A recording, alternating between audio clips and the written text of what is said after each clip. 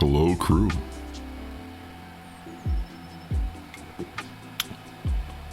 I'm very excited to get things going here today. Wear a little bit of jewelry. Just need a little bit of a pick-me-up today. Ooh, it's cold in here. Yesterday, on our last stream, we did 4.5 Marines, just clearing up some blue tack here from when I took a photo of them. And those 4 Marines are important. So they get some pretty nice sculpts of them. Especially around like the shoulders and stuff.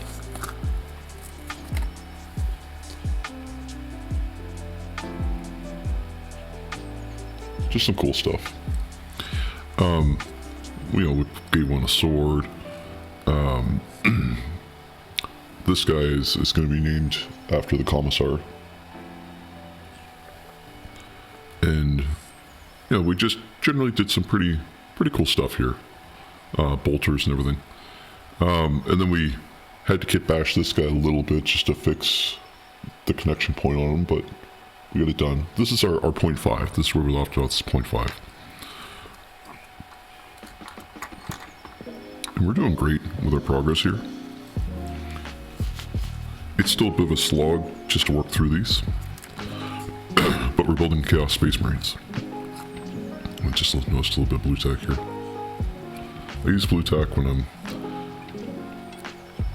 getting ready to take photos, because I'll put them on 2 pieces of white canvas that I have, 2 white canvases, and then I'll apply some blue tack to them, the bottom of them, so I can stand upright, because they're not based yet. I have the bases for them. I just need to, from this point forward, put them together. Those bases are gonna be based, and then we'll glue them to the base. I've got pinning spots in the bottom so that later on, once they're ready, I can take them out and just sort of rattle can them really quickly with primer, and then just get them ready for painting. We'll paint them probably next week, I would say. Or as early as next week, I should say. We still have to get through a little bit. We still have to get through Possessed and some Legionaries. I've been taking notes along the way to say where we've been and where we're going. Also, I've been keeping track of what helmets we're using and where. Or at least which ones we've been using. Helmets, shoulder pads, that sort of thing. So today, I think this candle works. Yeah, it's super dim on camera. Today, we're going to work through the remainder of this booklet as much as we can. We're doing about 3 or 4 Marines a day. Yesterday we did 4.5. It was a really good day. Today I'm got a little bit of a hand cramp going on, and feeling a little bit of the weekend stretch coming. So I'm hoping that we get through at least 3 today. That's my goal, is 3 Marines. We get through at least 3 Chaos Space Marines today, built. Again, painting's not happening today. I probably could, if we need to break up some time, I might do some priming. But for right now, it's just getting these things built, clipped and cleaned up and glued. That's the plan.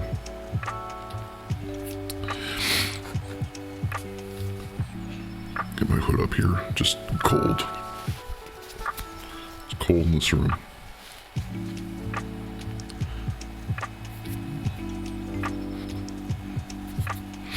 Okay, so we finished doing this part, and we finished doing this part. So now we're going to be doing the arms. So it's B-23, B-24.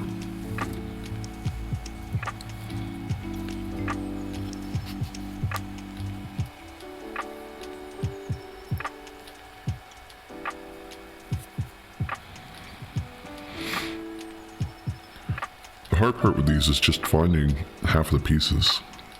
GW's got a fun way of just fitting as many sculpts as they can onto these sprues. And I thought that the process would be easier as we sort of removed pieces from the sprues, but as I've been fooled before, it's never quite that simple. There's 23. That's pretty easy.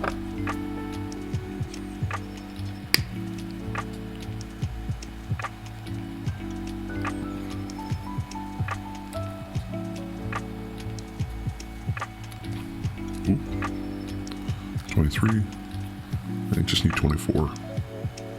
Which is just an arm by the looks of it. So not here. Here.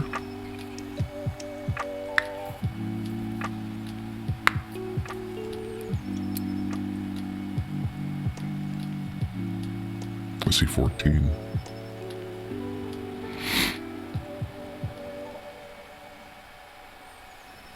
Might be on a furthest through.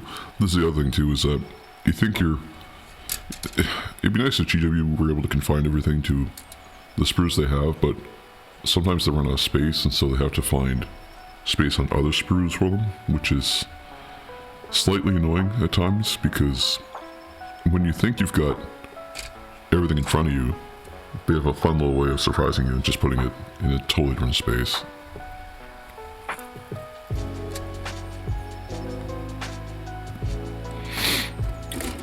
Look at 23.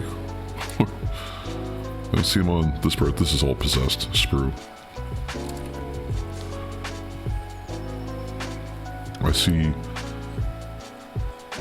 Let's look for the numbers, see if I can even find 24. That's a better point. If I can find 24, it'll be where it's supposed to be. Hopefully. If we haven't used it yet, hopefully. Knowing my luck, I've used it for something else.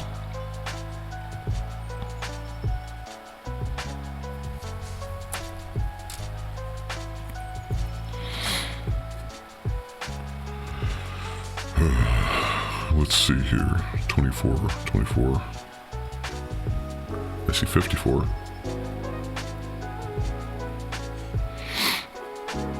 Oh, there it is, 24. Excuse me.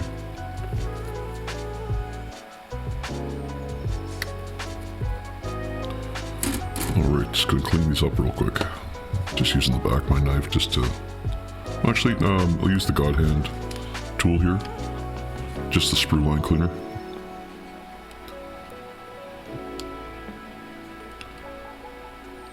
Just to take off that burr from the gate.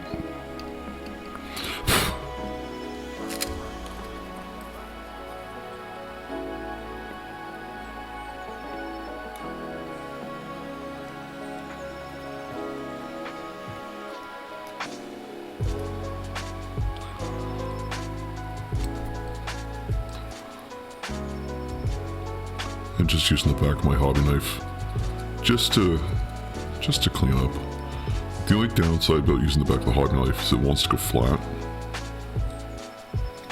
So that's why the God Hand tool can be nice, is because the shape of it's rounded. It's got that round shape to it, so I can pull it along and move into that position.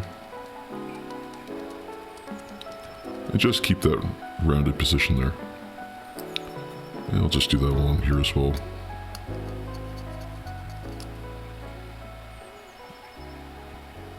There's a little bit of space here that's going to be too big for that deburrer, so... Or not deburrer, sorry, the sprue line remover, so... I'm just going to use the back of my hobby knife like I normally do.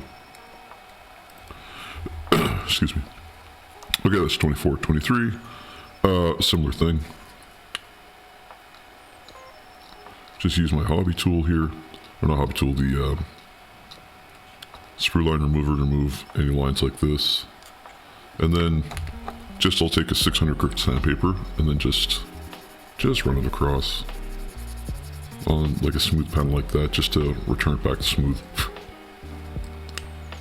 Get a little space back here, so I'll clean this up same way. Just that tool. And then because it's just, it looks like a an elbow thing.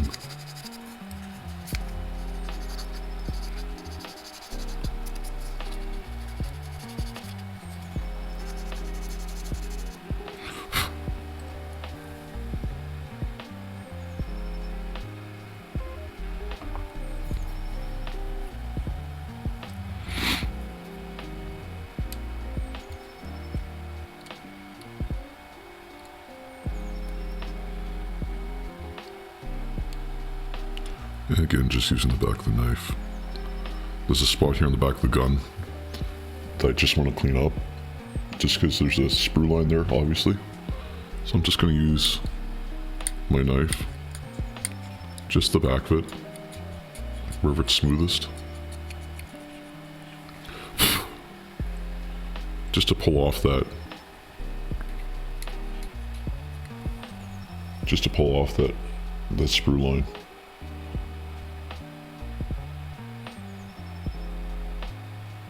That we can't focus on. Okay, that's fine.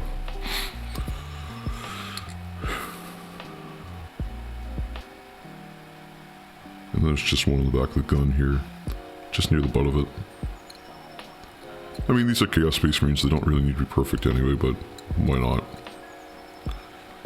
One thing I wanted to, and probably this is the best stage to do it, is some kit bashing. And I think I'm going to do that around the possess. But the thing I struggle with is the GW sculpts are very, very good and very tight. They look good just the way they are. I'm just going to start drilling out the barrel here. And I find it hard to improve on things that are already great.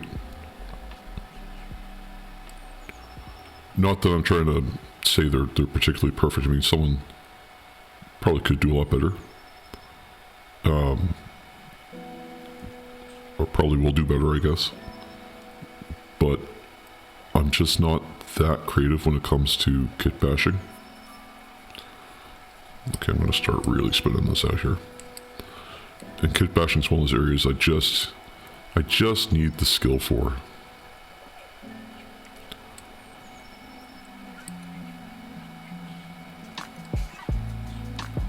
That looks pretty good so far. I'm going to use my God Hand 1mm. This is a chisel, but they also go by spin drills, or spin chisels, I guess. Oh, my nose is getting a tickle. One sec.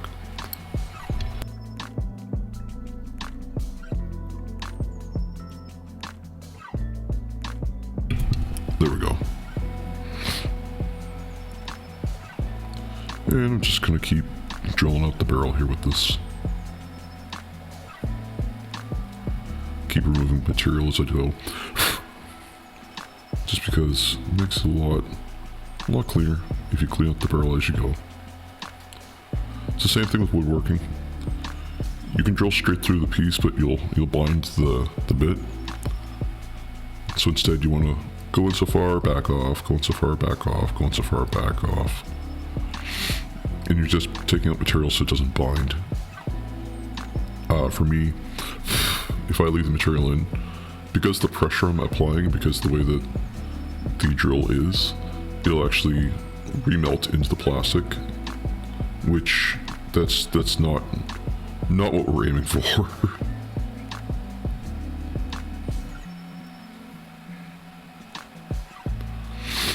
And just drill through the side, just like we do with all the other ones.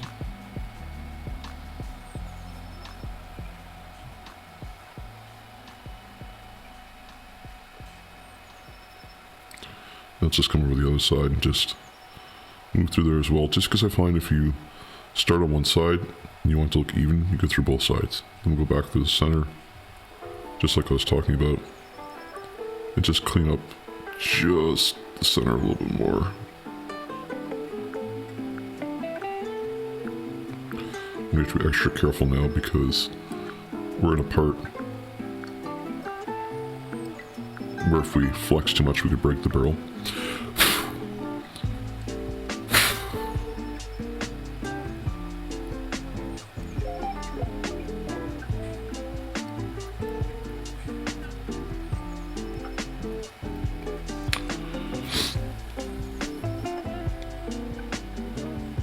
Focus, damn it.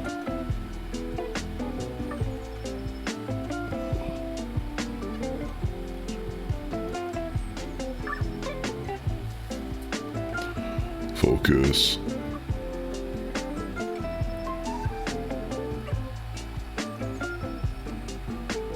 There we go.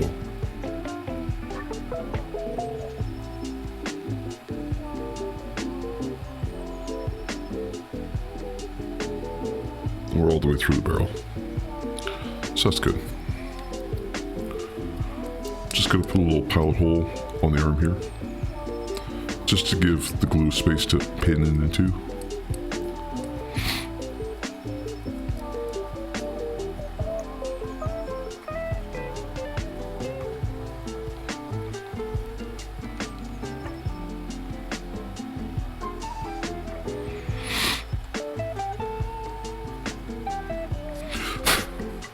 There we go. And I'm just going to take the shoulders here. And again, do a similar thing where I start a hole, drill into it, and then when I go to glue, it'll create like a pseudo pin. And that's all I'm really doing, is just giving it more places to bite. So when the glue goes in, it'll actually hold it a lot better. And the whole reason I do that is because I've seen arms and things and heads and everything else fall off of like a painted model, and then people are struggling to re-glue it with something stronger. And I want to avoid that at all costs. Maybe even paranoid for doing it, but I want to make sure I actually get it all the way through.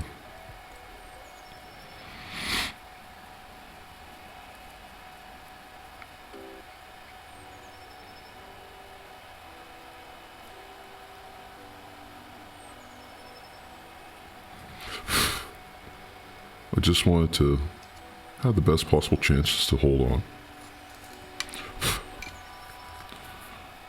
And actually I might even take, well, this slit here is pretty good by itself. Nothing really can do here to improve it. I'll try adding a pin here, but it's not going to be totally necessary. Just where the hand goes on the gun. Just a tiny little hole. We'll do that on the opposite side too. Has an alignment pin, but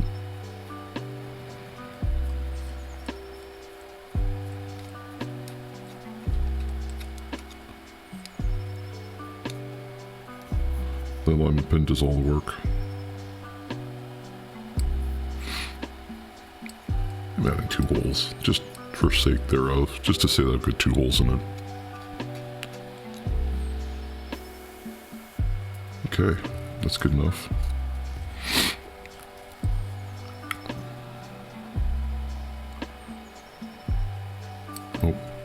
Just forgot to clean up the back of this line of bullets.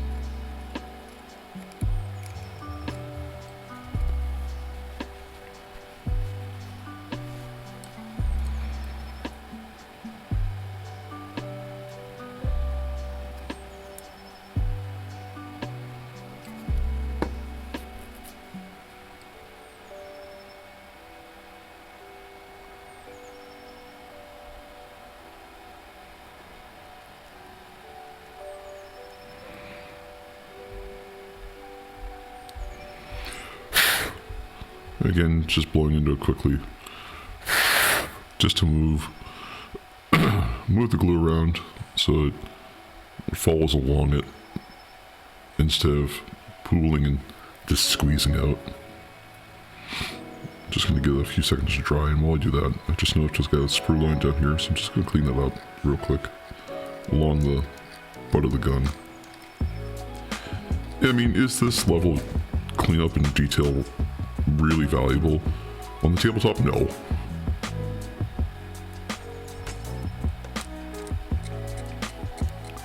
But it feels important to me. It feels like I'm putting effort in.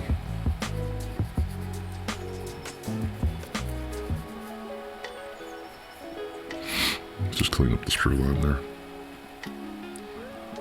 Okay. he stands pretty much by himself.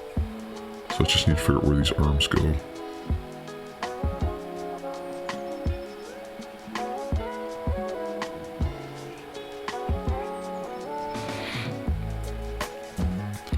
I'm going to start by putting some glue on the arms.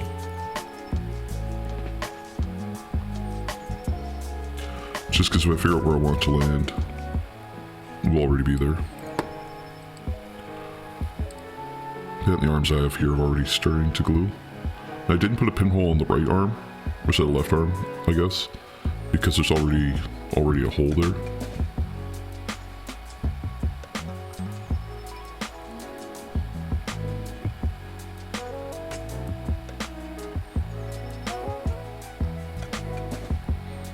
That looks pretty good there. He stands up, he'll be pointing that way, so that's good. And I just need a head and two shoulders. So, what head and what two shoulders are we need to use?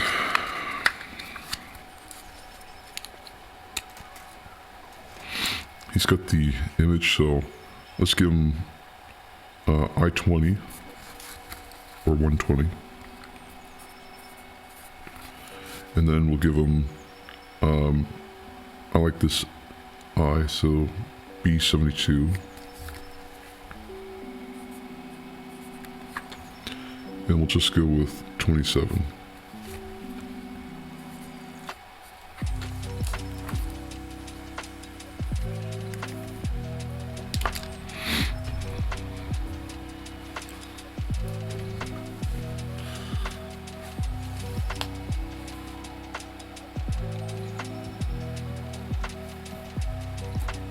$120, 72.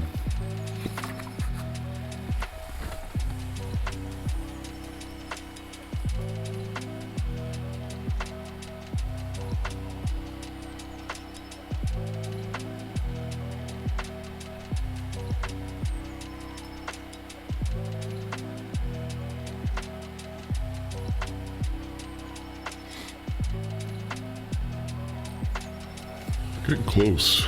Getting close. Okay.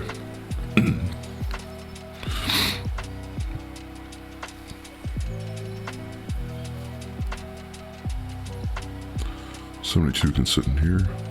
There we go. Pull that out. That's 27, I guess. 72, that's pretty fast to find. Then we just need 120, which is a head.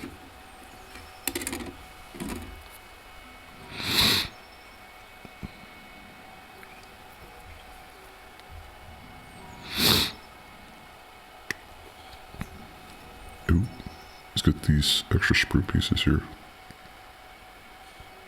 Just be careful how we clip them off.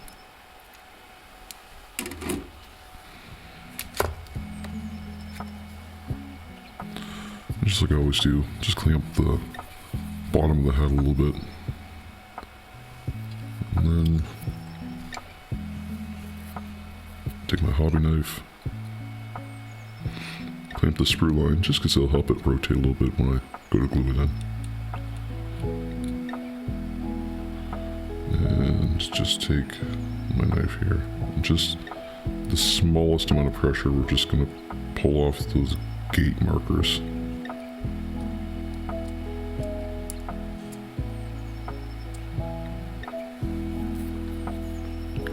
Using the sharp side, of course.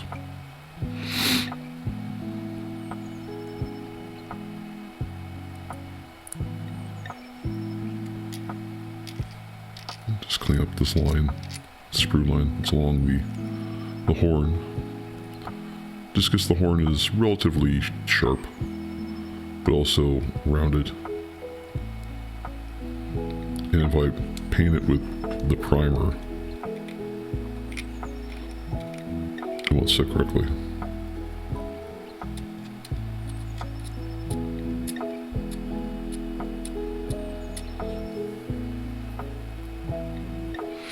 I feel like I have like nose hair that's just tickling me. It's not fun. You know, there's a little bit of sprue line on the outside here. I'm gonna use my sprue line cleaner just along here just to clean it up some. Just to make it relatively unnoticeable.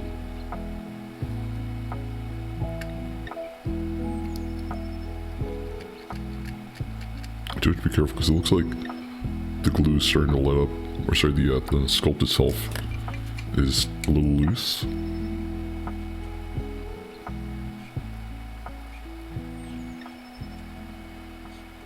So I'm just being extra careful.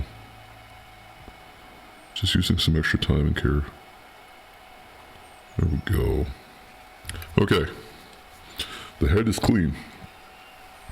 But I'm not going to put it in yet. Because I'm going to drill out a space in the back of these arms, just like I normally do. Sorry, the back of the shoulder pads. And the reason why I do that is, again, we're making like that pseudo pin.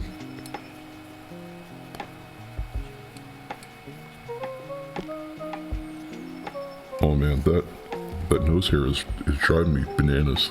I've got a mustache.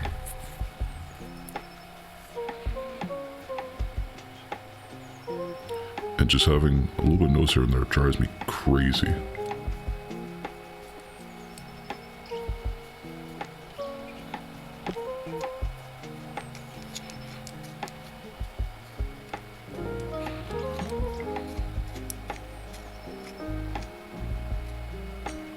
There we go.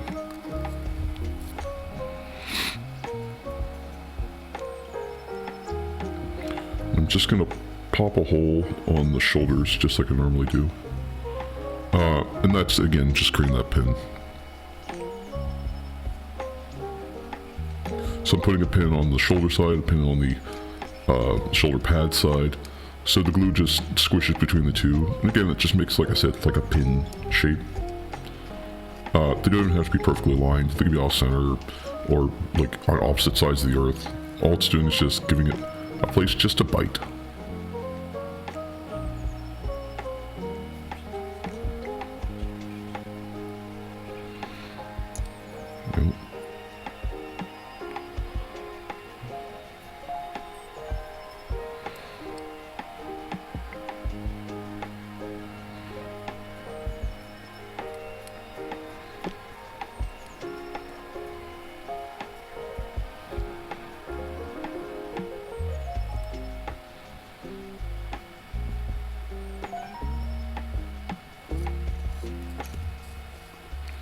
I'm going to start by gluing down the shoulder pads.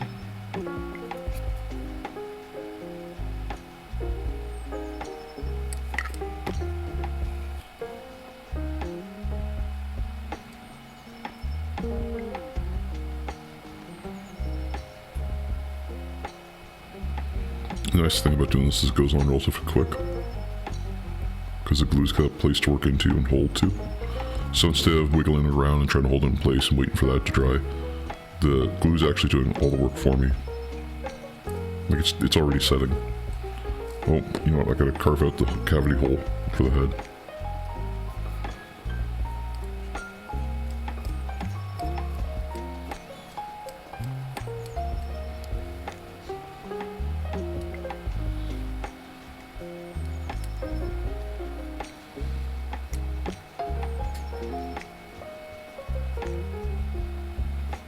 Just do that. And we'll just punch the hole a little bit more just to get rid of all that extra material that's down there. Though the extra material is nice because the glue, when it gets to it, it'll actually, again, mold it into like sprue glue. And then I just need his head to face just where the gun's looking. There we go. And that's our 0.5 done. So I can do this. I can go over here and do done. E. Dome. Done. Alright, number 13. I like this, this chain gun. Not chain gun, but the chain bullets. Had a mini heart attack was pairing, trying to pair the earbuds outside and the wooden pairing, so I went to the kitchen and I heard your stream and I snapped the case shut so fast. I think it unpaired your phone case, the stream audio is fine. Thank you. I will turn off my Bluetooth so you can pair to them. Now you should be able to.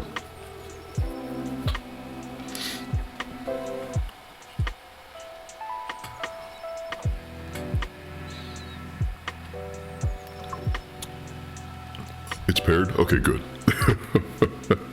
Perfect. Alright, B11, B10.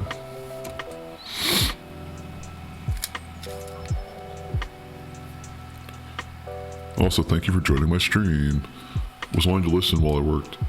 Oh, you can still listen to mine if you want, or you can still tune into mine if you want, because it's just audio. And if it's through the phone, it's just audio anyway. Or if you want to listen to music, that's fine too. I mean, either or. I keep looking about what music I'm allowed to play on stream. I'm trying to find like some royalty-free like Gregorian chants or like some kind of like really dark music that I think would be really cool. I want to listen to heavy metal on stream. Just because I think it'd be fun to listen to. But it's hard to find royalty-free heavy metal. Or doom metal or sludge metal. Even though the bands are usually pretty cool about it. So chill lo-fi hip-hop's usually the way to go.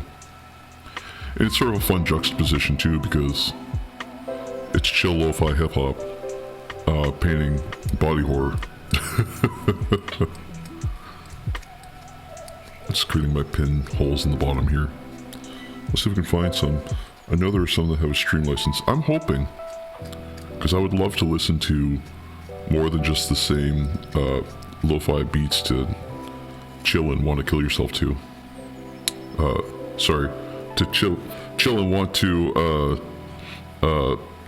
in Minecraft produce unalive to.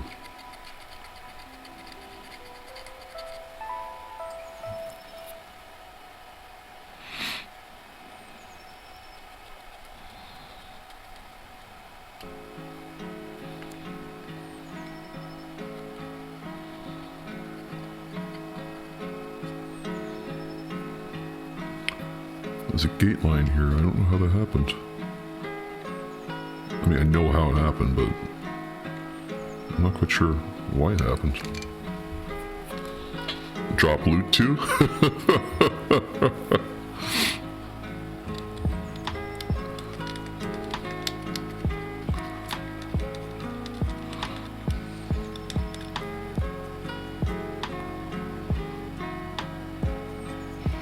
You're not wrong. A little dip of water here, just for sanding.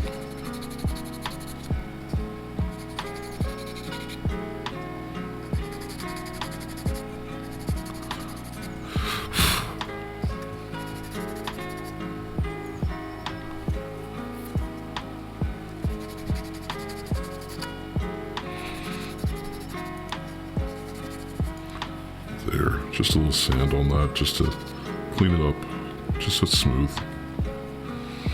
Nothing special.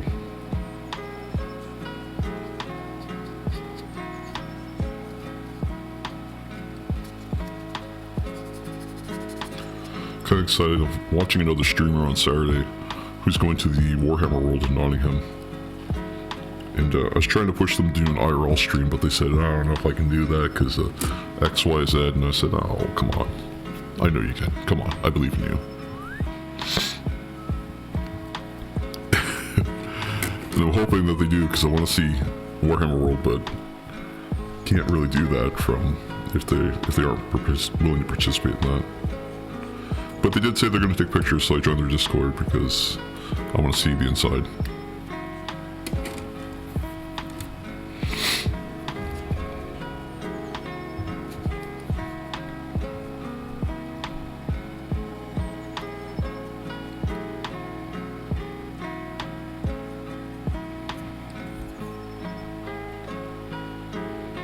I feel like my stream isn't engaging enough at times.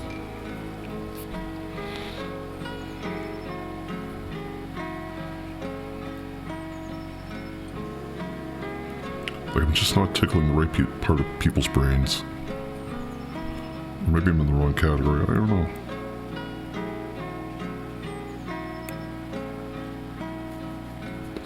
Or maybe I'm just not streaming long enough.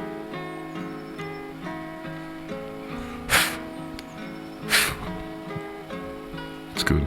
I like chatting with you. I know. I appreciate it. I like chilling with you too.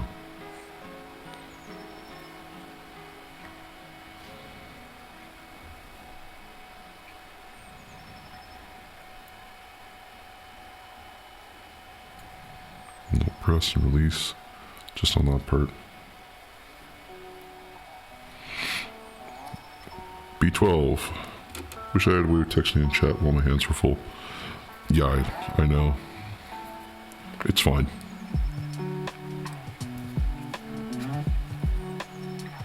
I'll just do all the talking. I got that under control anyway. I'm just talking about what it is I'm doing. What it is I'm going to be doing. I need the backpack for 132, that's what I need.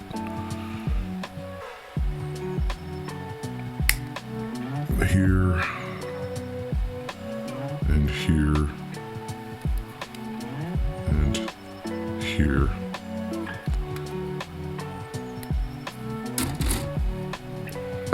And I'm just going to clean up those gate marks.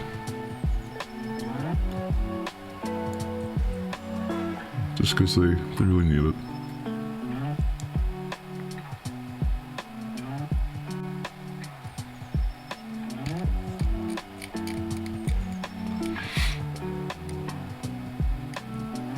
Just use the back of my hobby knife just to clean up the side here where it's a little hard to reach with the tool.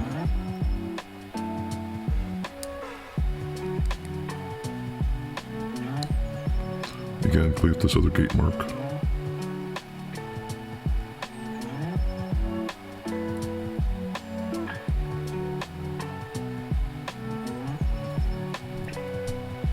Probably away, yeah, probably. Neuralink. Elon Musk's Neuralink. That way you can text with your hands full.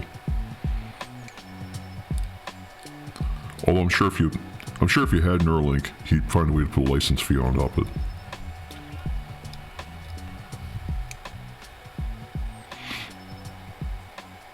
Can't let people think for free. I mean, geez.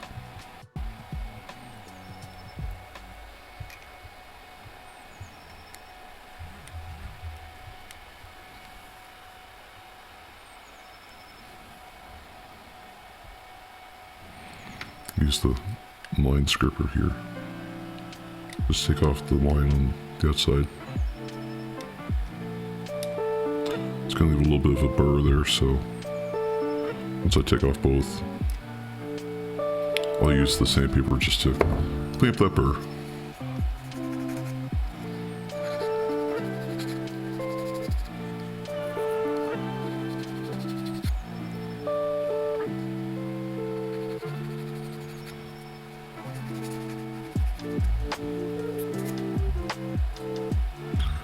B36 and 124 looks sick. B36 and 124. B36 124. B36, yeah. And 124, yeah. I think that's what I'll do for this guy is B36 124 then.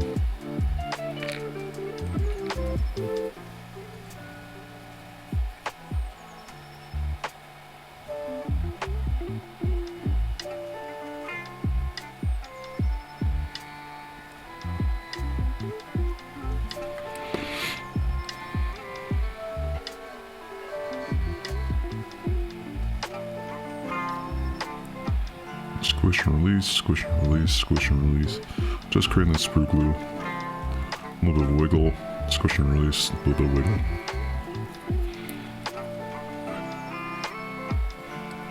And then pop two little injection holes in here. I like the framing of the palitroom the most. It is nice.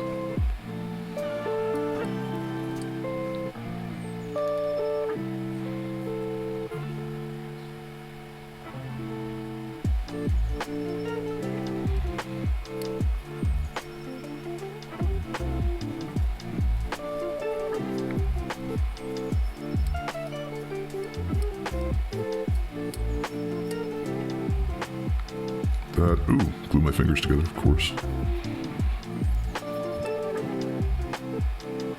Thankfully it's just plastic glue, so it won't actually stick to my fingers. Well, just notice a little cut line on the dots on either side of his backpack.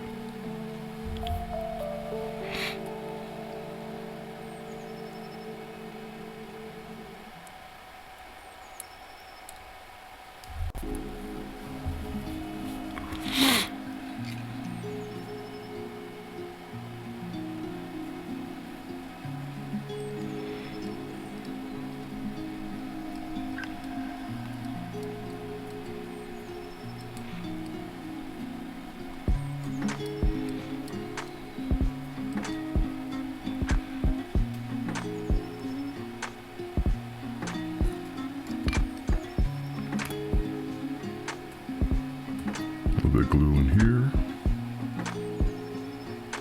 Just so it can settle on top of the pyramid.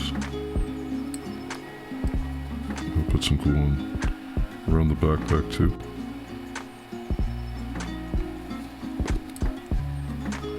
And I'll just push that into place. And again, a little wiggle.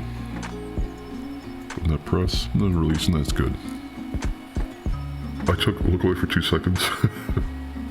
Every time you look away, I try to find ways to glue my fingers together.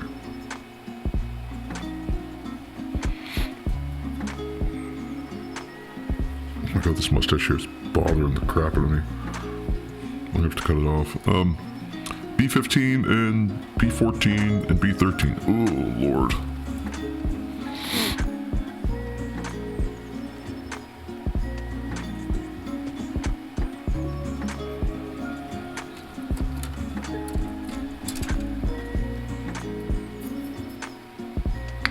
$15, $14, $13. Okay, there's 15.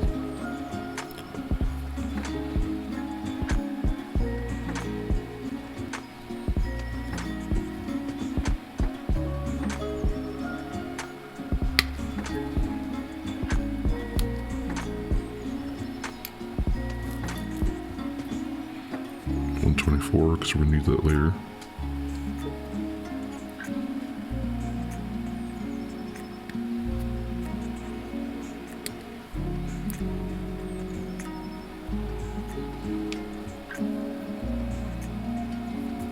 Because we need that now.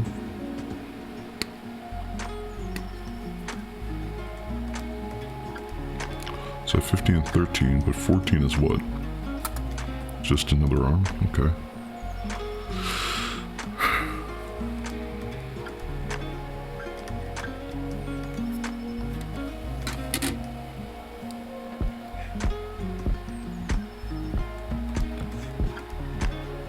I'll grab 36 while I'm here. And 37.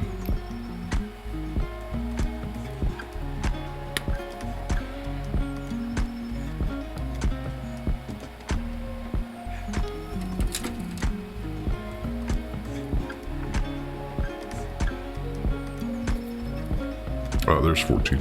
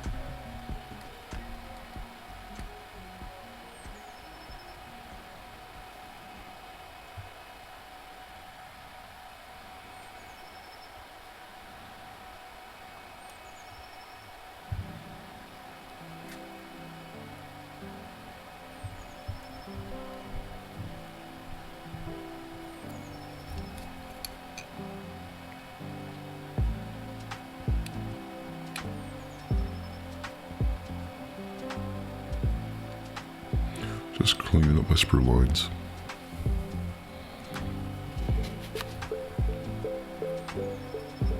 Nothing special, just clean up sprue lines.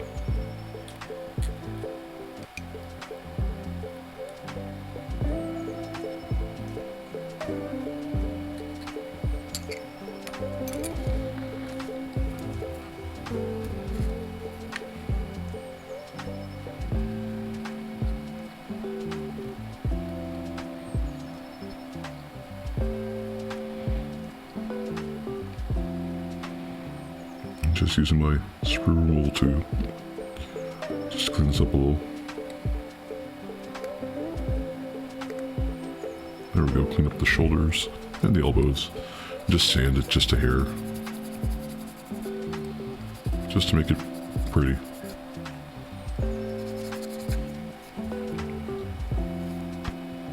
And just kind of clean up the back of the gun.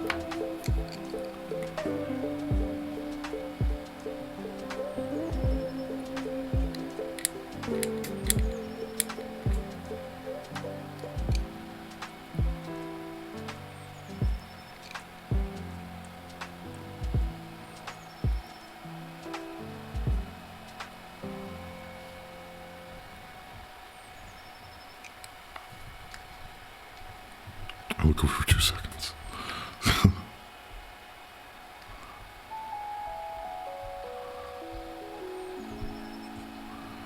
Let's see. Clean up the butt of the gun here.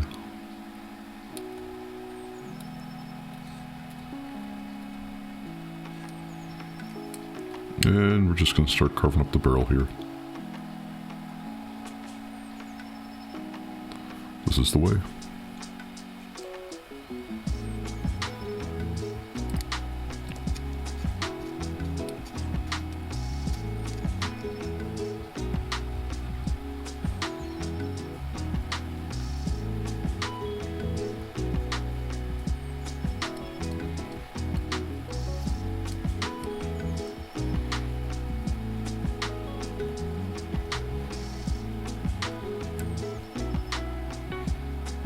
Looks pretty good. Just gonna widen up the hole on this side a little bit more.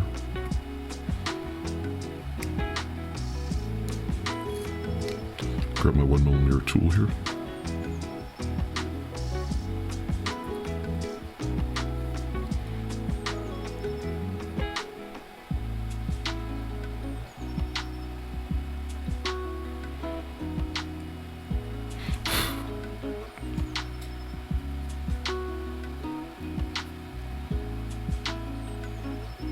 Hey, Simple Dots, welcome to the party.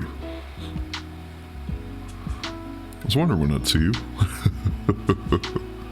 How's your day going?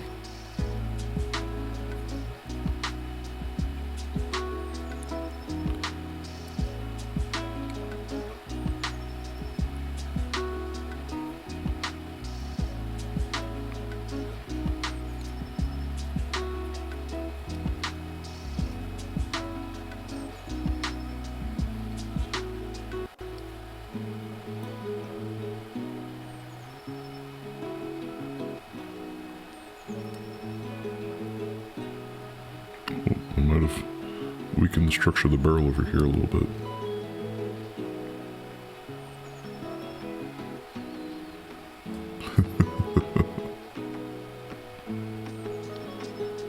Pretty chill today, that's good. I know yesterday you said it was like 2 days of crazy in a row. It's good that it's a chill Friday though. That means you're in for a chill weekend.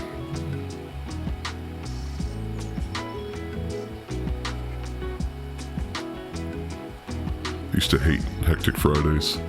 You get in on a Friday and the whole world's burning down and you go, okay, what happened? And suddenly they want to have a meeting. Oh Lord.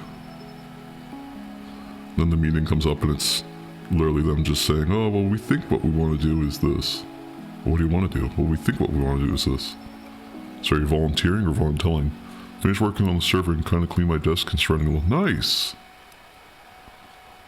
The cleanup is super important. I still have to do that. But it's important. When I was working for my company there, or for that company, doing IT, we try to clean my desk every now and then. I didn't clean it as often as I could have, but I try to clean it every now and then because it just clears the mind.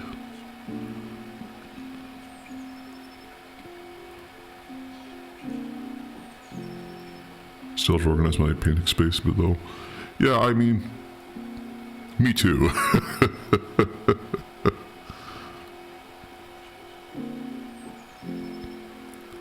It's like self-care for your space. It is. But man, yesterday was rough. I can imagine. We said it was like a 20 gig file over VPN. Like, that's crazy.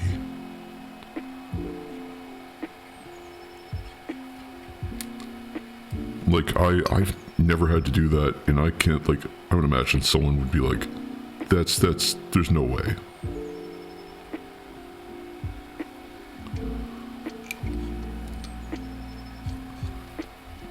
Like 20 gigs over VPN, might as well just send me the disk kind of thing. Trying to figure out how this sits in his hand. Oh, you know what? Because I get the hand sideways. There we go. That's okay. This is gonna be fun. 89-day basis, line by line from backup. Ugh. The conversion script on that would suck.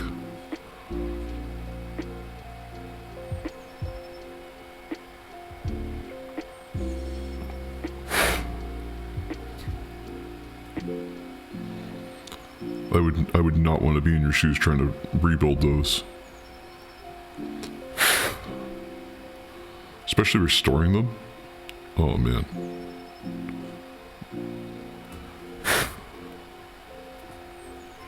I'm just gluing. I have to glue the hand and the part of the like bullets back in place, which is just crazy. Just to put it. Ugh.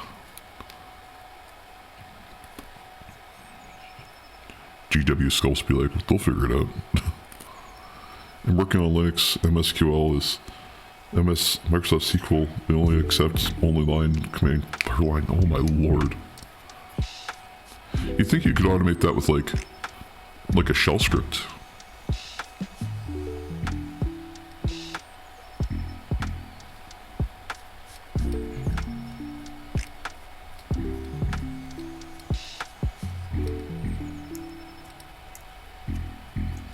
One command per line, yeah. Because I think it's PostgreSQL, you can just put like a semicolon at the end and just put like a new line immediately following it. But of course if it was PostgreSQL, then you wouldn't be having so many problems. Have restored inside SQL. Oh no.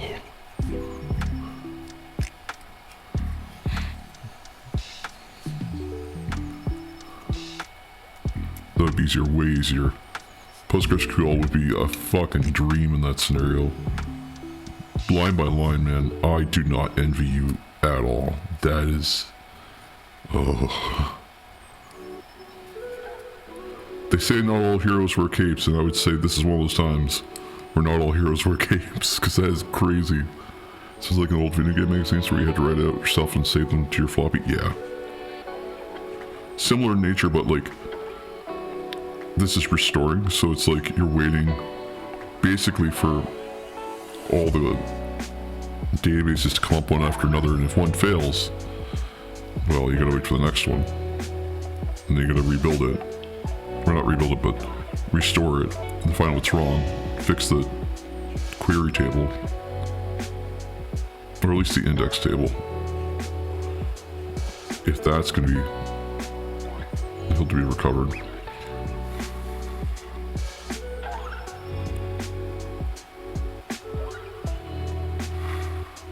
The hardest thing to recover though is partitions. Yeah, is not a fun process.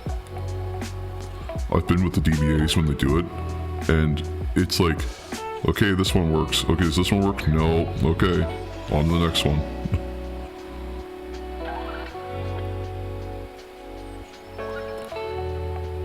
This is rough. There's like a bandolier of bullets here. And of course, GW wants you to assemble them this way. And I can't just throw them on. Fortunately, all database is destroyed by the issue, and tomorrow I'll be installing it at the office. Nice! But that means you get to go in on a Saturday.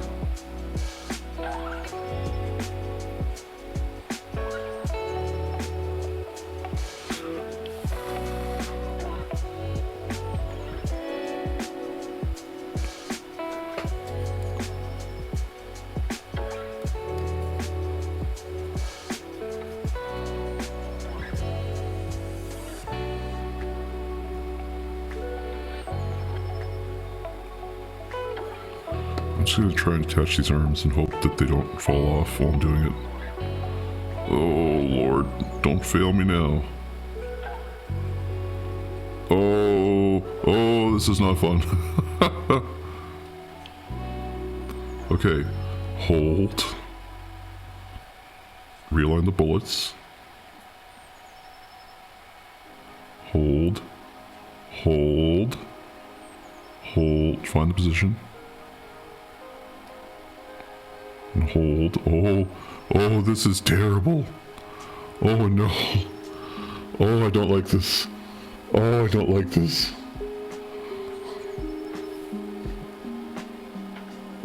We can fix the bullets. Oh gosh. And the gun's pointing up. Point forward, please.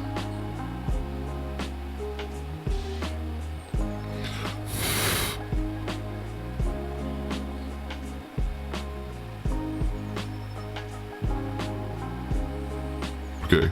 Okay. Okay, did it fit? Did it work? Oh, I think it worked. Oh, I think we got it. Oh, I think we got it. Oh, I think we got it. Oh, I think we got it. Oh, I think we got it. Oh, I think we got it. Oh, Jesus. Oh, God. Oh, Jesus. Holy frig. What a pain in the ass. Why, GW? Why would you sculpt it like that? Why would you make me have to assemble bullets and make them, like, connect? What the fuck? Why do you hate me, James Workshop? Why? It's okay, we got there. Oh, man. Oh, jeez. Okay. Do you have the spray? No. Well, I can't use the spray because it's the Citadel plastic glue. It's not the super glue.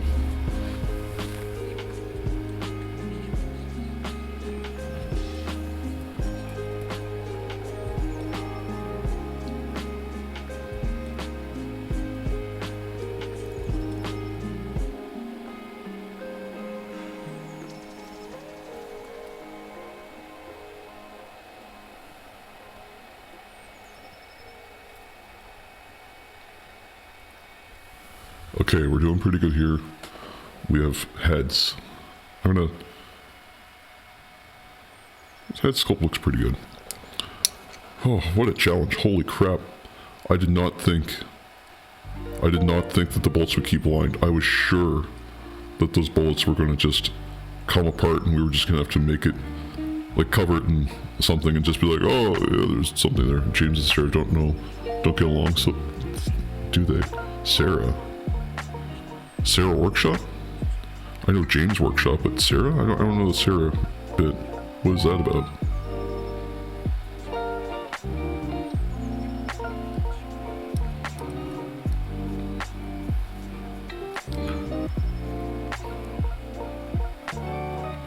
Sarah Acolyte? Yeah. Jesus Christ. For our Polish friend, Sarah Acolyte is Sarah Acolyte.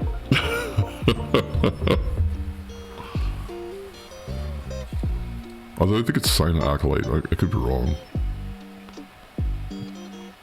These scopes look pretty good. Doesn't look like there's really any sprue lines here. Other than that one. That's not that bad. Man, I'm so annoyed. I've got my 3D printer going, and I've been running it with, like, these settings I get from, like, ChatGPT, and then, like, a couple other places in Gemini, and I was like, what is the best settings for an Ender 3 printer to print something? And I got a bunch of suggestions, and I toyed around for months, and I was like, okay, I think this is it. I changed the print head, and it came out better than when it started. And I just went back to, because I used Cura. Went back to Cura and just said, yep, use the default dynamic setting. Bam, perfect, every time. So annoyed. Ooh, don't break those. There we go. I'm still waiting for the shoulders to dry a little bit. So I'm just gonna go straight to the head. And just glue that on. Because Justin, can you add to main channel on Discord a mini showcase, since progress pics and stream complete minis are kind of separate? Yeah, I can do the mini showcase, absolutely.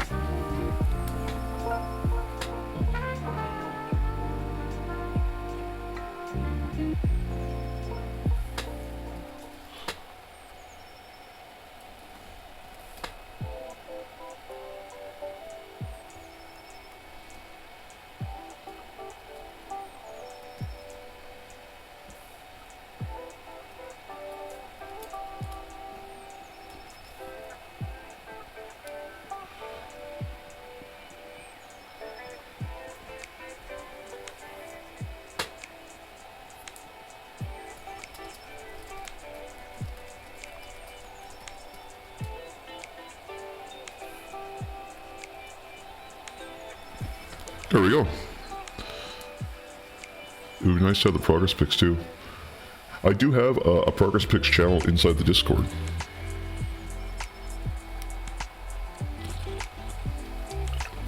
I also have the mini showcase channel as well.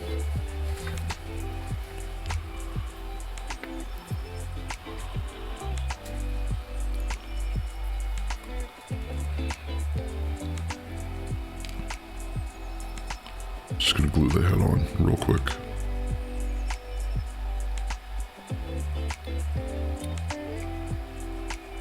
Oh, you know what? Let's still clean this out a little bit.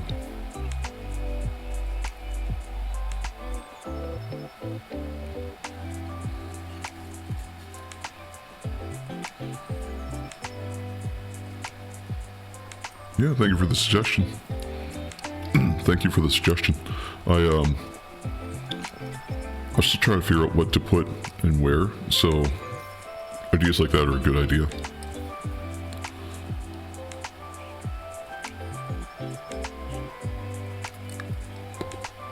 I've been trying to join a couple of the Discords lately for the content creators to find out kind of how is their setup, just so I have a better understanding of like how I should set up mine, but also how I should have things separated. I kind of foolishly went into this and went, well, you know, I'll just throw this here and throw that there, and then afterwards I went, well, you know, maybe I should get organized. Like, there's some expectations, and people have figured out how to do this. It was like when I was working in IT, like, a lot of times I was like, oh, we're gonna do our own thing, we're gonna have our own casino with blackjacks and hooker. Having one for stream, one for viewers is nice. Subs can share us. Yes, it's a good idea. I think that's exactly what Simple Dots is suggesting. Because the progress pics channel gets a little muddy between the stream ones and then stream completed minis as well. There wasn't really a place for people to show off the minis that they've done without falling into one of those two categories.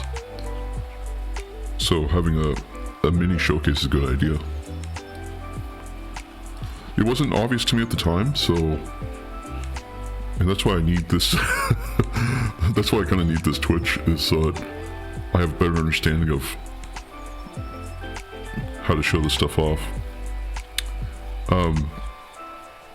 Foolishly, I always want to look at other people's minis because I say foolishly, but what I mean is foolishly I want to see them, but I don't know how to. And when I get to certain Discords where people are like, they painted minis or they've done this, done that, it's always like mid-progress and they never post the results. Or you get to their Discord channel and it's like maybe 2 or 3 people have posted anything ever. So I'm trying to build this community where like more people post things, because I love when people post stuff. I love when people post like assembly and like painting. I love to see progress, because sometimes I look at a model that someone's painted or assembled or done like kit bashing on, and I go, how did they get there? Like, it just blows me away when you see an end result, but never like the midpoint.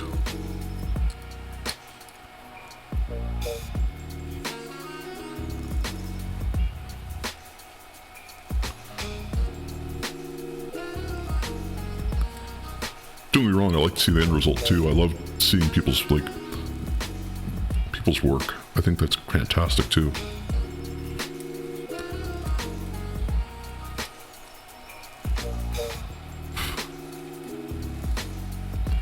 I'm like I was saying at the beginning of the stream, one thing I really want to get better at, I really want to practice, is kit bashing. But I'm always like nervous because I want to try and tell a story with these miniatures. But I can never understand or never figure out what story I want to tell.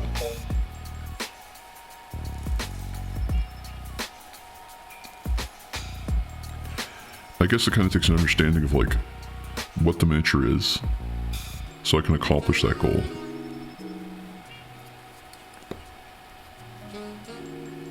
I'm just gluing on the shoulders here.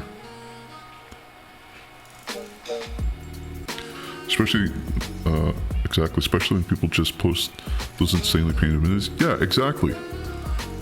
like, tell me how we got here. Like, give me an example of like how we you know, not literally right now, but I mean like, I'm always asking people like, how did you do that? Like, how did you paint that? There's one guy in my local Discord for Warhammer. He had this really flat gray, or flat, not gray, flat silver that he painted his minis in. And it looks like chrome. And I went, how the hell did you get chrome? Like, how'd you get it that shiny? And he said, oh, I just used silver. You could use this silver or that silver. And I said, no, like, how did you... like, I think he missed the point, but I was like, how did you get that silver? And it turns out he was using this paint called Color Wave. And it comes in a rattle can. And it paints flat chrome. But it's acrylic, so you can paint over top of it. Which is insane. Alright, number 13 is done. Actually, that's 13. That means we're through our Space Marines. Oh, hell yeah! Oh, hell yeah! We're on to Possess now. Hell yeah! Sweet!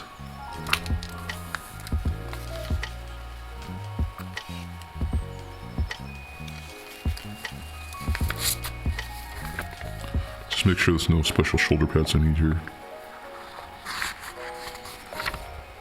Okay, it's just Possessed. Fuck yeah. Means I can take this off the screen for now. Also could use the cool things too. Cool things?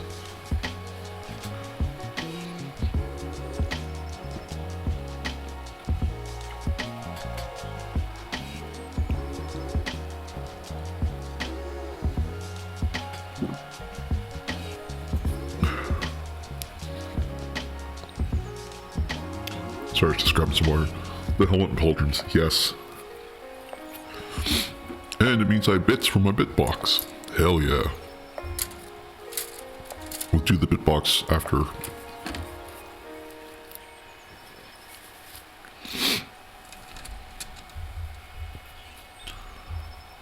Spelling pladrons. Paldrans. Pladrons. Pauldrons. I think you're missing a U in pauldrons.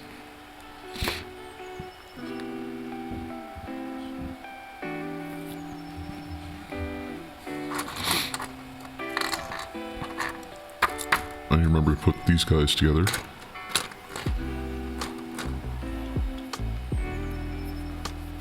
Which I drilled out the feet on that guy.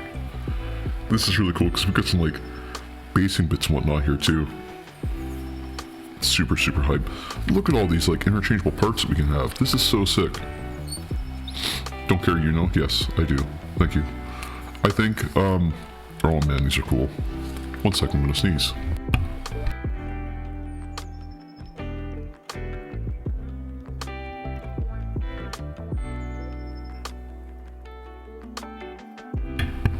There we go.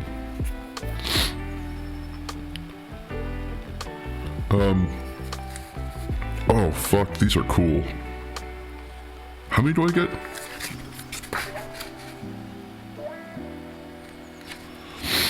Four, 14 to 20. I can build 5. Okay, so there's 5 of these. That is sick.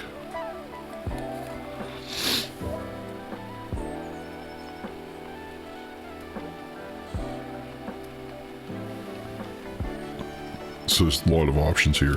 That is so sick. There's like one with fire, there's one with this like tail, one with another symbol, with this like wide horn thing. That's so badass. Okay.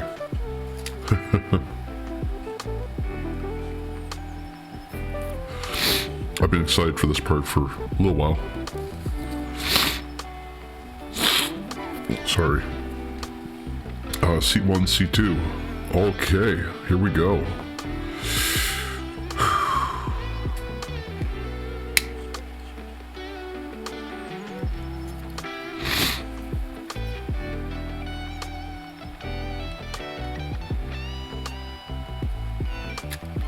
C1.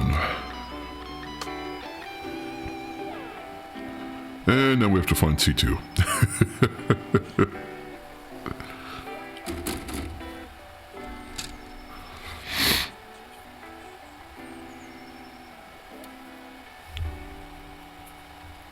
Uh-oh, where's C2?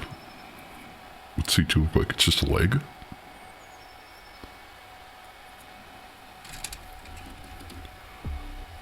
Also making Lexo, I guess, just without onions. Lexo? What is Lexo?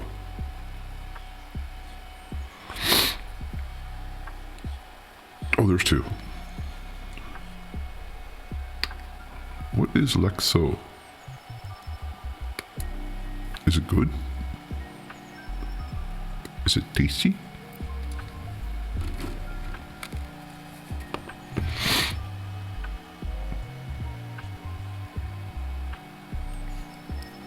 Peppers and sausage tomatoes. Oh, okay. Clean up some sprue lines here.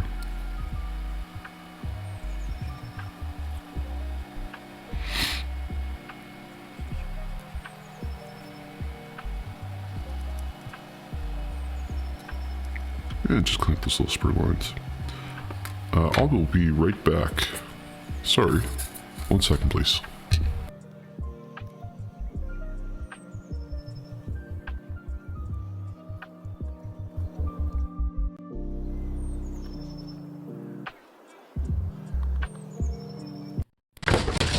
Fuck you.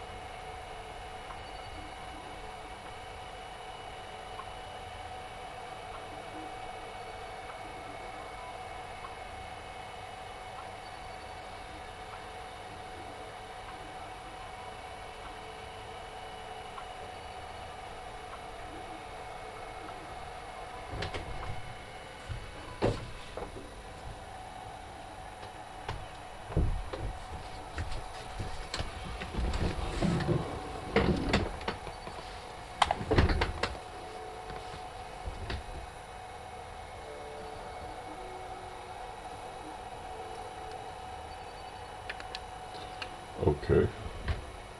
I think I know what happened here. 1 second.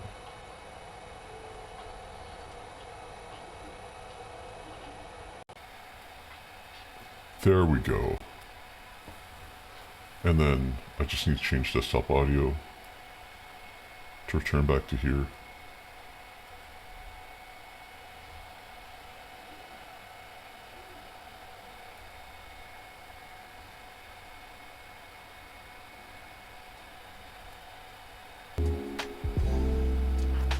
There we go.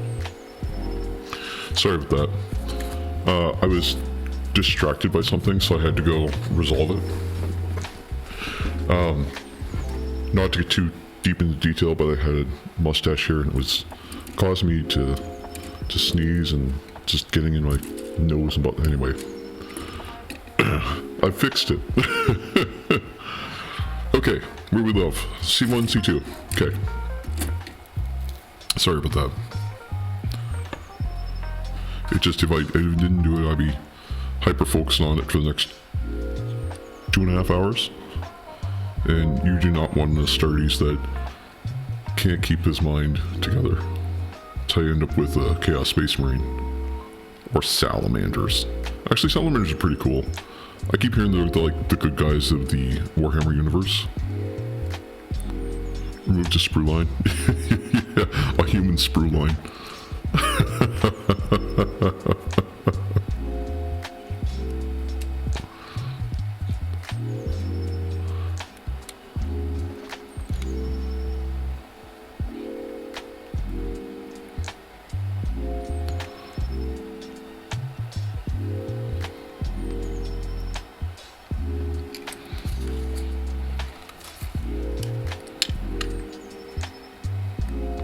I'm gonna use that from now on.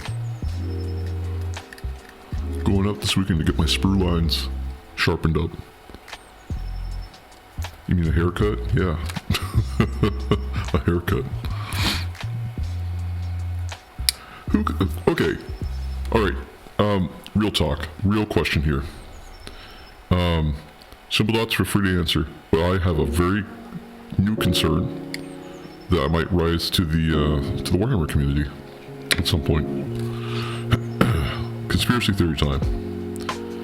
There must exist within the Mechanicus barbers. Every time you see a Space Marine, they've got trimmed hair. They've got mohawks. I find it hard to believe that Space Marines have all the time in the world to sit down and carve their own hair as perfect as they do. There are? I mean, I would assume there must be, right?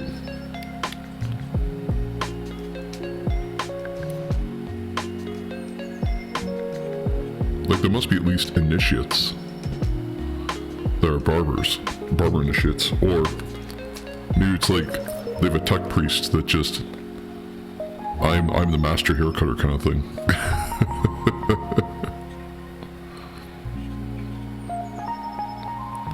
Oh my lord, how do these fit together? Oh no, this is weird. Actually I still missed a screw bit back here.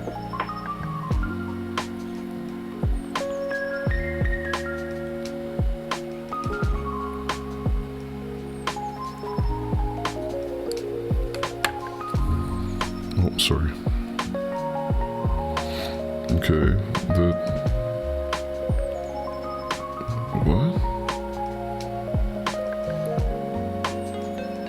How? Oh! Oh, that is weird. Okay.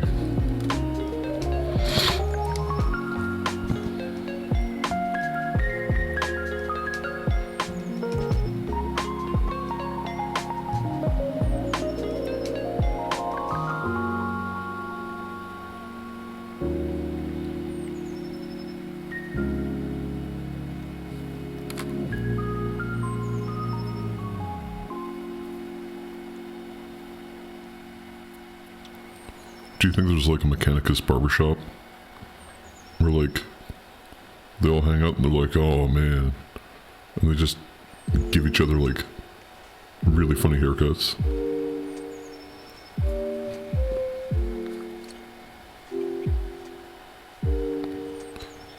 Do they have a compliance for haircuts? I mean, the regular military has compliance for haircuts.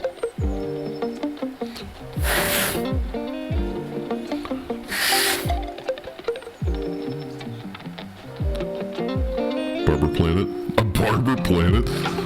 Can we stop off in the 36 solar system? I have to get a haircut or else I'll be non-compliant. Alright, this guy's getting claws. I like claws. I think claws are cool. C3.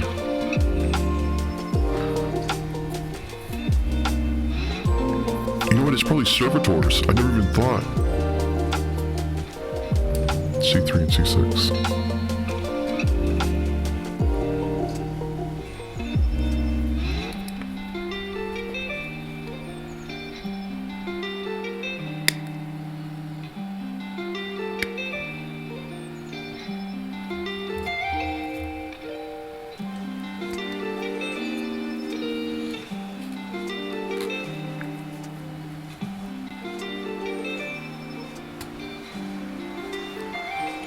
Imagine living your whole life as a Marine, going through the dreadnought stage, getting absolutely blasted in battle.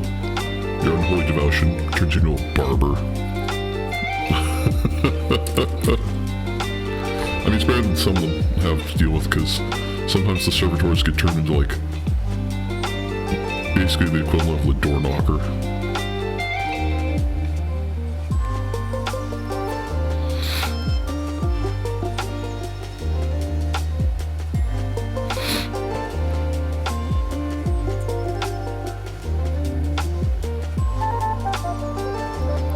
The thing I like about these sculpts for the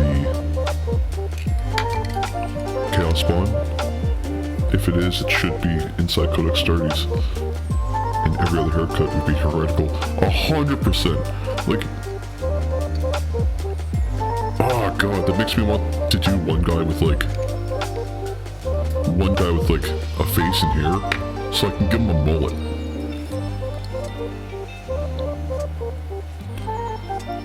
Because that alone is heresy.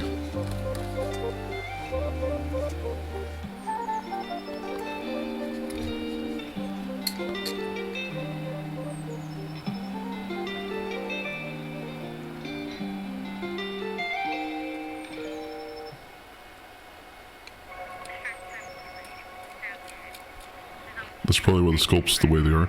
More than likely. I don't know if GW thought that far in where they went, you know it's heretical for the hair.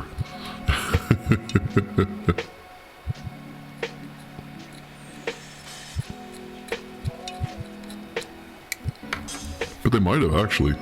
Now that I think about it.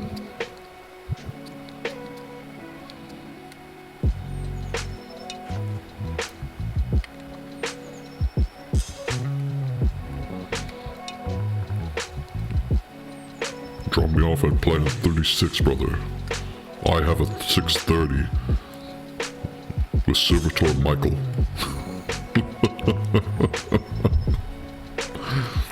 I keep hitting the microphone, I'm sorry. Okay, arm goes in first. So, gosh.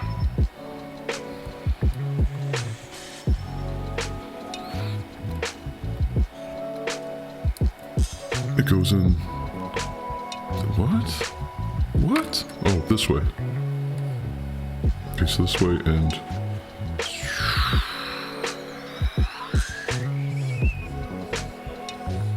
If your hair has tentacles in them, I think that'd be kind of heretical. Yeah, true. Henry C is probably... Henry Cal was the only one who'd know off the top of his head. Maybe. Yeah, tentacles would be really cool, though. Like hair tentacles. That would be sick.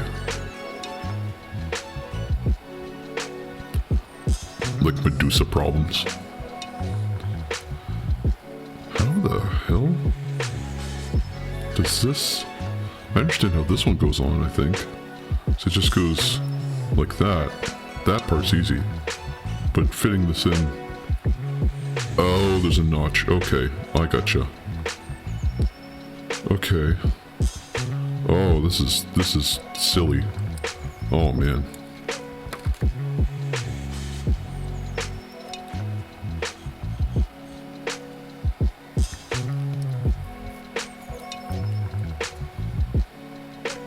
How in the... Oh, okay. I gotcha. I gotcha. Oh, gosh.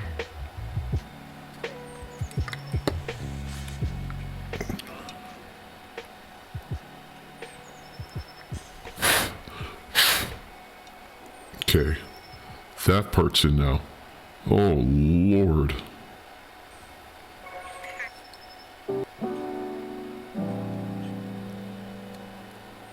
These sculpts are insane.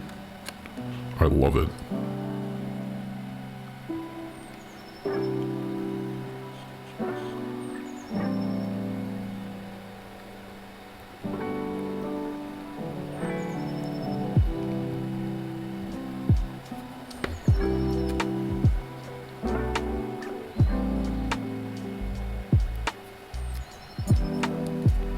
Okay, and push and release. Blow it into place. Push and release, but as far as I know, the hair isn't sanctioned. Except the tentacle stuff. Yeah, I would definitely agree the tentacle stuff is sanctioned. You wouldn't see a whole lot of Marines coming back with tentacles for hair after like 100. You know what's funny is they live for like thousands of years too, so like maybe they just don't grow hair. Oh, this is a peg system for the head. That's even better. C53 I think looks really cool. I also like C10. C53 is cool. C53, C8, C7. That's easy. 7's right there. I mean, if most of them who turned heretic were bald, I'd feel safer with those ones with hair.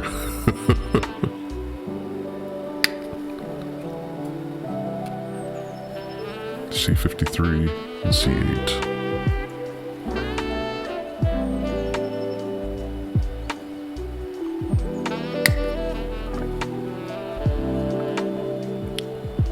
The salamanders, every time you see them, they're bald. I think it's just genetically, they just don't grow hair though. So it's just not useful for them.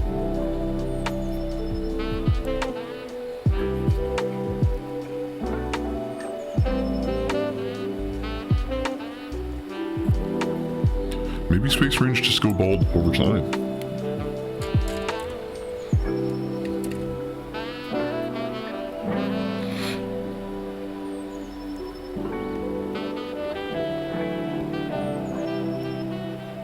Oh man, where is this 53?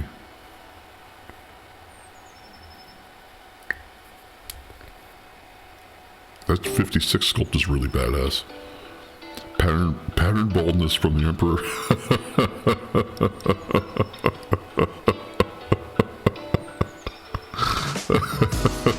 Emperor pattern baldness. Although the Emperor, hold on. Every time you see pictures of the Emperor, back when he was alive, he had really long hair. Like all the way down to like his boots. Like it was super long.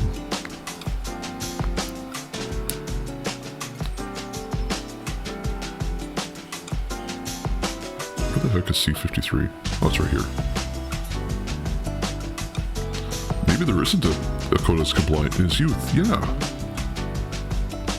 Of course, that's before he started the Astartes stuff, so maybe he got older and got a haircut. Hold on, if nothing can hurt the Emperor, no damage can be done to him. Not even metaphysically, but literally. How did he get his haircut? Or did he? Maybe that's why he didn't get his haircut. Because nothing could injure him. Since hair is follicles and it's attached to your head.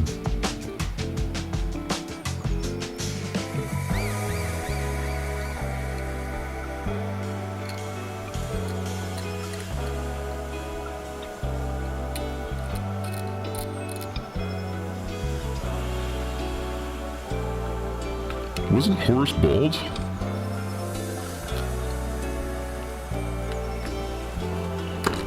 There's no screw lines on this guy, which is good. There's a little space for some sanding here though, so I might do some of that. Oh gosh.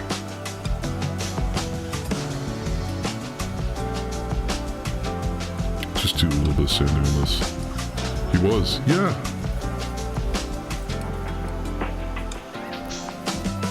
So if Harris, Jesus, the Harris Horacy. So if Horus was bald equals evil. Yes, thank you. You have to have a little bit of hair to be good. Maybe that's a thing in the universe, is varying degrees of hair equal varying degrees of alignment. Oh, but then salamanders are bald, so maybe, I don't know. But definitely bald equals evil.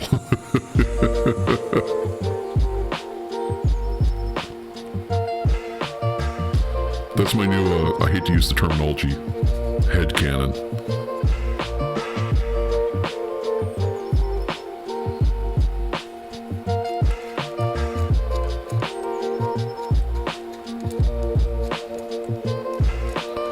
Just creating a pinhole here.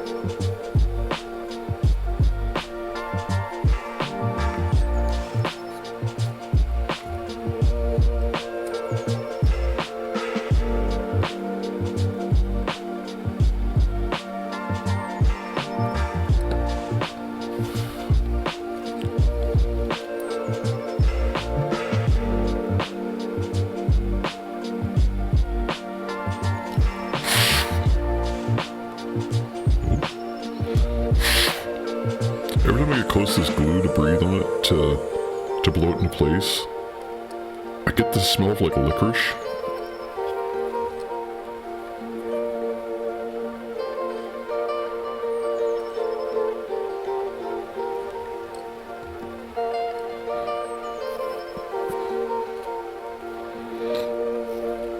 Some would say, don't smell the glue.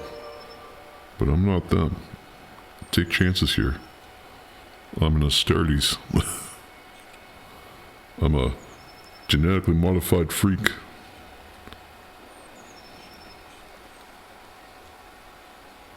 Oh, how's the hand go on? How the hell does his hand go on? What the fuck? Oh, that way. Okay, that makes sense. Punch two little holes.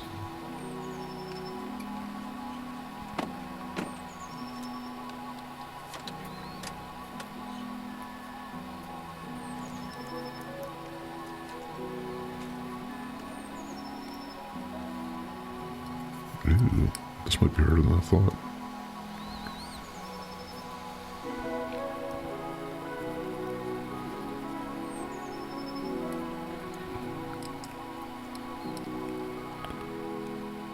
Okay, so I was really excited to build these guys, and I like their sculpts, but man, are they a pain in the butt.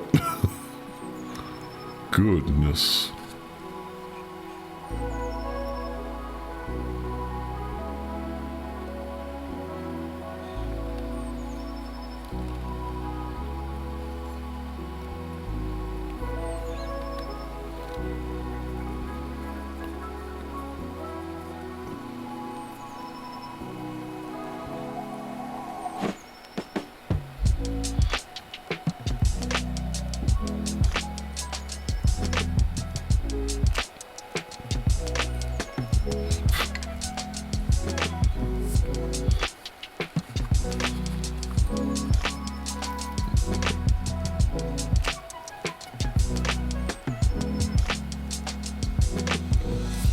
Just like that.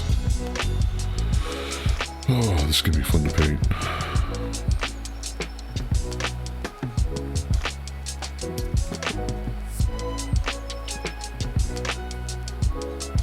I don't need to blow on that because all the glue's beneath it. Oh wait, he's got a little base too. Look at him, he's got a little base. He needs 14, which is one of these pieces up here, so I'm gonna grab one of them. I like C42 because I get him the claw. A claw. I'm gonna get C9 as well.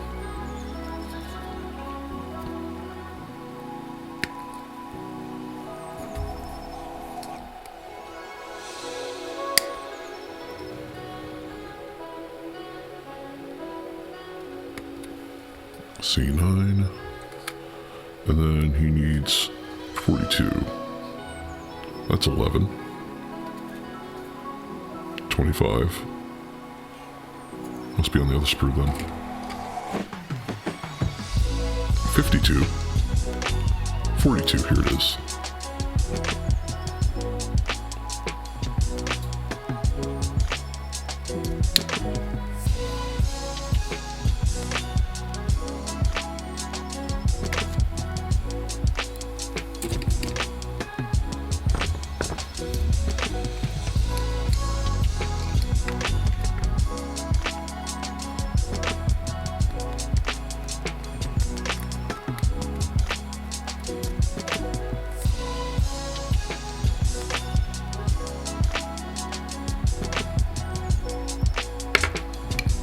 Clean up my gate markers here, just so that the gates aren't present when I go to paint this.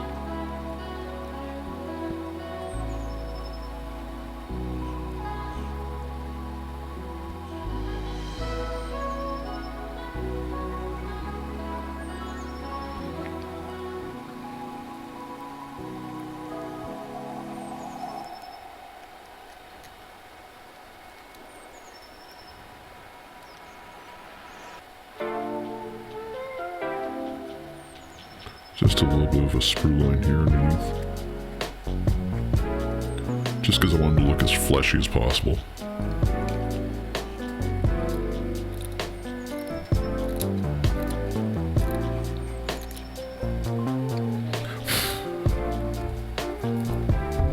Oh, sorry. Move over a little bit. And punch my hole in the back of this. Even the backpack looks like it's got some body horror to it, which is just so cool. Like, I wonder if I can show that off on camera here.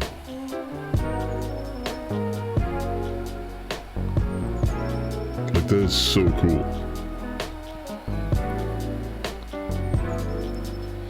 Like, the lines just look fleshy inside.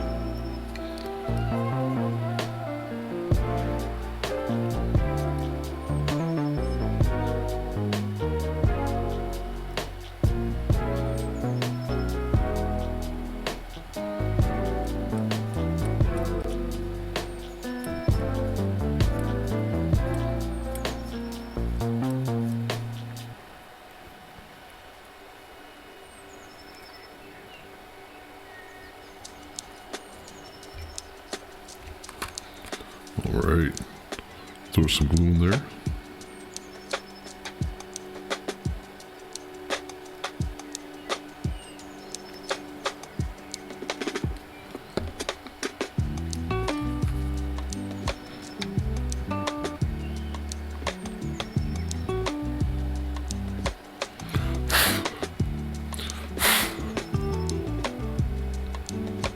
Just like that, it'll sit in there pretty good.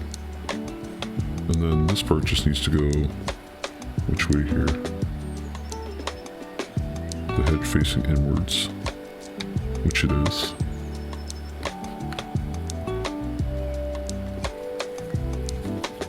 Oh, I never even noticed there's a little indent here for his foot.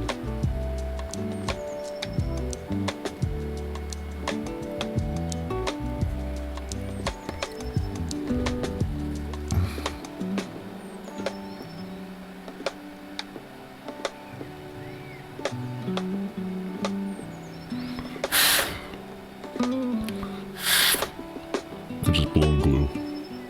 That's all I'm doing. There, we've got one of our chaos spawn down. Or not chaos spawn, this is one of our possessed. So it brings us up to 1.5 and possessed. Okay, so he is done.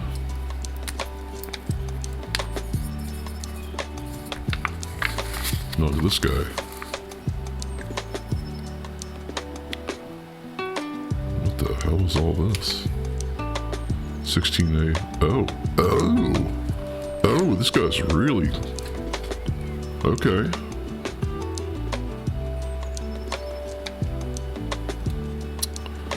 Alright, 14 and 16 and 15 gets tentacles. I like tentacles. If I can find 14.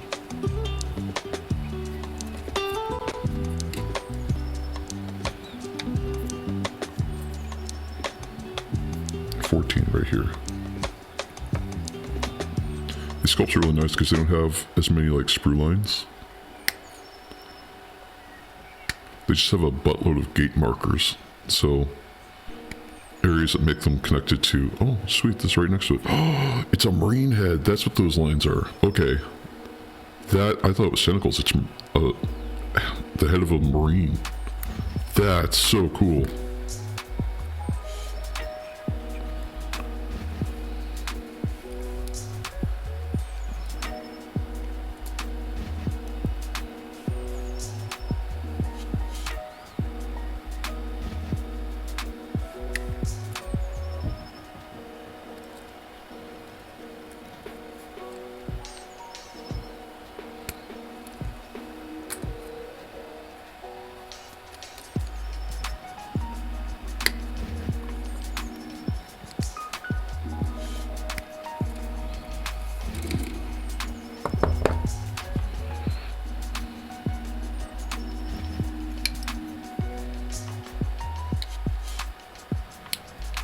Clean up some gates here.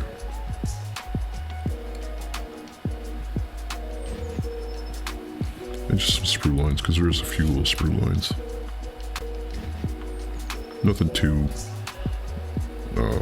bad, but just some stuff that will just be obvious if I throw some paint on it.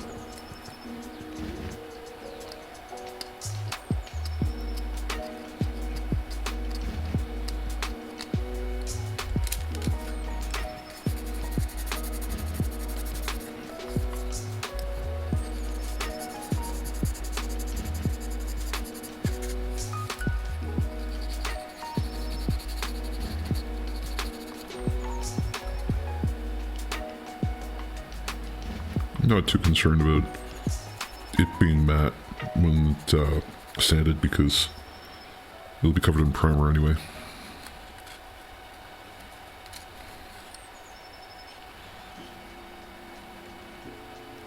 The thing is, I just gotta be really careful because some of these sculpts are really tiny.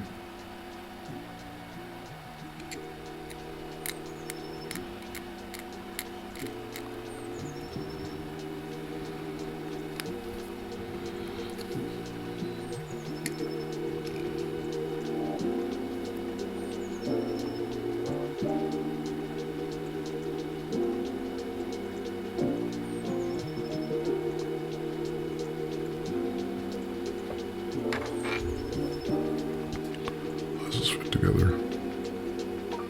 Oh, I see. Okay. Well, that's twisted. I love that.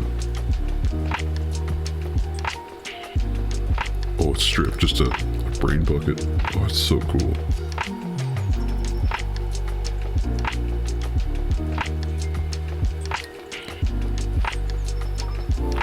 I'm glad. I'm shooting for 60 meals this time, and I'm glad I got that bowl because it's already half full. Nice.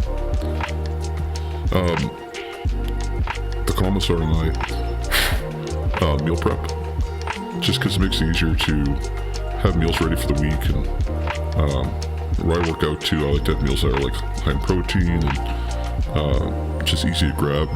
That can just be microwaved because we're both pretty busy most of the time. So 16 meals is like 8 days worth of food, or eight meals basically for the two of us. Which might be like 5 or 6 days, which is still really impressive.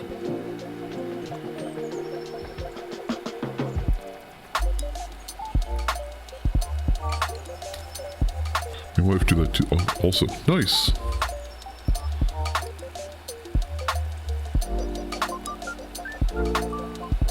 What's kind of your favorite meal prep to make?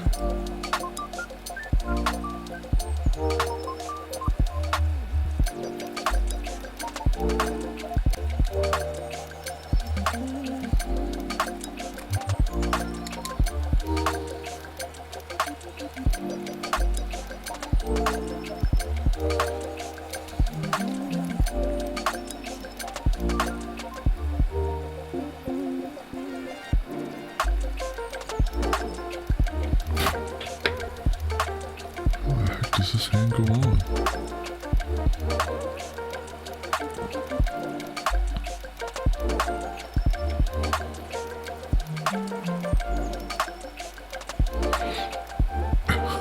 How the heck does this go on? What?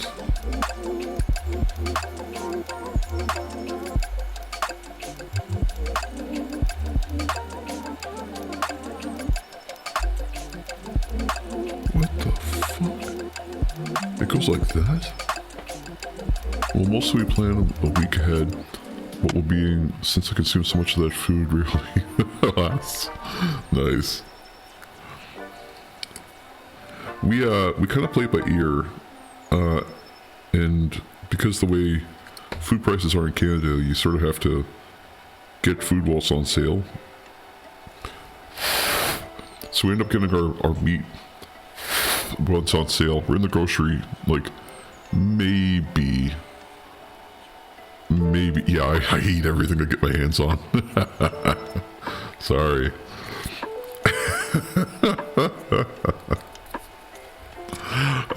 But yeah, we end up getting our groceries like day to day, or day to day. Like when I work at the office during the week, I can eat like 2 or 3 dinners a day. Really? 2 to 3?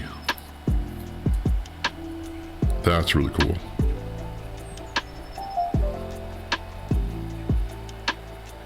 He does the same. Yeah, well, I mean, they're good. I like the way they taste. And I'm a big fan of chicken and broccoli with rice. Doesn't realize it though. Yeah, I mean, I eat a lot of food. I'm a growing boy. I'm part of the Astartes program, you know. Gonna keep me fed.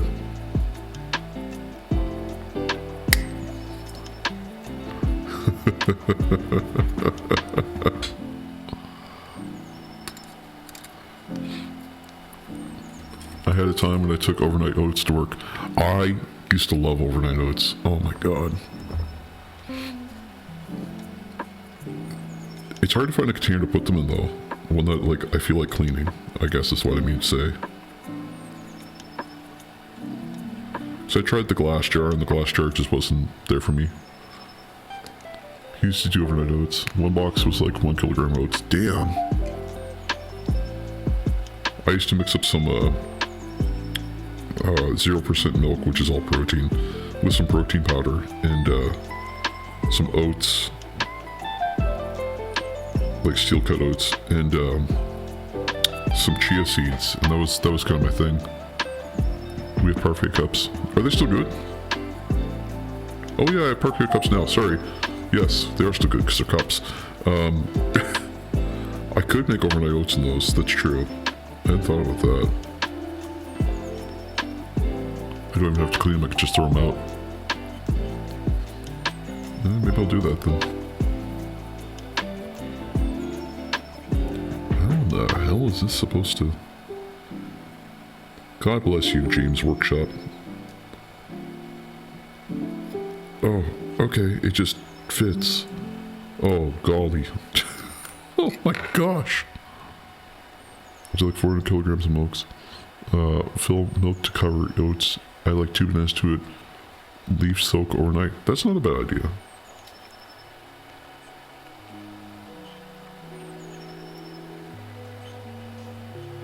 I hadn't thought about adding bananas ahead of time.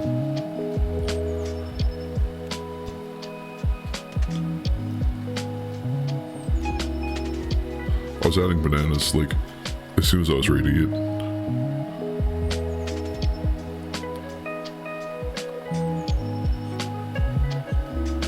The other thing too is I was adding like, trying to add fruit to it, but it was like, what fruit do I add? Because sometimes it's like, oh, you need to add fiber, so you have to add this and add that. And I do have the protein powder still too, yes.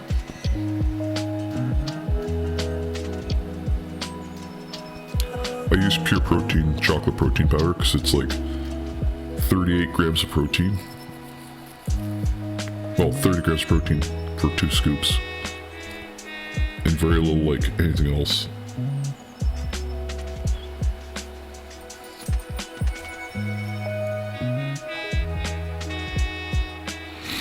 Okay, I need C20.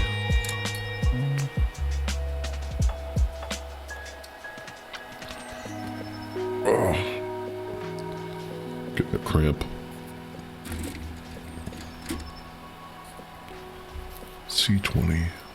20 right here.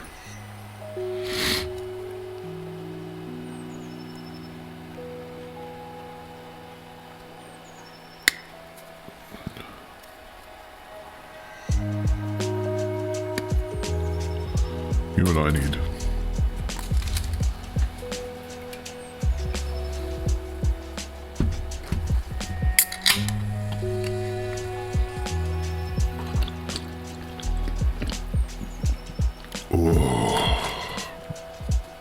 The good stuff. I'm making an ungodly amount of sausage or peppers with tomatoes. I've seen previous messages.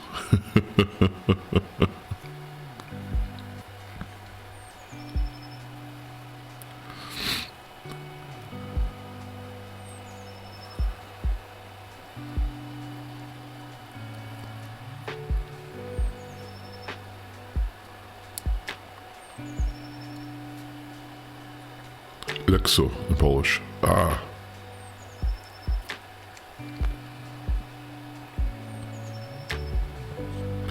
Yeah, the commissar told me that she's been making this for a little close to like 14 years now. And we just learned that it had a name.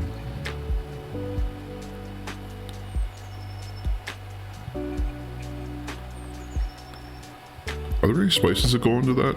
The Lekso? I know I'm pronouncing that wrong. There's no thing. I know I'm pronouncing that wrong.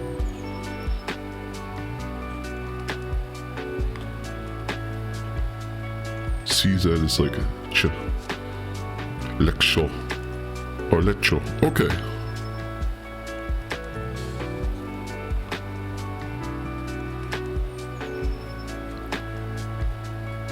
I'll have to remember that. Lecho.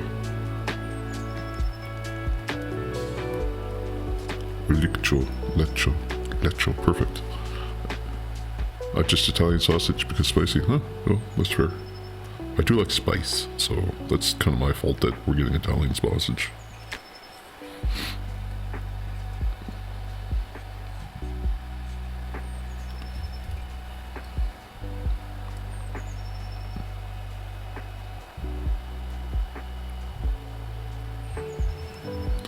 Pop a couple holes in this.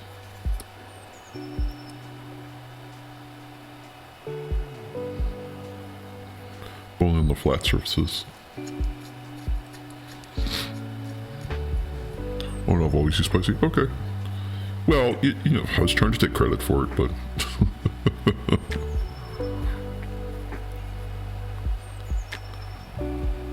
I wonder if there's any of the spices that go into this.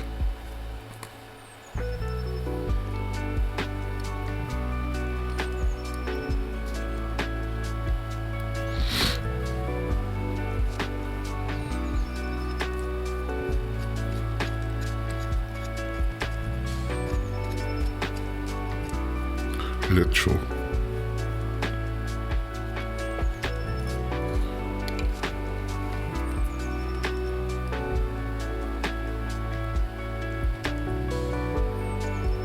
Yes.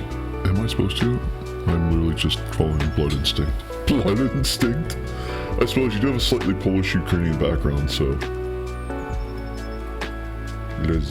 Lecho. Onions are a thing.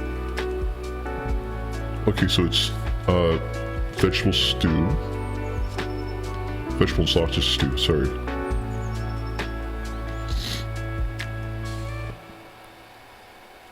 So smoked paprika, oregano, cayenne pepper, zucchini, garlic, onions,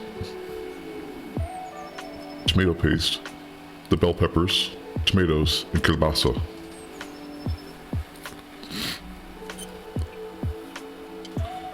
This woman's singing for lecho.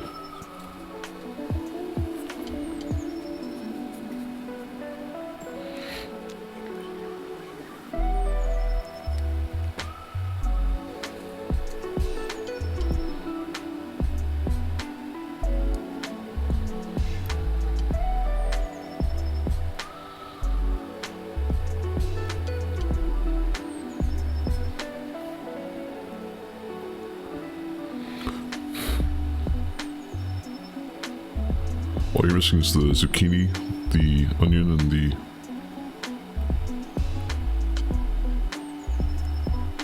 Weird. Okay.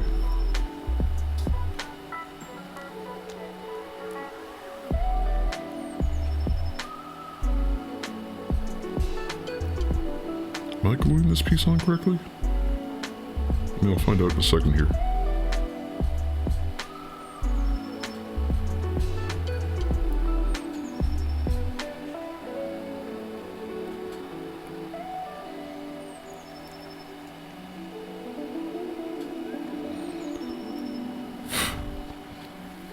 Alrighty. I'll hold down the fort.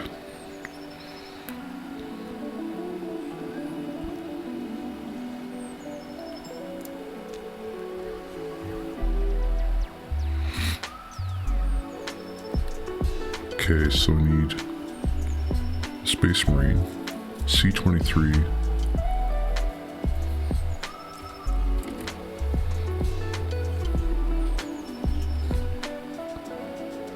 Oh my god, this is awful. 21, 22, and 23.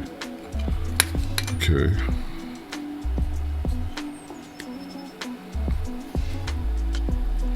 Good chance for me to use the blood effects though, with the Uhu glue for this guy, because I can have it like he's ripping the blood, ripping the helmet straight off him. It's like how we learned that was making goulash too. Yeah. Oh, there's C-23. Oh my god, how did they expect me to get this off the gate? This way. Oh, Jiminy Jillikers. Oh, it's on there.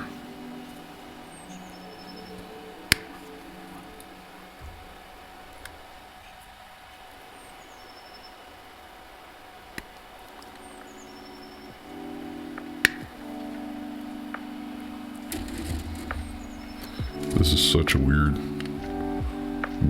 sculpt, man.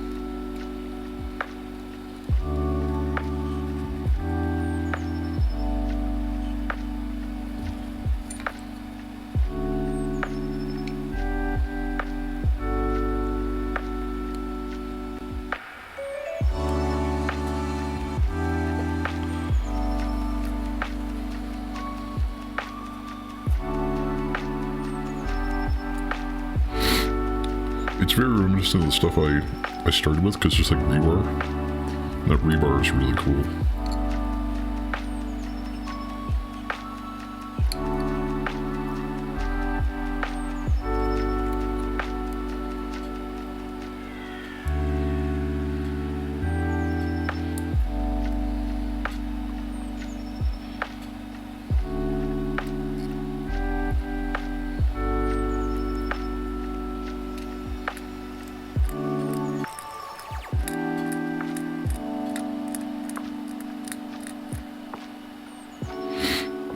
Okay, so that's face.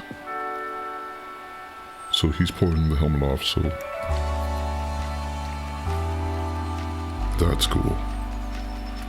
Alright, how the hell does this go together? C-23. What the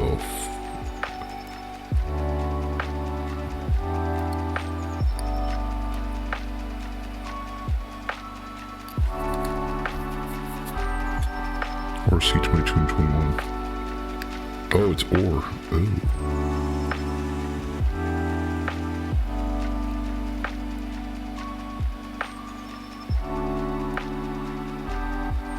I think. What the hell, Games Workshop? It's like it was sick. The viscera you could connect. I know. That's the plan, is the blood effects in the viscera. Oh, okay, so it slides in that way. Oh, I get you. Oh, there's a sprue line. Okay. Okay, come off. Or are you just on there now? Oh, you dick. Oh, you freaking... There we go.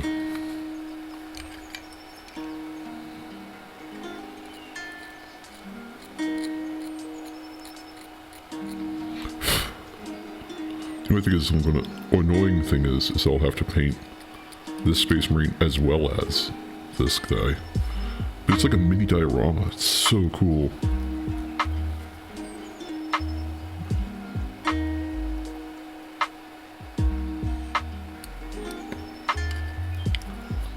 mean, just for good sake.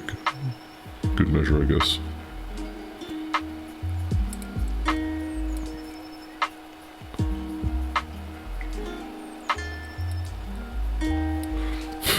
Just gonna pin his shoulder as well.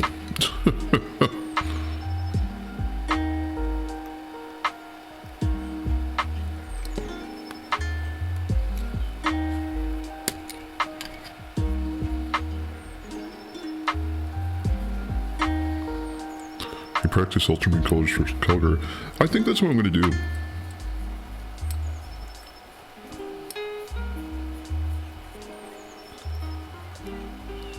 I think what I'd like to do too is at some point is I'd like to meet somebody or paint my own ultramarines as like a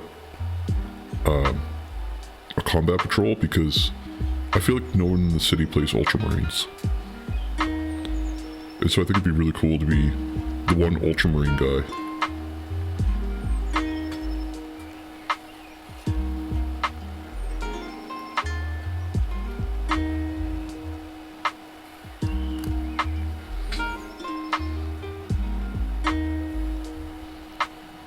Okay, I'm gonna create a pinhole here on the back of the foot.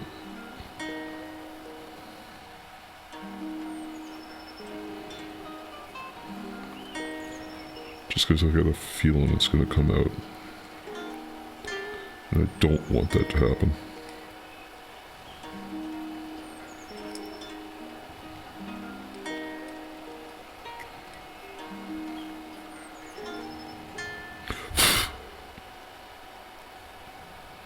Pluto Nash.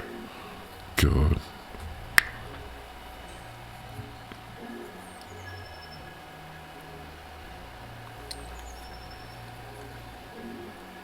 You know what Pluto Nash was? Pluto Nash was Eddie Murphy trying to relive Axel F.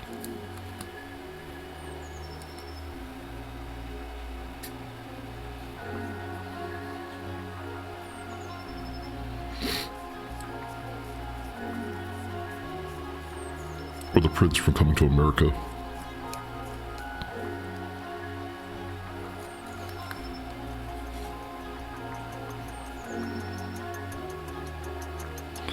Apparently at that point in time he was really hard to work with.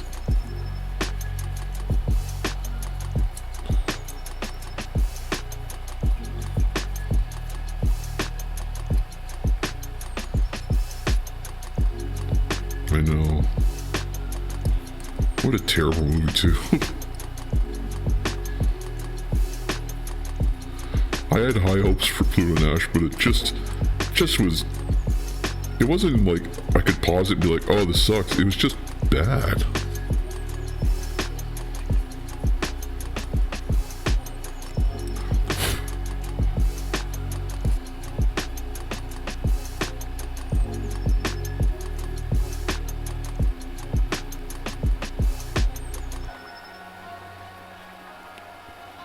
Just showing all the way through here because I'm going to make them... You paused it so much. Yeah, I think I did actually. I know I paused Dragon Ball Evolution more than any other movie because it was so appalling.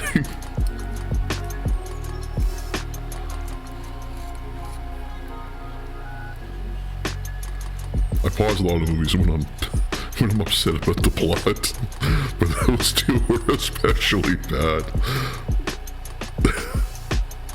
They had no right to be that bad either.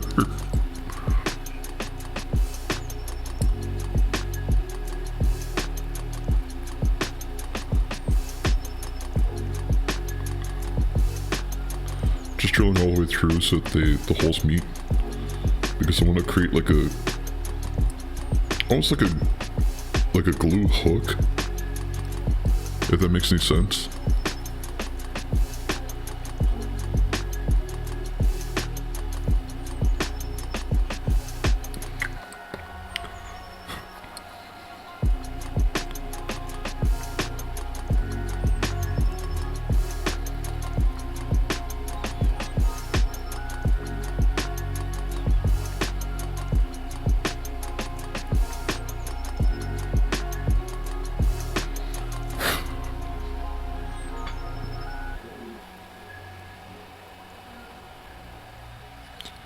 just gonna put a little glue just in here too.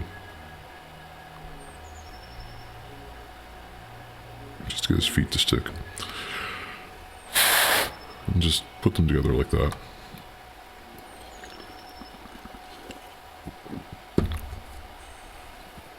I can now measure 2.5 gallons of this pepper mix. Nice! Wait, how do you measure in gallons out there? Also, you have that new, scale out there, too. Oh, right, because it's a slightly newer scale, I think.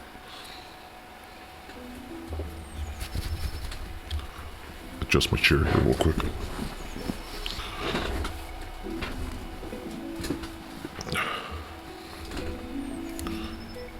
Oh, yeah. That's better on the spine. Okay.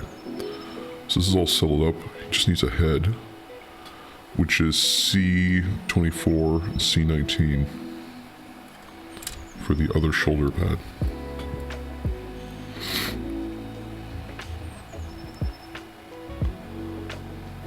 C24.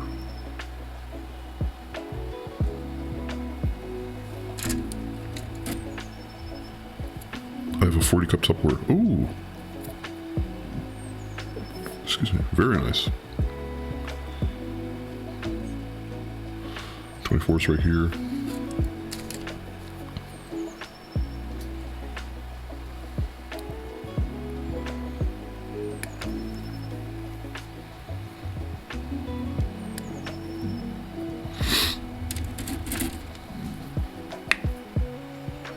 Tell you what I'll do for this one that I didn't for the last one.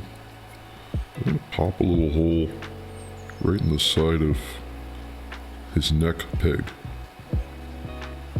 Just to create a glue hook like I did with the bottom.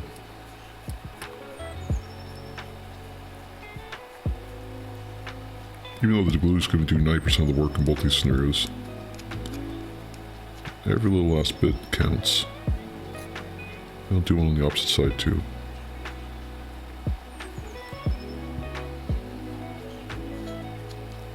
Oh, somebody can get the peg started correctly.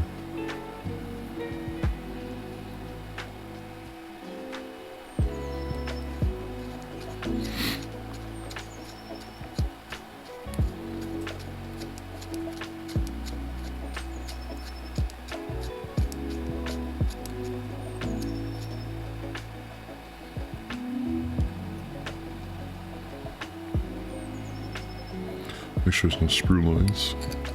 A little bit of one on the head. Not much, just a tiny little one.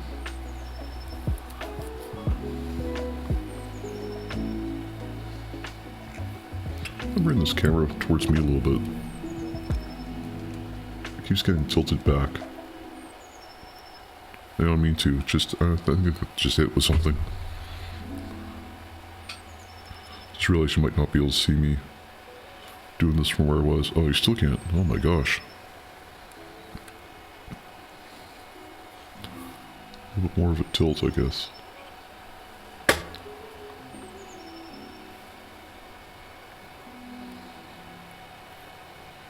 There we go. Zoom? Oh, right, the zoom!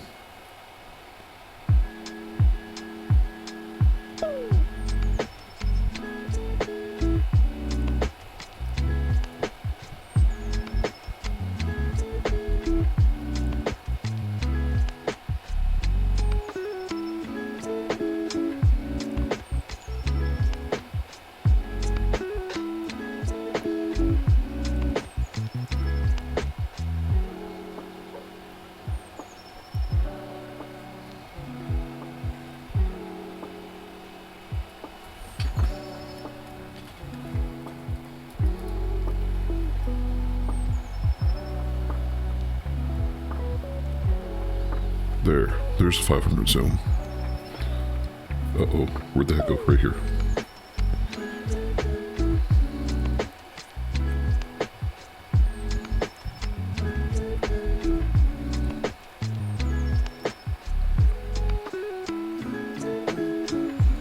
Put some glue around the hole. Around it in the hole.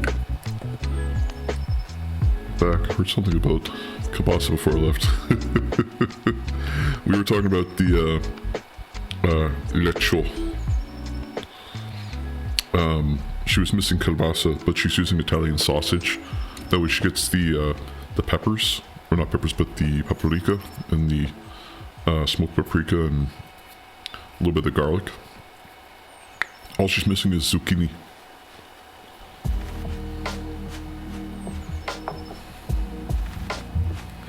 I need C19 right here. Make my own kielbasa at home from scratch. Really? Do you use like a sausage machine to do like the casings, or do you just feed it by hand?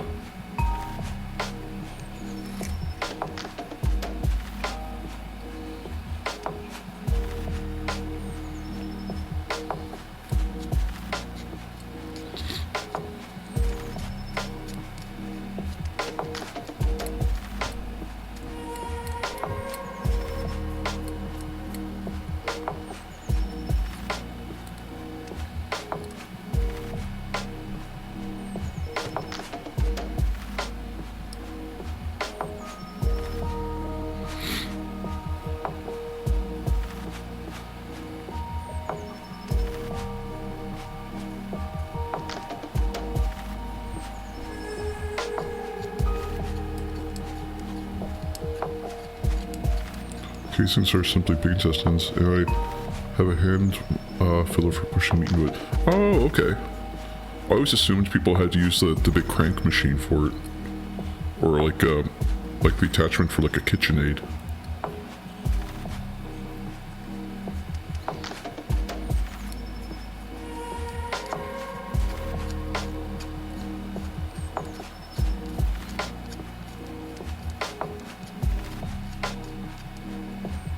I didn't know you could do it by hand.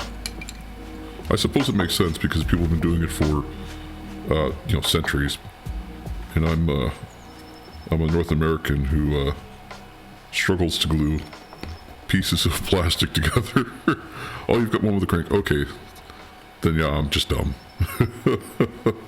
Oh, whoops. This guy's looking pretty cool. He just needs a backpack. We did this one. I'm going to cross it off. This guy probably would have been the perfect candidate for this one, but I screwed up. C34. Let's do that one. So you can push meat into casings by hand too. Okay.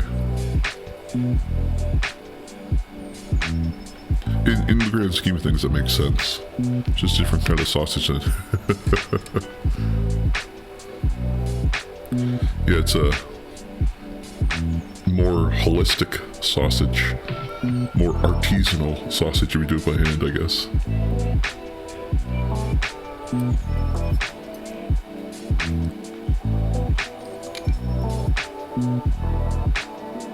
I just know someone I'm grabbing has a skull on the actual backpack itself. I'm so hyped for that.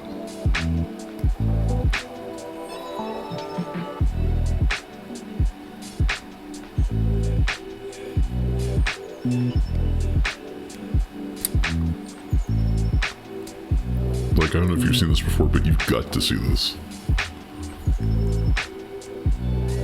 That is so sick.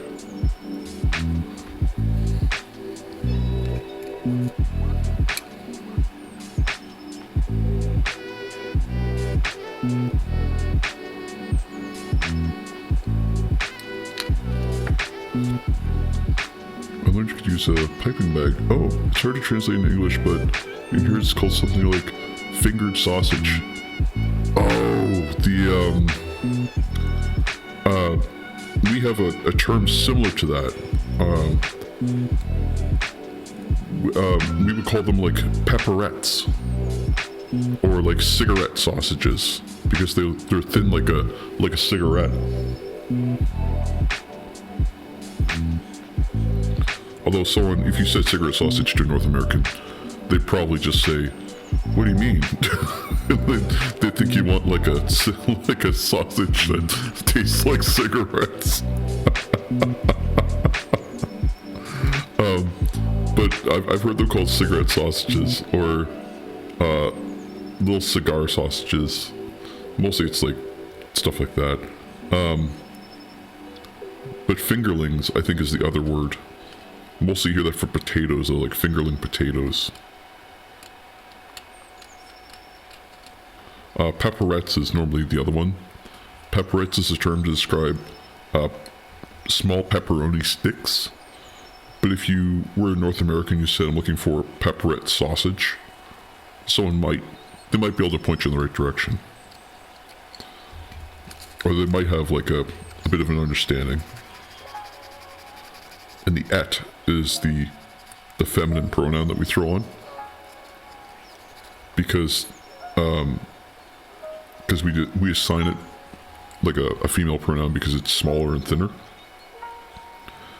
It's kind of a weird thing that we borrow it from the French, but it's something like you could have a can of pop, like a big thick can of pop, or you could have a canette, which is a smaller, thinner can of pop.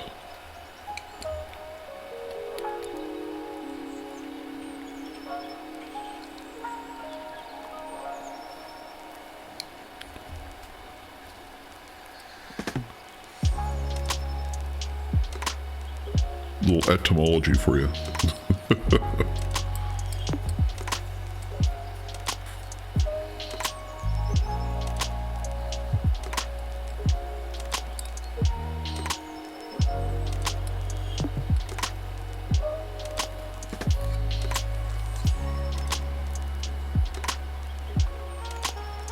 Drill 2 holes here. One of the big part.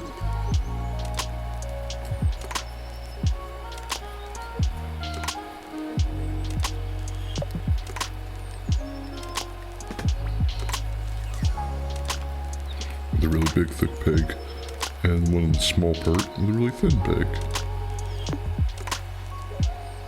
Actually, I'll put it on the side here. Never even thought of that. Beer back in, have to walk out. No problem. We'll be here.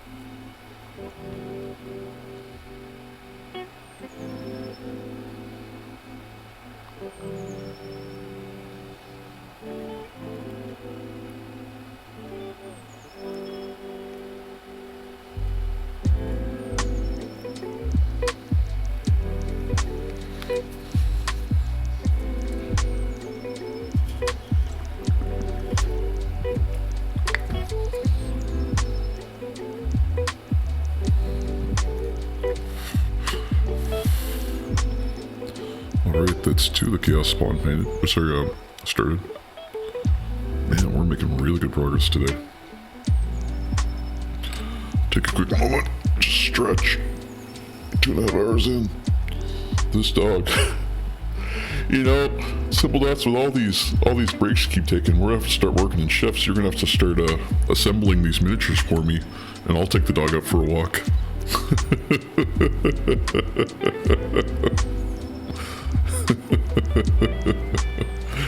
Oh, I'm just kidding.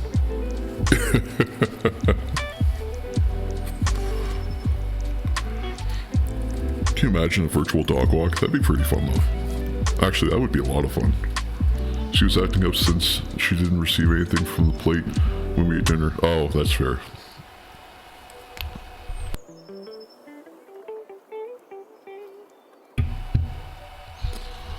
That's how it is. Every now and then, when my brother-in-law brings his dog over, his golden retriever, Spud. Spud loves table scraps. They don't eat him. They don't feed him table scraps, but he loves table scraps.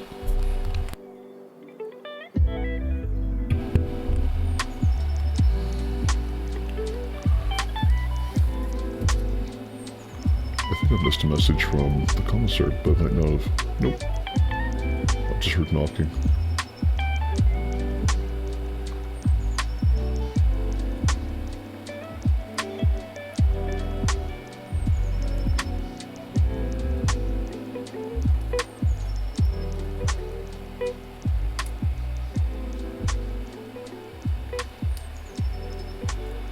My dog is too spoiled. You have to spoil something, right? Bro, I'm so proud of this bowl. I'm gonna show you. Okay. Come show me.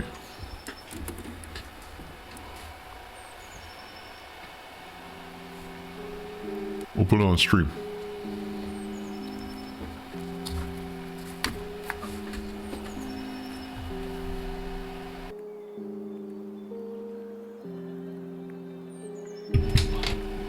There we go. It's so heavy. Oh, it's heavy.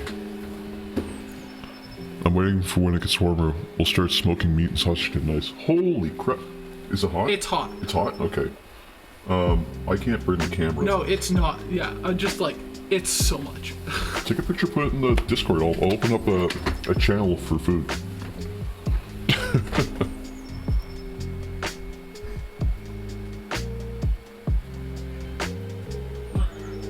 Love you.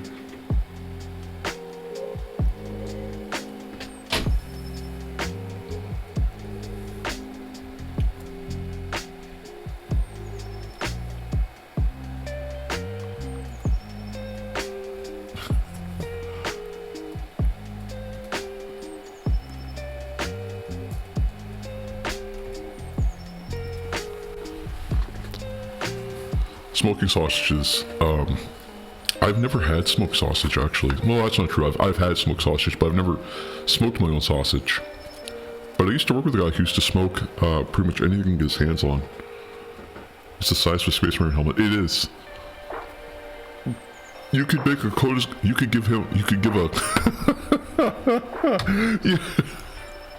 Commissar, you could give the Space Marine a codex compliant bowl cut with that bowl.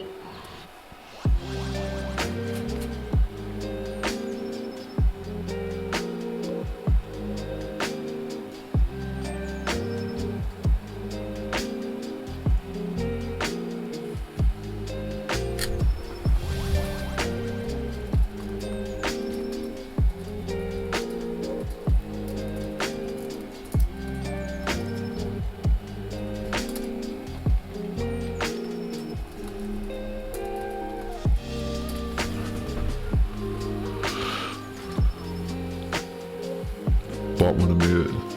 It's totally different. Yeah. So I did in portion of the sale last 2 days as well. That's true, because I would eat through all that.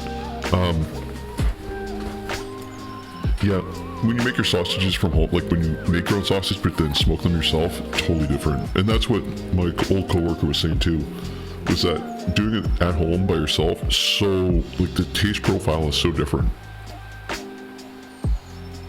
Also, I just found out, Commissar, that a mutual friend of ours who used to run the local anime club now co-owns a bookstore cafe that sells local books and coffee. Another friend of ours just told me about it on Discord.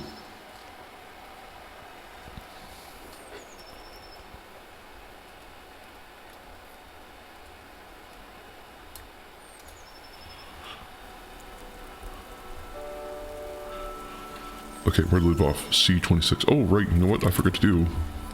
I just forgot to put it done. There we go.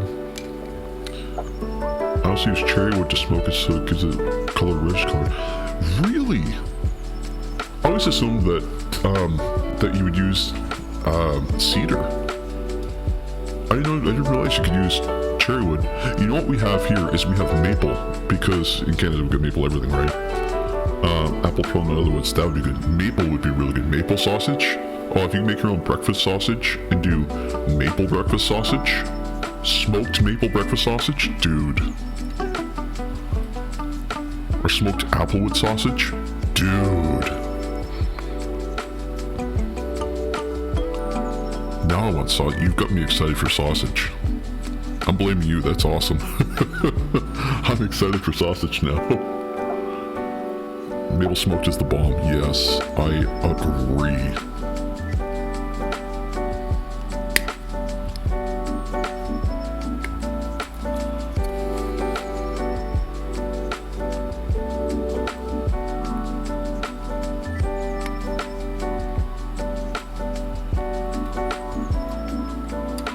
You know, you can kind of do it in the oven. If you take a plank of wood and soak it in water, I believe you can do it in the oven too. Like, let's say you do cedar plank salmon. Basically you're making salmon jerky, but you're smoking the salmon, right?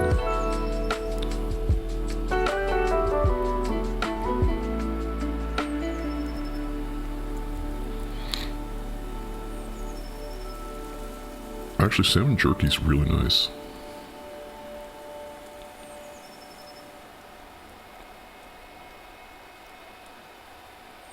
Plus my haul on Discord. I gotta see this.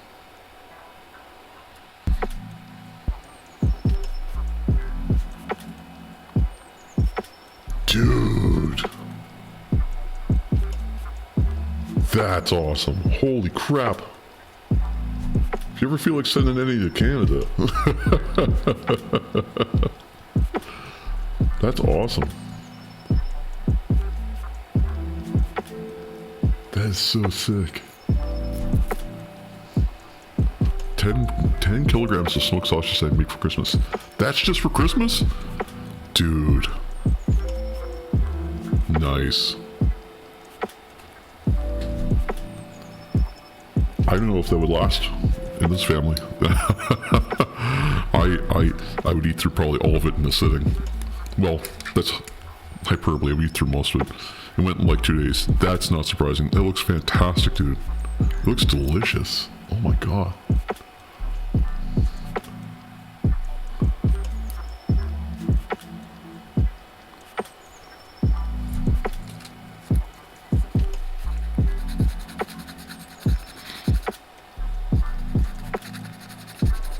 All the members at work I gave also. Nice.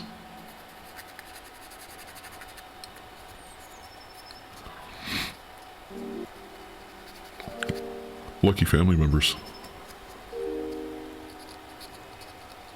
You smoked that? Man. 100% pork. Nice.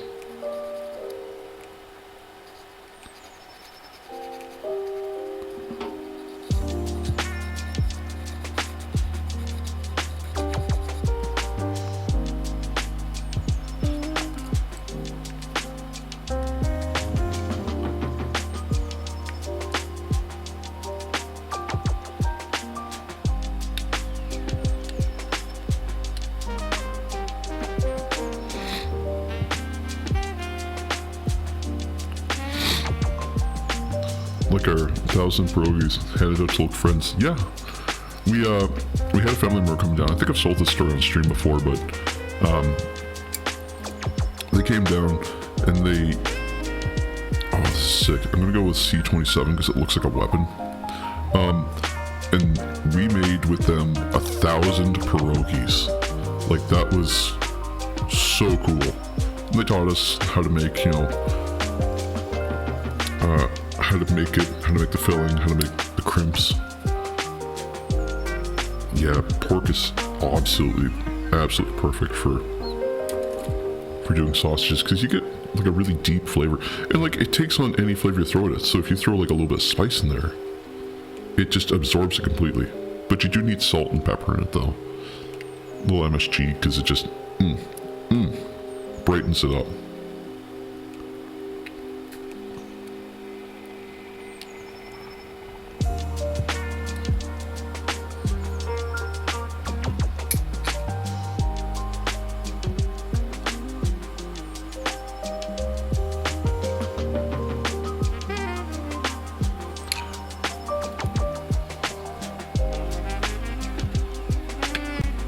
6 kilograms of neck meat, 2 kilograms of loin, and 2 kilograms of bacon. Oh, that's a good mix.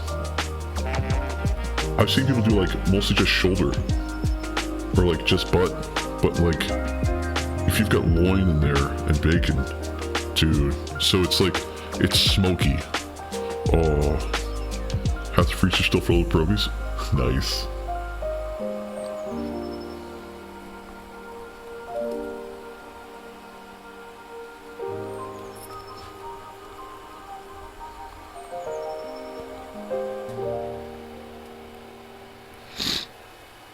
Yes. The bacon is so fucking fire, dude. It's so good. It adds that like extra smokiness too.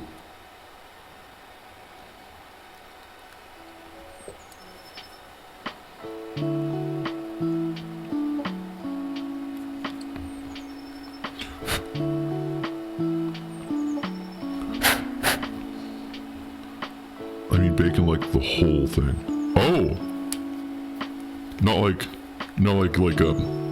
a strip of it that you chop up and then cube, but like the whole thing.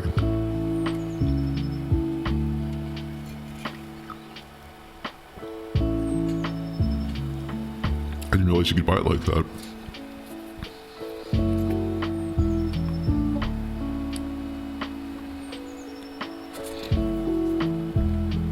I suppose you could too, because if you went to the butcher, yeah, you really could.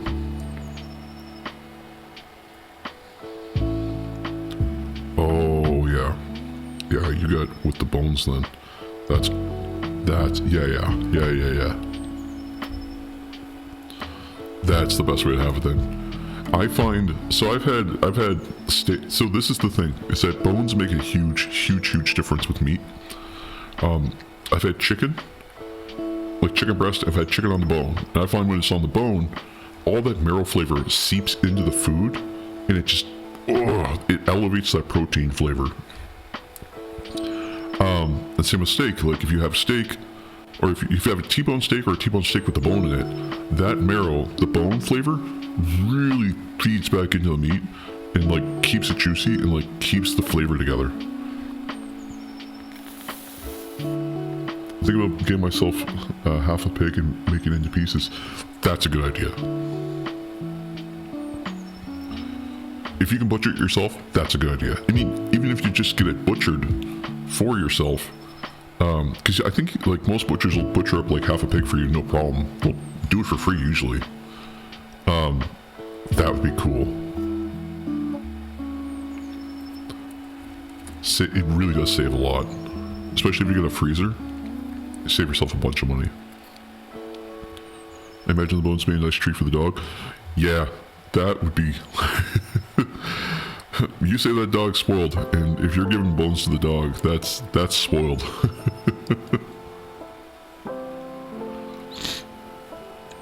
Plus trying the pig skin for dog treats. Oh, or pork rinds? Oh, I've got pork rinds in the kitchen. Oh, I'm eating pork rinds tonight. I can myself, but I think I'll let the butcher handle it, not to waste time. Yeah, I mean, they're skilled.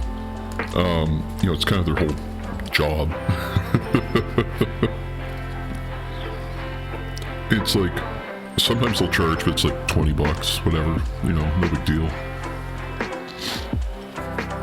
And you get some really good cuts. I got a cut chicken once, and that was really nice. I still had to take the guts out and stuff, but cut from the butcher's always nice. Not every meat is de-skinned. Same here.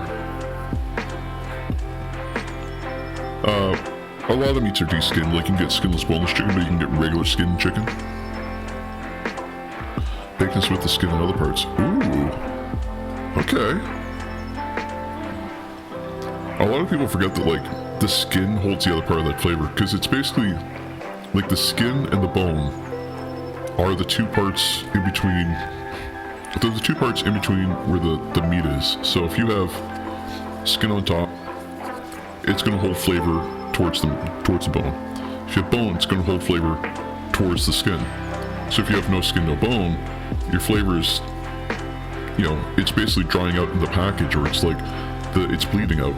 But if you can keep the skin on right until you cook it or cut it, or you know, cut to coat it, then you're gonna get all that flavor still in the pan.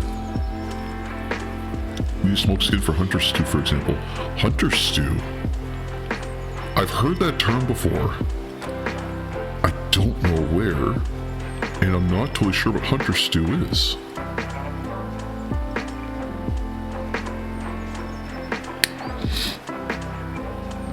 Beagles. Okay.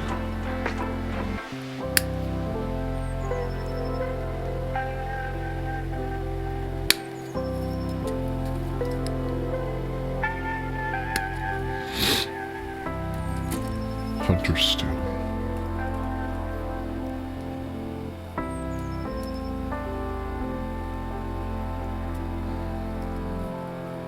How did I spell that word wrong? Beagles stew. Here we go. So it's a Polish hunter stew. It's formerly Lithuanian. What's in it?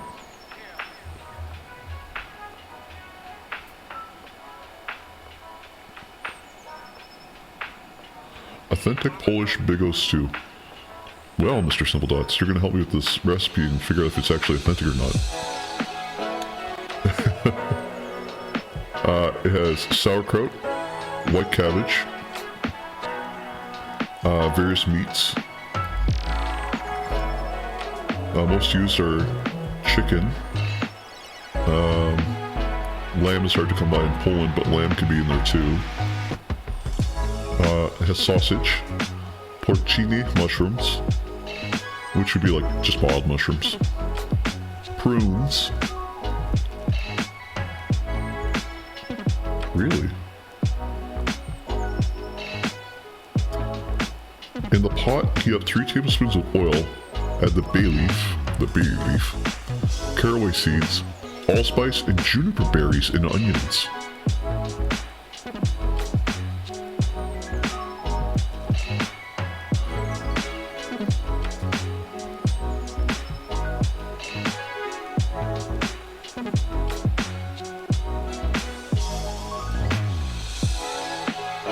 Okay.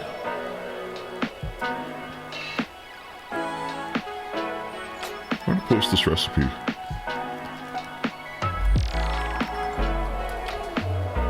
In the Discord.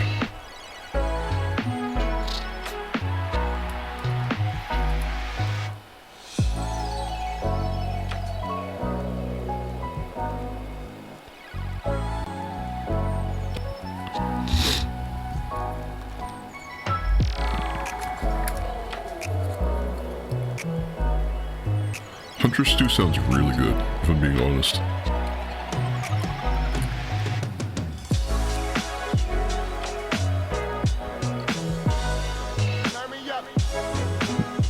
I'd like to try and make it sometime, Commissar. We should think about it. Not today, because we still have the other stuff, but maybe someday soon. I don't know if you like kraut sauerkraut, though. I love sauerkraut.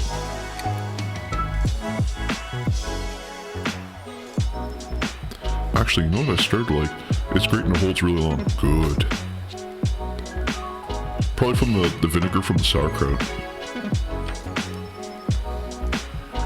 You know what I found recently I like is pepperoncinis. They're little, like, yellow, hot, like banana peppers almost.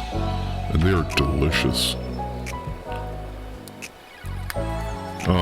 We have a restaurant called Papa John's, which gives you some pepperoncinis when you buy a pizza. And I bought a couple of them extra just because I said, well, you know, I like spicy food and fuck it, I'm going to be that guy to try something different. And I tried them and I used to throw them out, but now I just feel disappointed because they are really good. I never used to eat, or sorry, I didn't eat regular peppers just by themselves before. I always like cut them up or put them on something. But just by themselves, they're really good. Like spicy and sweet at the same time. just dry fitting my pieces here to see how this is supposed to go. Okay, that makes sense. Okay. Oh, this is gonna be funny. I love these chaos spawn, but... Or not spawn, Jesus, why do I keep saying that? I love these, I also love chaos spawn, but I love these, possessed. But my God, do they ever fit together weird. You have to be eerily precise.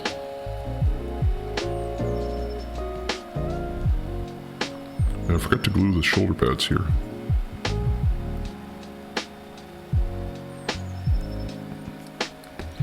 Glue them real quick and then smush them back together. There.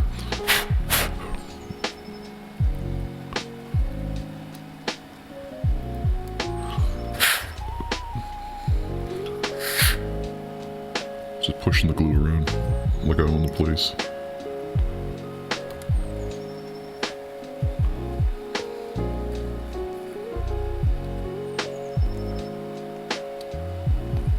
Sorry if you can hear this like buzzing in the background. I'm 3D printing a hairpiece for the commissar.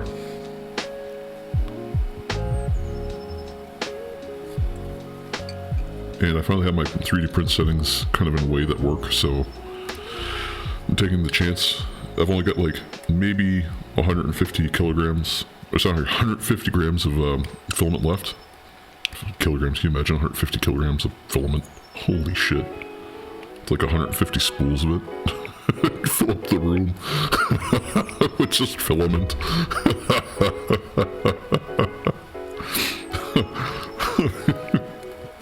Oh man, I'm tired. C30, C31. Oh shit. Yeah, so I'm just risking with what I have left for filament and seeing how far I get. There we go, C30. If it works out, great.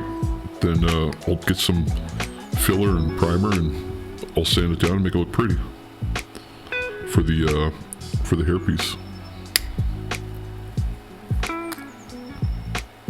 C30, C31.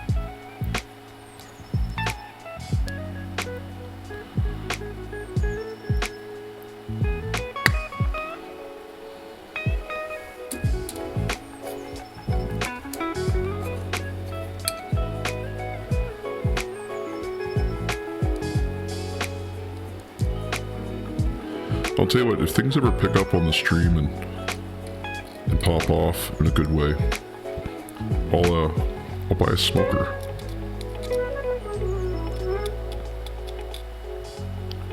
And we'll smoke some meat live on stream.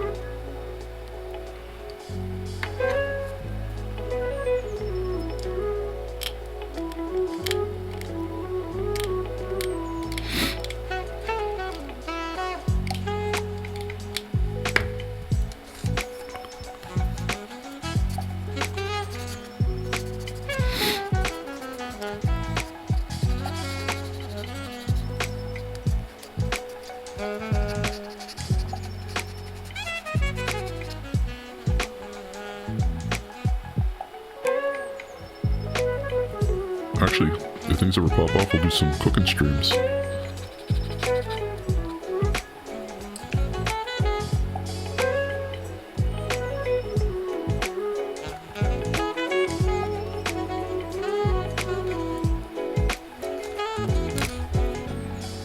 Okay.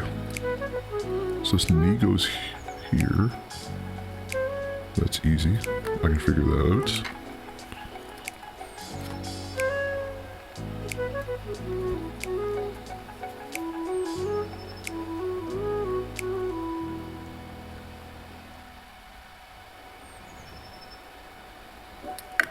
I love this like part connector system they have that just has these little dots. I feel like it makes alignment really, really easy.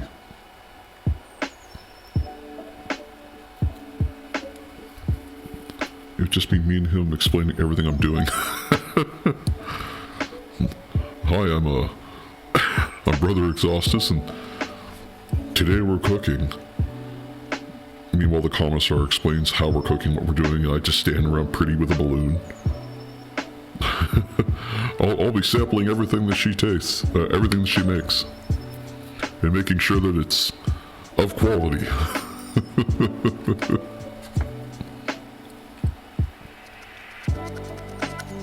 I'm okay with that stream idea. Content farming. Literally content farming.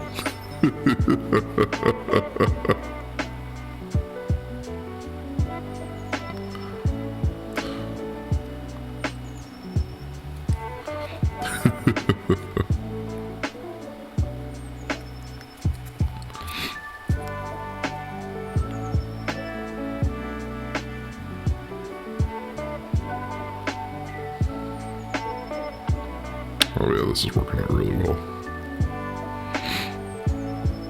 What we need now is a backpack and a head. Oh, and this back piece for his leg? Why couldn't they just sculpt the leg? Whatever. Cooking with Commissar. Yes!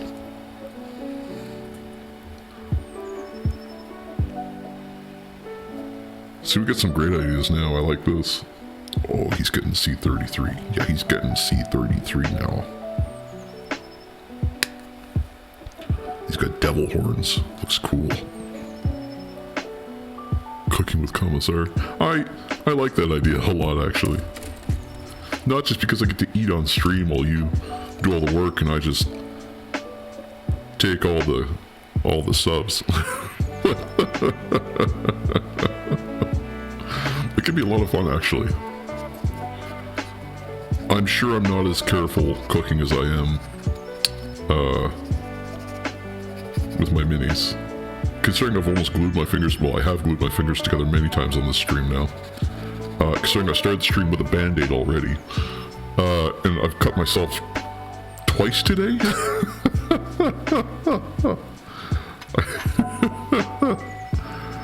You want to give me a knife to cook?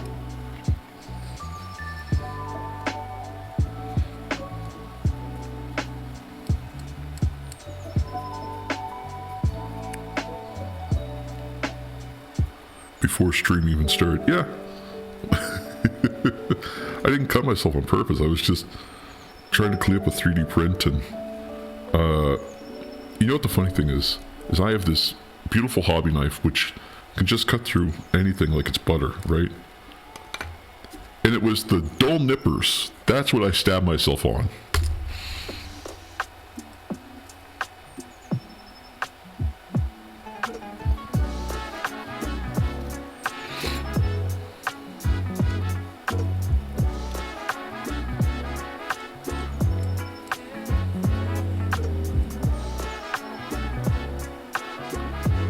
Oh my god, this will be our third, I won't say chaos spawn, our third possessed.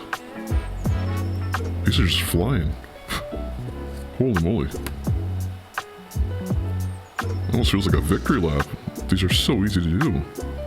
Oh, I love this. Throw a little glue on it. Just in here. And around here. And here. Astartes the frog here. There we go. A little bit of sandpaper along here just to clean it up.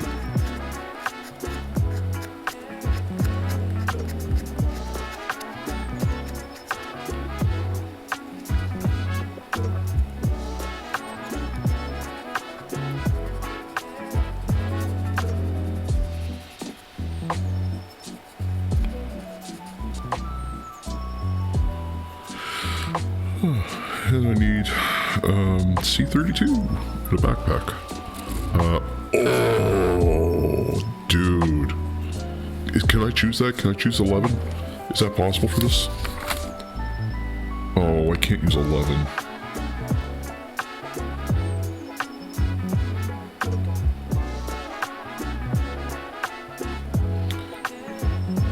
Man. Because look at 11.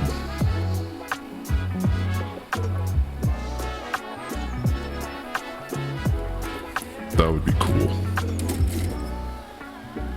probably another mini that I can use them on, so I'll wait. I was thinking about making my own beer and wine, but my wife won't let me since both of us don't drink. Yeah, I mean, you could make it and give it away, but that'd be such, you'd be losing money on that one. But then you'd have your own beer and wine. Actually, winemaking could be a lot of fun. The only thing about beer making, juniper berry wine. Oh, juniper berries. Full Skyrim. You know what I had once? Was iceberry wine. And that was especially good.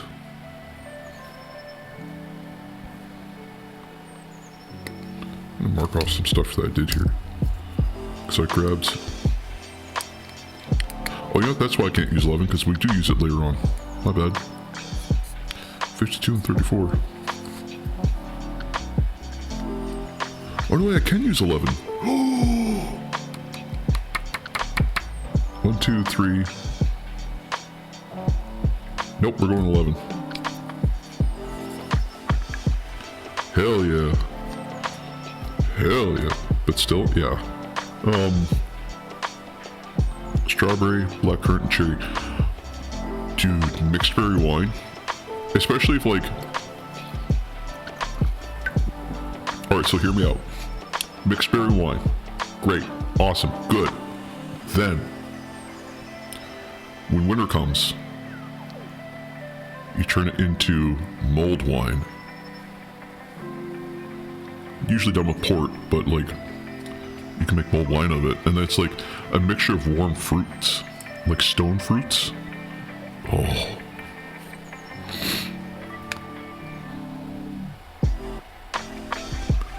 $11. Let's see here. I gotta get back to the page just on this right here. Cider and mead. Cider is delicious. Mead I've only had twice, and I can't drink now, but when I did drink, when I had it, I loved mead.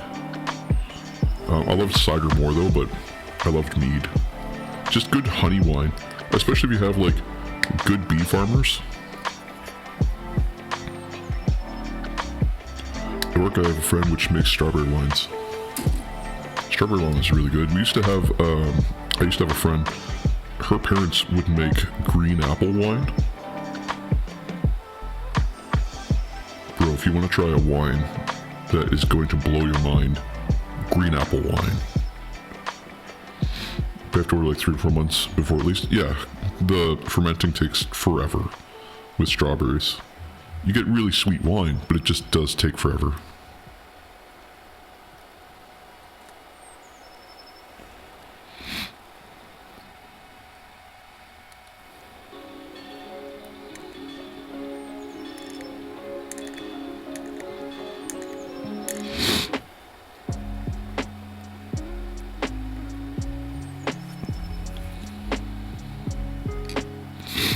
Try and scoop some of this material off the back. It's gonna be hard just because the area where they put those gates.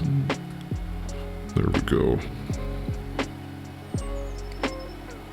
I can't really clean up the sprue markers, but I'll try. 11. Okay, so first I'm gonna glue this part on. Oh wait, I'm gonna clean this up then glue it on. And then I'll do the other part of the backpack here. I'm jumping around all over the place. Just getting excited because I just really like the way it looks. I think it looks cool.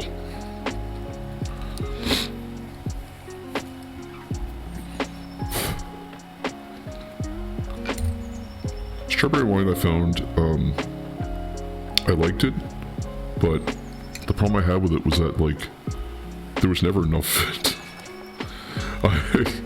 I would sit and start drinking and, someone would hand me a glass and I'd go, oh, thank you. And then I'd be drinking and drinking and drinking and then I'd turn around and it was gone. And I'd go, oh, okay. And I'd say, could I have some more? And they'd say, yes, absolutely. And so I'd have some more and I'd go, okay. And I'd start drinking it and I'd be drinking it and drinking it and drinking it and I'd go, oh, I'm out. And they'd go, would you like some more? And I'd go, yes. And by your third glass, I'm not so hardcore to make a moonshine, but I know people that do make them. It's usually my fault would be gone. Yeah, that's okay though. Excuse me. Moonshine is interesting. Have you ever had it? If not, you are in for a surprise. I used to work with a guy who would go to PEI, Prince Edward Island. It's a few provinces over from us right now. Or, not right now, it doesn't move. It's a few provinces over. And he had some family to go there. Yeah, distilling is crazy expensive. You need a lot of copper equipment for it. And it's very dangerous if you do it wrong. And he went to PEI to visit some family, and he brought back like 3,000 to 4,000 pulls. Ooh, for basic distilling stuff. Yeah, that's crazy. That's like $600, $700, like $2,000. Is not cheap. And then you need like glass containers. Yeah, 1 to 2,000 Canadian. That's what I was thinking about, 1 to 2,000 Canadian. I'm trying to keep the conversion in my head that it's like the Polish dollar is like double the Canadian dollar. Yeah, so he went to Prince Edward Island, and he had this family member that was making his own moonshine. And so he brought some back with him, and I don't know why he brought it with him at work. I think it's because he just got like off the bus into the province, and then immediately had to work that day, so he brought it with him in his backpack. And he didn't give me any, but he was like, if you want, you can smell it. I said, sure. So, me thinking, oh, it's gonna be, it's moonshine, right? It can't be that strong, it's just alcohol, whatever. Like, here I am, 23 years old, and I'm like, it's no big deal, who cares? It's just alcohol, whatever, it's liquor, it's cool.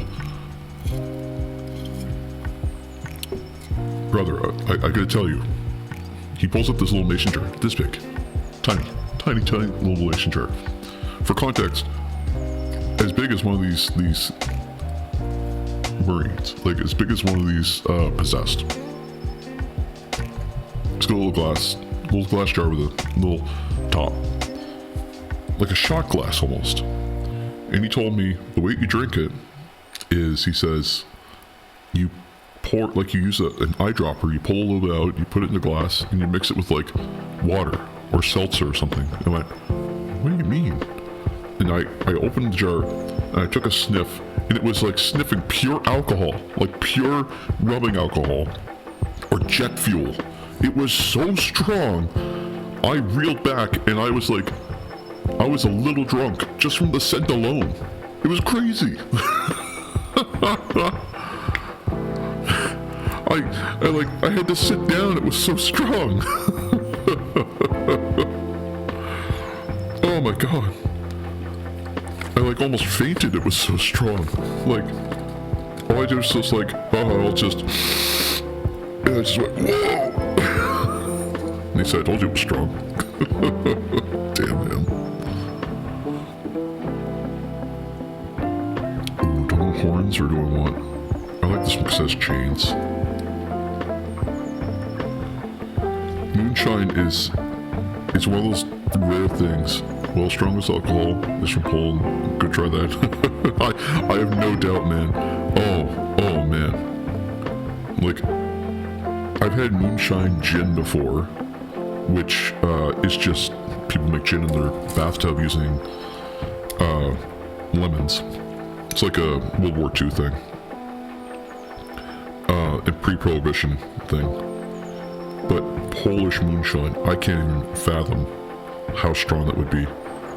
I know Polish liquor is crazy strong by comparison to North American liquor. Sadly not something I can try, but good lord. Let me see this. 95% alcohol? Hold up.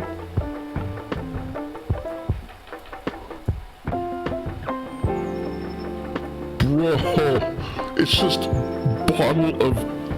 Oh my god! Bro, that's the Father, the Son, and the Holy Spirit. Holy shit. Dude, that's crazy. 500 milliliters. Bro. If you can drink that in any capacity, my hats are off to you. Like, that is wild. I used to be a party boy. I used to drink mugs of Bacardi. I would get fall down, blackout, dumb drunk. So drunk that I would forget I'm drunk sometimes. I don't know if I could drink that.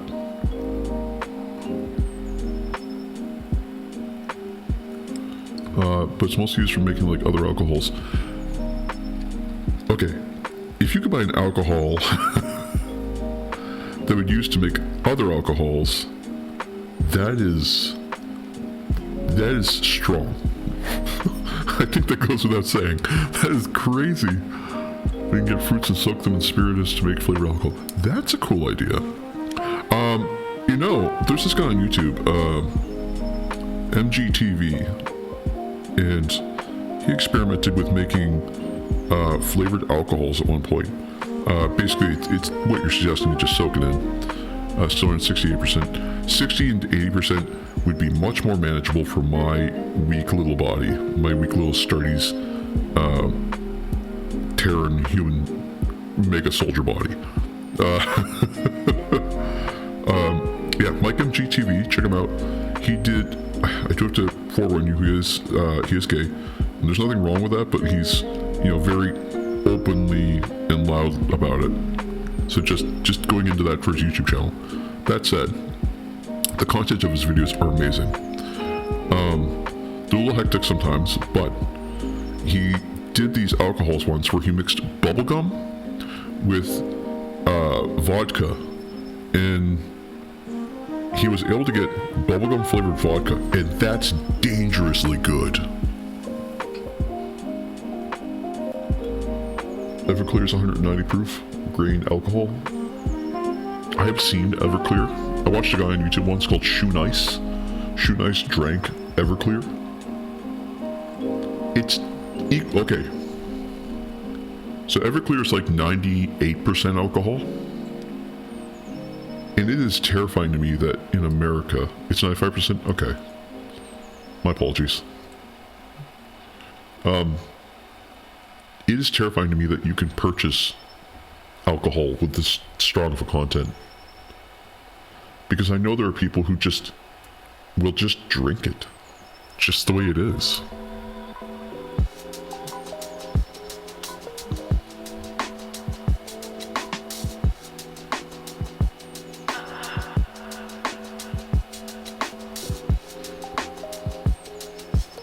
What is this video? One second, I'm gonna check it out. I have to wait through an ad, so I'm gonna get through that first.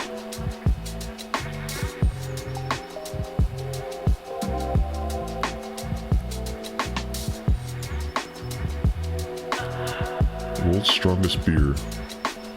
Surprising told. Alabama Boss.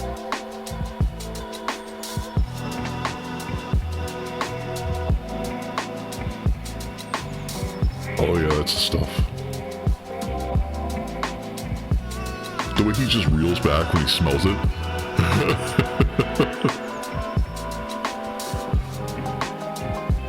Oh my lord.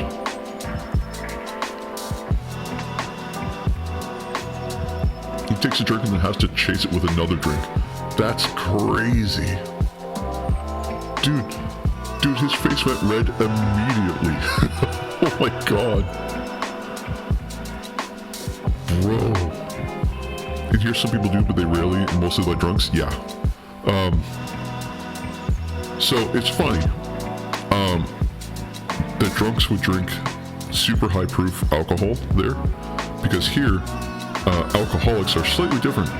Alcoholics here and the drunks here try to find alcohol in different ways.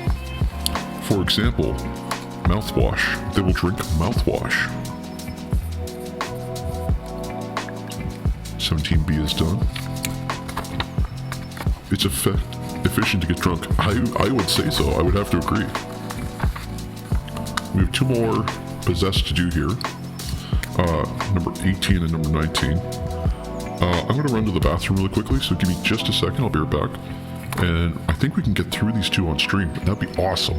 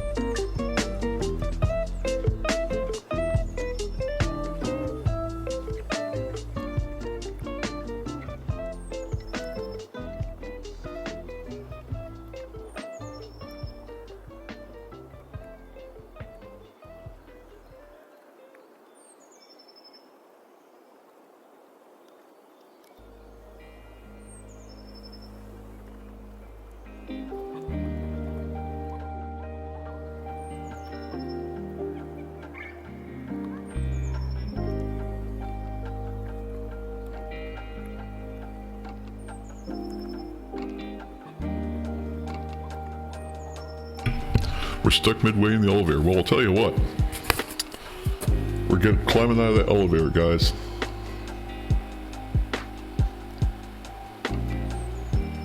Turn this down just a hair. Just about there. There. Sorry for that. I'm all good now. Okay. 18A. Here we go. Here we go.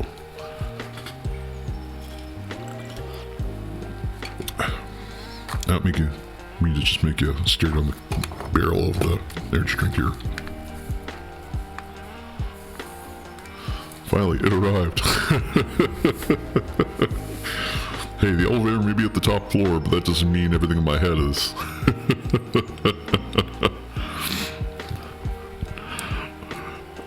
Okay, where did we leave off? Uh-oh.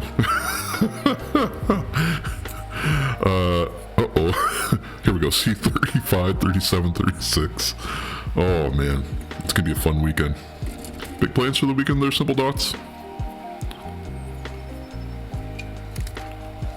or just chilling.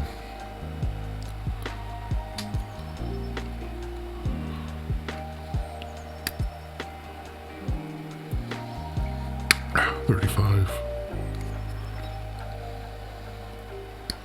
$36.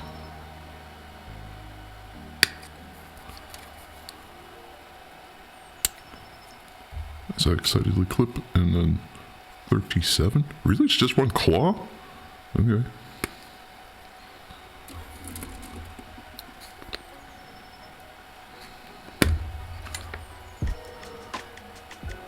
Finish that damn server, just get back to painting. Nice.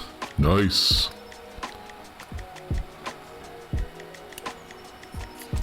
Must be hyped to paint. Good on you for getting that server done so fast, too. It takes a lot of skill to get, like, to get something set up or stood up that quickly. Especially when it's for family, because, like, there's stuff I should be doing for my family.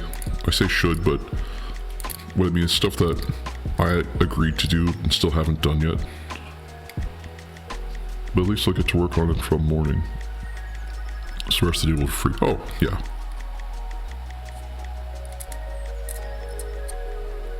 If you get the rest of the day, by all means, around 12 hours of work. Oh! See, I have work to do for my parents that I agreed to do. I still haven't done yet. Partially because it's been too cold. And also partially because for a little bit I couldn't put my hands over my head because I just lost all the power in my hands, in my arms. And what it is in their bathroom they have an unfinished ceiling. And all they need is they just need some plaster over some old board. Or some board that's up there. Just so it's finished. And I just haven't gotten around to it. From building raid on disc to finishing touches. Woo. You're going with did you go with like a raid 10 parody? So you could stripe across the drives, or is it just like a raid 0 config?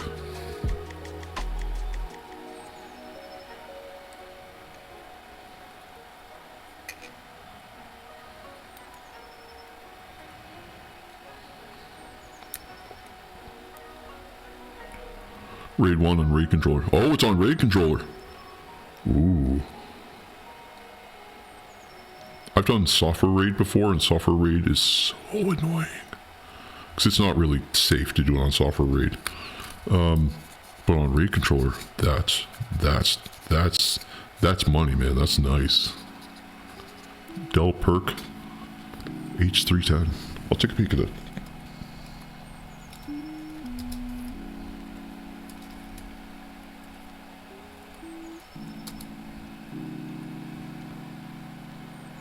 Ooh.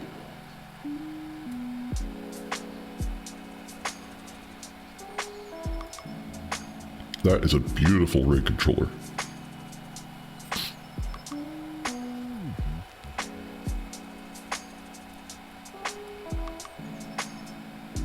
That's only $75. That's not bad. Jeez.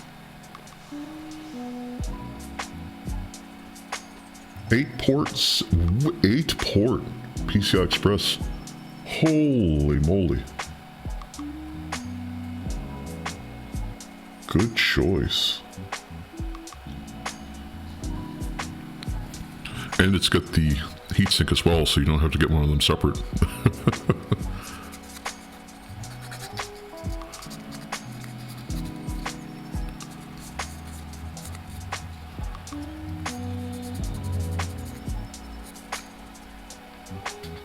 It's old tech, but gets worked in. Yeah, I mean, like, you're using it for family, right? Like, if it was like a big corporation, I would move to like a 16 port or like, you know, PCI Express 3.0 or PCI Express like 16 lane, but like 6 gigabit on 8 ports still really, it's still overkill for like smaller projects.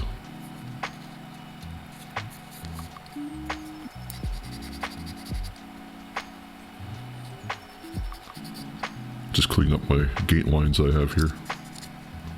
And try not to break off his little feelers.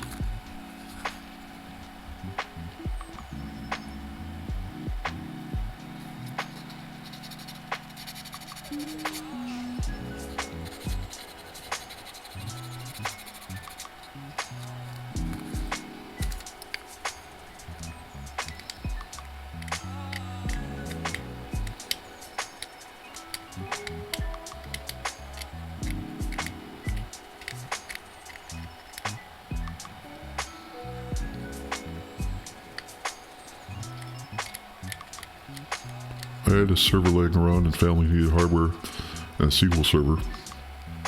So I thought, why not use it? Absolutely. And servers are crazy expensive sometimes. So it's like extremely generous to do. I know like my Cisco 110 router and Cisco 110 switch, like that's the thing I don't get about like corporate hardware. Still haven't and still won't. The thing I'll never understand is that they just throw it away. Like there's people who would be willing to buy them. And the most annoying part is you'll go to like a place, like there's websites called like Server Monkey or something. And they'll try to sell servers to people, but it's like they want 3 times what it's worth, which is crazy.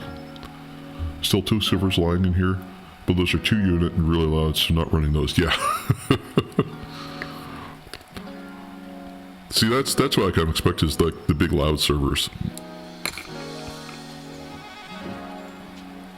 Because I see a lot of those really often. Well, I don't see them that often. I see them used often is what I mean. How the hell does this connect? What? I do not have 2 next to me. I have a switch and a router next to me. And they're 1 unit. Like they're only fit in like the 1 cavity space.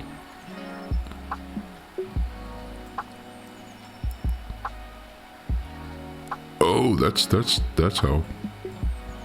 Okay, so these fit together weird.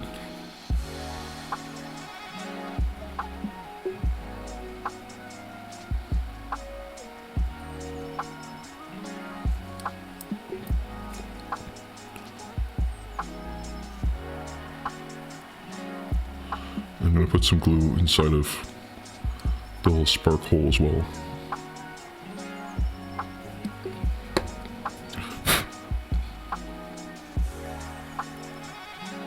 Oh, don't get weird to put in there. There we go.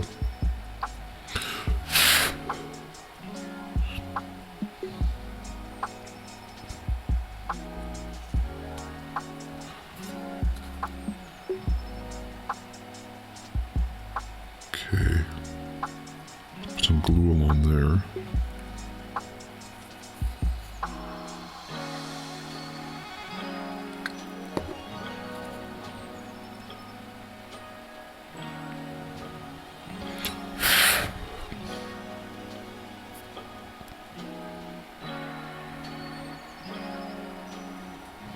There we go. This guy's got like a reaching claw. Oh, I like this bug appendage. That is super slick. We'll get to that one, I think. C36. That's our next part. Or C38, my apologies. It's so weird, like the sculpts look so weird.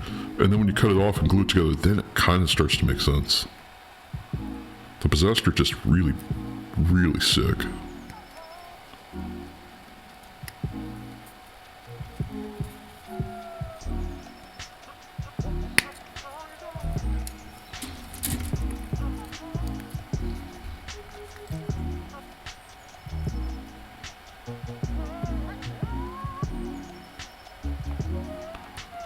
I'm gonna try and finish up this guy on stream. Just because there's so little pieces left, I don't really want to come back to him on the next stream. Because I'm waiting till Tuesday. Tuesday we're going to get into the Legionaries, and that's going to be really cool. I'm super hyped for that, because like, I'm going to try that Magos Purple when we paint them. And just try to make them look like they're really just been through the warp, like they've been through hell and back. You know, dudes are like midway stasis dead kind of thing. I think that'd be really sweet. How the hell does this go in? Oh, just like that. Okay. Oh, Lord. Okay. I'm going to try and glue this in a way that makes sense.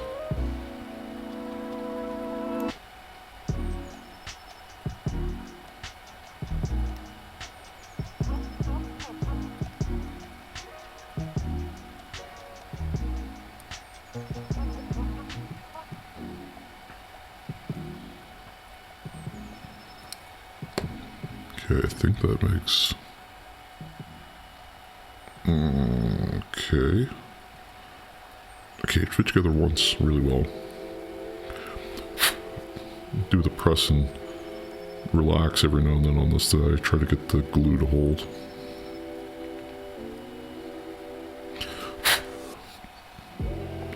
Clean up some of that extra glue spillover that I have here.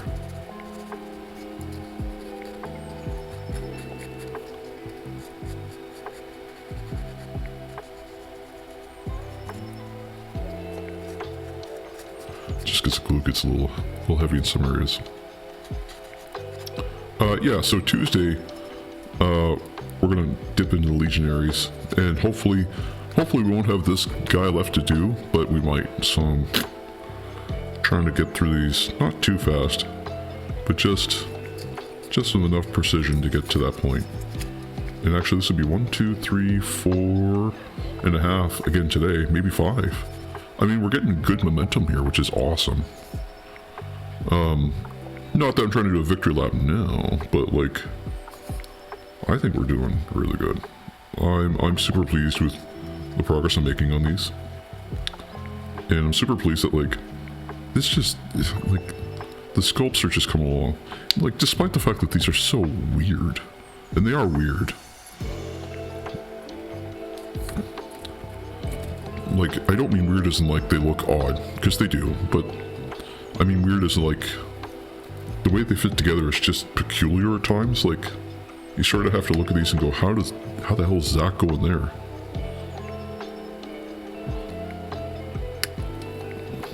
I think this is gonna have a mold line, although I think they hit it really well, so I'm gonna try and just clean up just my gate lines here.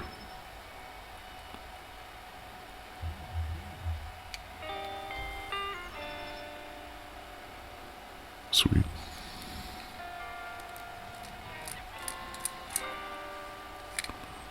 I'm gonna grab my mold line remover here.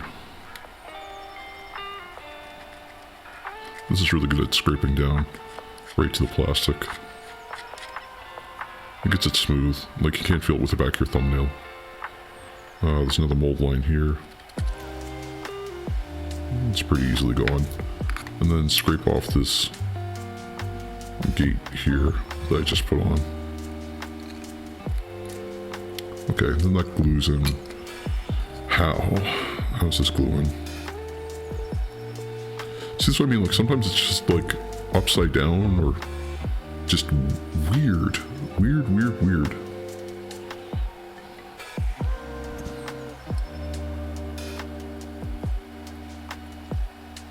I'm just sort of expected to understand where it goes. Oh, there it goes. Okay. Okay, I got you. Okay, I'm gonna put a pinhole here then. Just because I've got a weird feeling that it's gonna need the extra little bit of support there.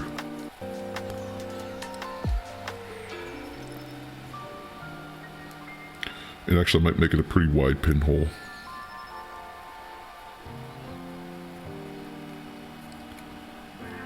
Yeah, big enough for the 1mm.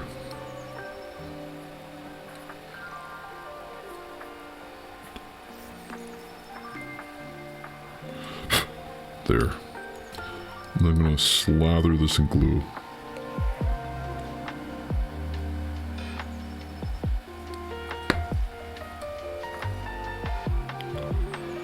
And then promptly forget how I had them connect together. Oh Lord. This is more troubling than... Oh my Lord, how does this go? Oh, okay, I got it. That's good there. Okay, good. Oh, ow. Surprisingly, the spikes are meant to hurt somebody else in universe hurt me on my hands.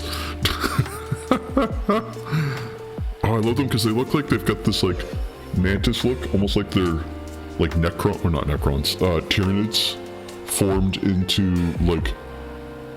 Marines. Oh, it's just so cool. Maybe I'll take that and then make these like kind of green appendages. Like start fleshy and then move to green. Like a grasshopper hybrid kind of thing. That would be pretty cool. I want head C56 with 55. That I like because it looks really demonic. 56 and 55. And then do we need a shoulder? No, just the head. Okay. 56, 55. Sweet. Hopefully I had these right way around. 56. Oops. And 55. 55 can come off first. Get my nippers around the right way. So yeah, Tuesday, like I said, will be Legionaries. And... excuse me. And then once we get through those, which I think will be Wednesday, if we don't finish them on Wednesday, then it'll be Thursday. If we don't finish them Thursday, then I don't know what we're doing here, but I'm going to try and finish them kind of within that time frame, Tuesday, Wednesday, that we'll get through the Legionaries. And the goal there is that I'll prime them off screen, or off stream, one of those 2 nights. And I might even prime some of these guys on the weekend after I take some progress photos. Just so we can do some battlefield stuff with them. Oh, that's so sick. I'll try and show it off here. It's like just a mask.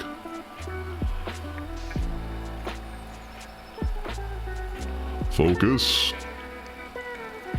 Focus, young grasshopper.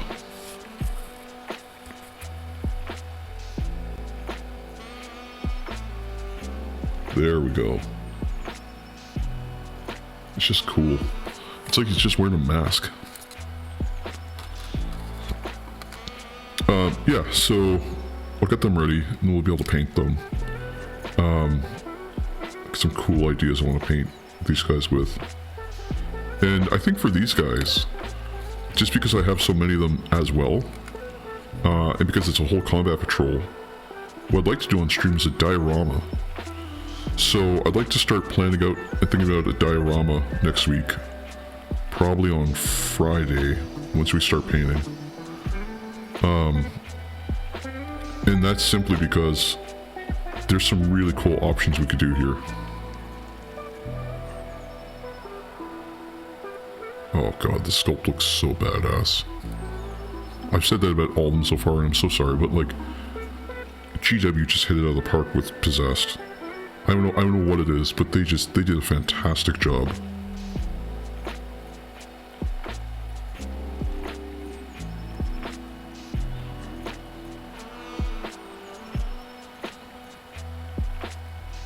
It looks like he's running, like he's in action. That's so cool. I didn't create a hole on the stem of the head, but whatever.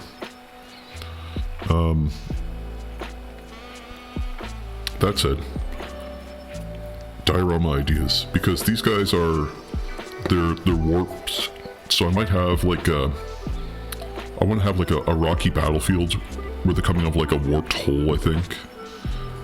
That's just me spitballing right now. Obviously we'll come up with a better idea when we get closer to Friday, but my knee-jerk reaction, C34 I think is the other one I need, or C52, sorry. Yeah, C52 could be good here. Or C25. Whatever I use here, I have to use for the other one.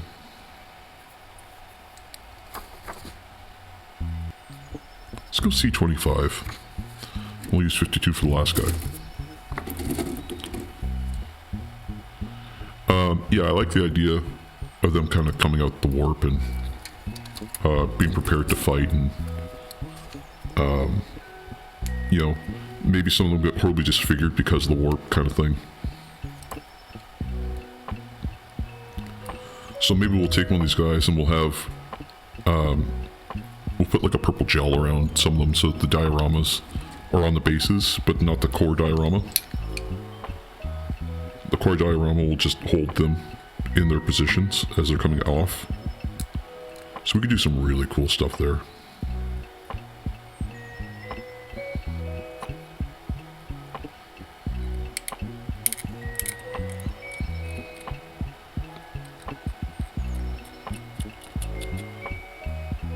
Nice. Yeah. That's the thought, like I keep saying, I want to say, ugh, I'm caught in a loop there. I keep saying that I'm interested in seeing other people's minis, and I am. I really am, because, you know, like, unlike most of the other streamers that get into miniature painting where they do it because they got a backlog, that's fine. You know, yes, I play a game with it, fine. I am deeply interested in how people's miniatures look. I love it as an art style. I love it as a medium to, like, paint on and do some cool shit with. Like, I went into Armies on Parade as my first area of expertise, I guess, but my first area of exploration into Warhammer as a hobby. And since then, I've just been deeply interested in these, like, diorama setups. I find them so fascinating, some of the things that people do. And it's because I like this visual storytelling. I love the way it looks, the way it's like, almost like a living cutscene, or like a heavy metal album cover, or like the narrative that they're trying to sell to you, metaphorically sell, not actually sell, but the narrative of, like, this is what these armies do. Like, seeing the visual should tell me exactly what their mission is, and that's why I should play them. You know, it should tell me exactly what someone finds so interesting about them. It should tell me exactly what their goal is, like how they got that way, how they're staying that way, like what's making them, like, ultramarines, like what's making them want to fight. Like, these are the questions I have when I look at, like, miniatures. If someone paints a cool miniature, I mean, that's cool. Like, I'm not going to say it's not cool. Like, it's awesome when someone paints something really clean and really nice and has some reflection, but the things that always get me, each diorama has different stories told. Exactly, literally. Like, the diorama tells you everything you should know, or everything that you need to know. Like, when I did mine for Armies on Parade, it was a gift from Khorne. They were summoning a demon prince for the Slaves to Darkness. Like, that's the story I wanted to tell, was that, because that's how it happens, is that after, like, one of the mechanics in the game is that a commander can be turned into a Slave to Darkness. And yes, the Primarch models are all telling stories. That's exactly it. Like, you look at the Primarch models, and they've all got these awesome bases where, like, they're getting their swords cleaned, or, you know, they're kneeling over, like, a dead enemy, or whatever the case is. Like, even Helbrecht did that. And it's just that, you know, that's what it's trying to convey, is that these are supreme beings. They're not just plastic soldiers, whatever. I mean, yes, they're toys, whatever, fine. But, like, to me, they're a visual medium. To me, they are, like, this is how they look in my head. This is the kind of warped storytelling I want. These are the crazy,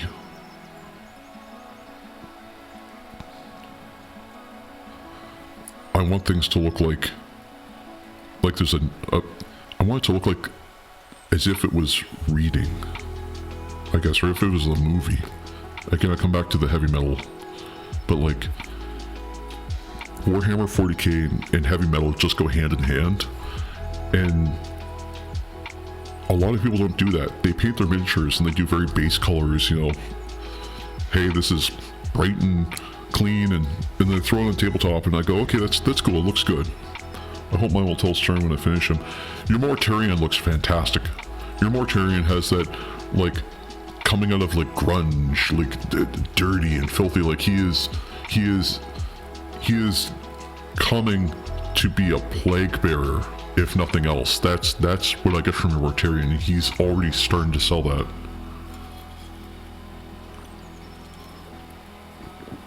like his armor looks old and it looks like it's been through things. Like he's been through fights, but he hasn't stopped fighting even for a minute to clean his armor.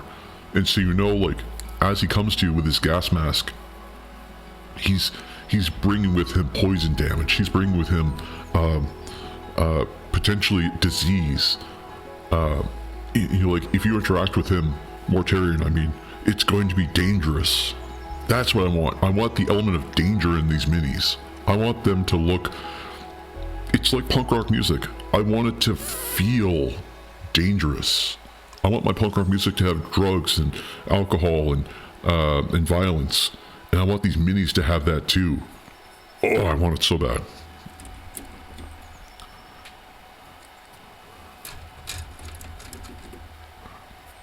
I want it to feel like if you met these minis in real life. Like if you met them, like if they were real people, sort of thing. You'd take a step back and go, oh no. Like you cross the street, you'd be afraid. C43 and 44. 43. That's why I'm always like, I want my minis to have body horror. You know, I want my minis to look like they're demons or dying or dead. There's some people who want their minis, like, even the Ultramarines, like, I want them to look, like, clean as can be, like, organized, like, put together, like, these guys are a militia. See, I hope to get some progress in during the weekend.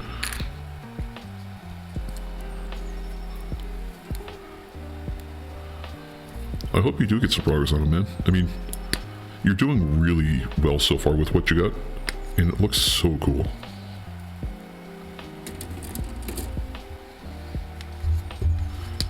But don't kill yourself over it either, right? Like,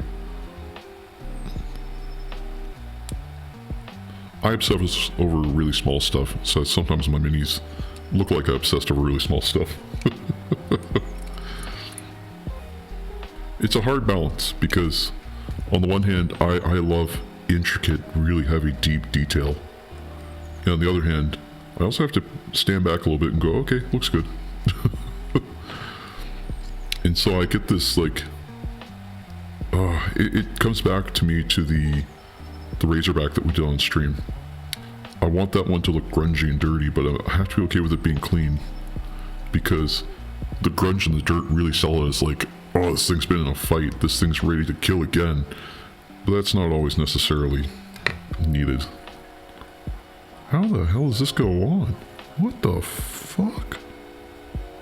Okay, they kind of show it.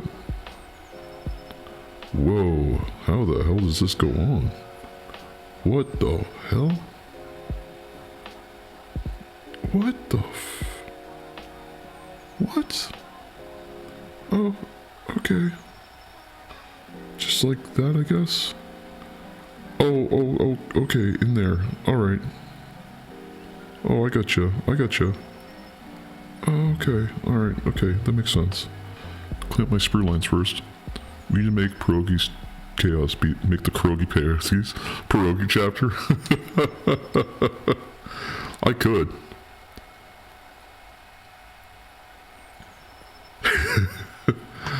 I could. I'll start with the Pierogi Chaos Beast and see how that makes out. And then we'll do Pierogi chapter if that works out. Pierogi Marines. Can they at least be Chaos Space Marines so it makes it easier to work with? Like they went through the warp and came out as Pierogis.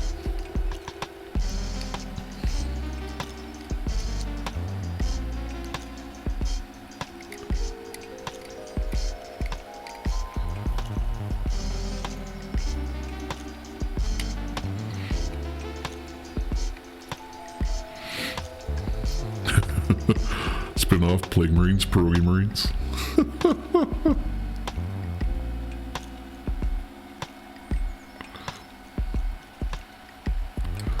Okay, this is gonna be funny. One sec here. Because I have to fit this in. Oh, that went in immediately the moment I said it. Okay.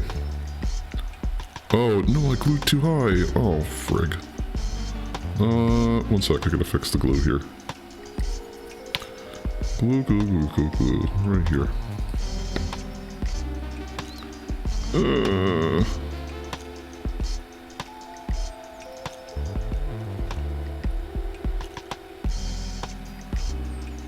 3D print big Colossus for a sword.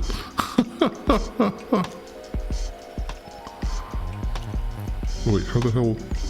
Oh no, I screwed up already. Oh no, don't. There, hold on. That might. That's right now. That's correct now. Oh, I am struggling, guys. Okay, that's in. Oh, oh. That's in. That's in. That's in. That's in. We're good. We're good. We're good. We're good. We're good. We're good. We're good. Hey, we're good. We're good. We're good. We're good. We're good. Oh. Hold on. We're not good. Now we're good. Now we're good. A little glue on the inside. Because for some reason their sculpt doesn't go all the way. I think. We're good. We're good. We're good. We're good. All that just to put these little belts in the front on.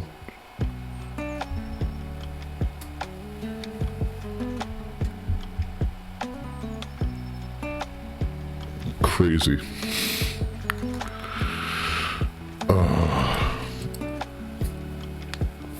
Okay.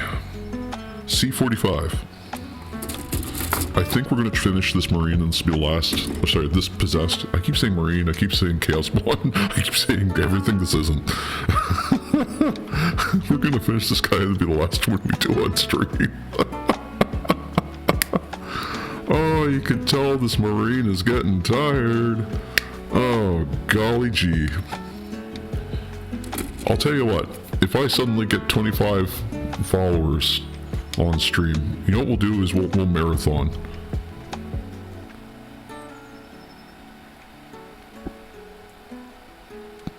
I'll pick a Monday and we'll do a 16-hour, 24-hour Marine. We'll go till we're exhausted. Yeah, exactly. Exhaustus. Brother Exhaustus I am.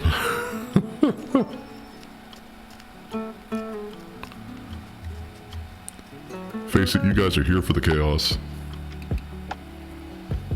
Oh, sweet, my T4 just went out.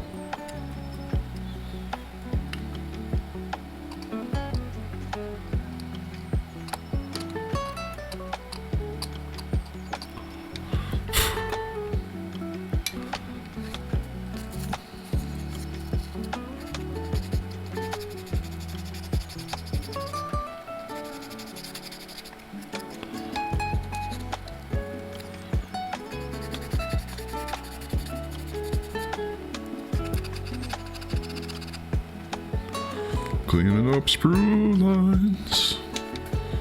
Cleaning up sprue lines. Cleaning up sprue lines. Come on.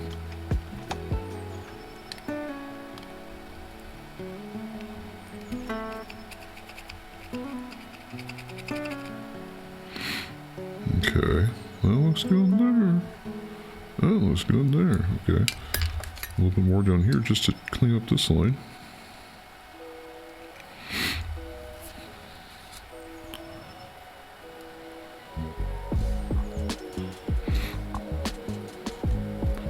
Okay, how the hell does... What the fuck? What the hell? How the hell is this supposed to go together? What? Okay, what? What? Hold on, what? What? What? Oh, okay. Oh, alright.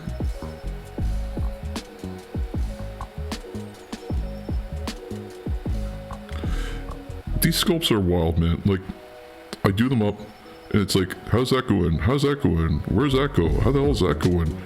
And then it just fits together, and I feel like an idiot for not realizing it like 3.5 seconds earlier.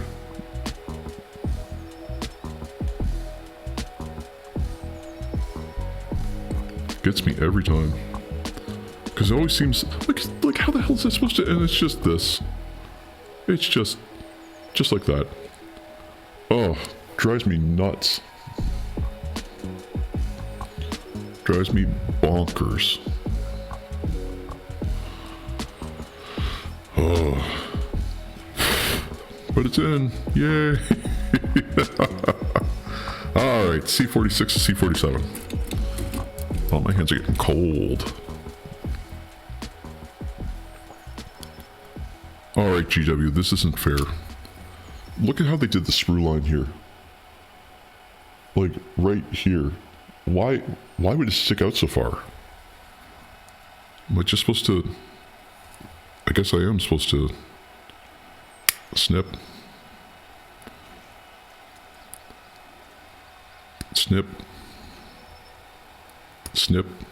Okay. That was C47. I need C46. Which is the shoulder. At least the shoulder's easy.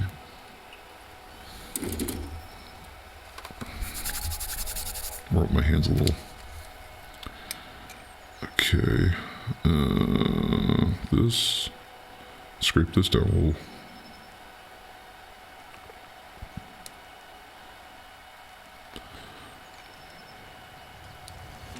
Oh, okay. And then there's a little gate here that I can just scrape off, a little bunion on his foot.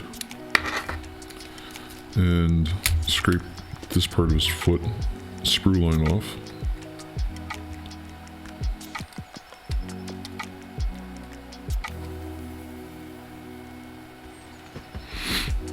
Okay. Alright, this goes on the back of the leg. Oh, okay. How in the... It's like defusing a bomb.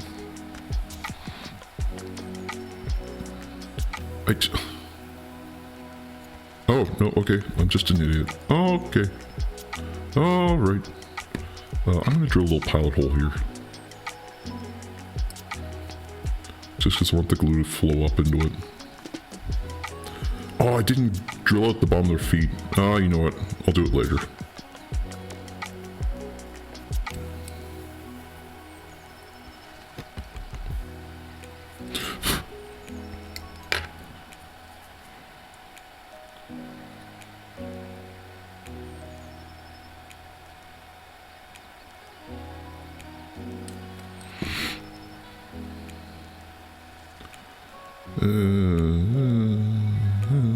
There.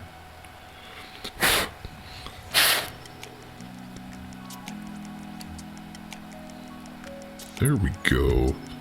Actually, I'm going to take a second here and drill out the bottom of his foot. Just because I said I didn't do it earlier, so I'll do it now.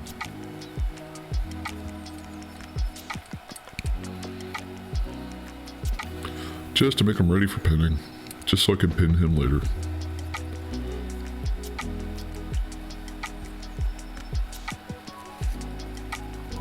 And same thing with this foot.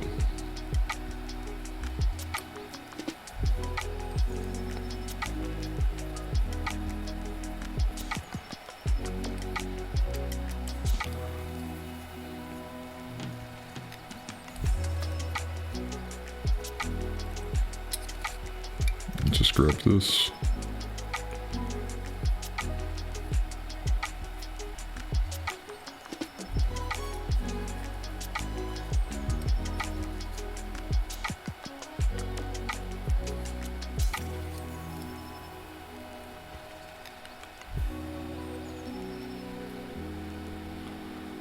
And just keep running my chisel through it. Just so it's big enough for like a paper clip or something.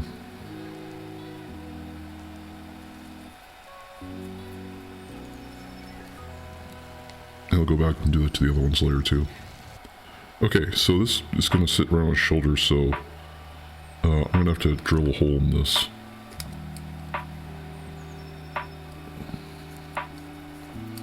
Again, just creating the invisible pin, just for my sake.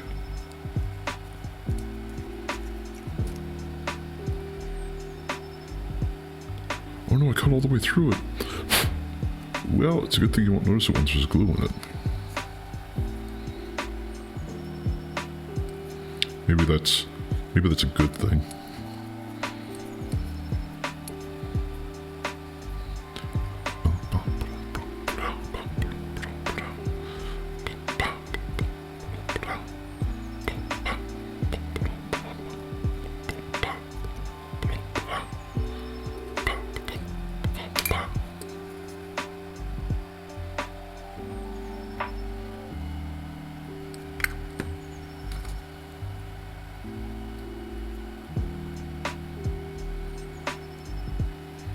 Just like that, lands immediately.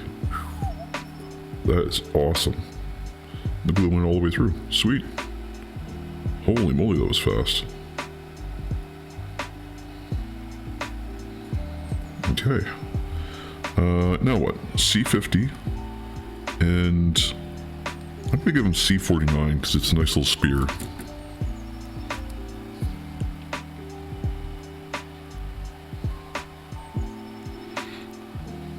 I think the only thing I didn't use here was C52. Yeah, so I've got that here. This is his backpack. That's already clipped. Cool. C49.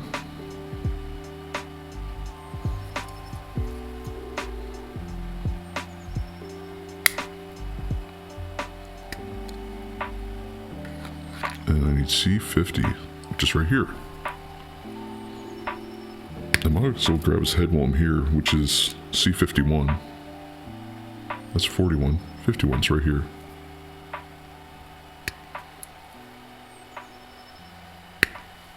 Okay. Oh, getting close to the finish line here. Whoa, don't lose the knife in my hand. Ha.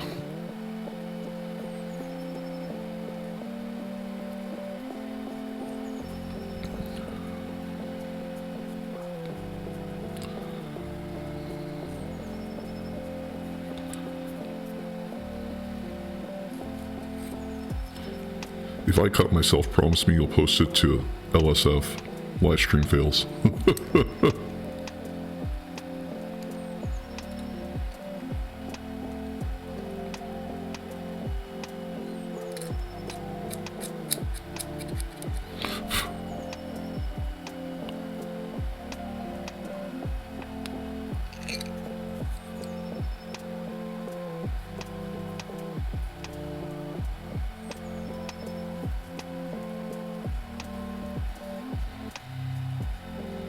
Although I think I'm pretty good.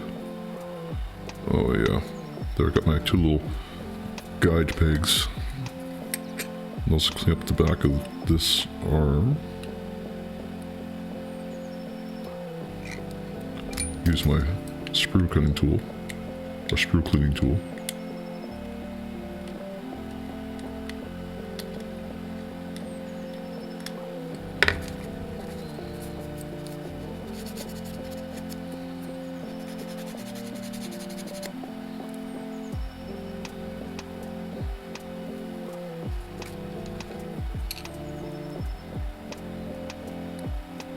You know what? Even though we're just doing these on stream, I mean, holy moly, like we've got, this would be 1, 2, 3, 4, 5. Whoa, hold on.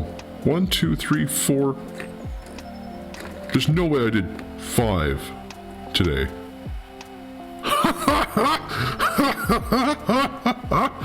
Oh my god, that's awesome. Okay, we did 5 today. Cool. This will be number 6. Oh my god. Well, sorry, this is number 5. Okay, alright, that makes more sense. I'm not as crazy. I'm still crazy, but I'm not as crazy. Alright, okay, good. Okay, good. Perfect. Excellent. Good. I got a little too excited there. Okay. Arm first? Yeah, arm first. Arm first. Gosh. Oh god. Oh no, okay, that's how it goes. That's easy. Easy. easy. Look at me go. Look at me go. Ooh, look at me go. I don't know what making ghost noises. Each day, half a mini more. That's right. That means Tuesday we gotta get 6 miniatures in. Or 5.5 miniatures.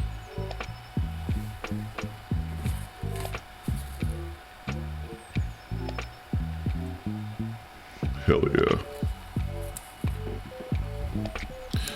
You know, I think there's a correlation here, is that the more miniatures I get done, the less sanity I end up with near the end of the stream.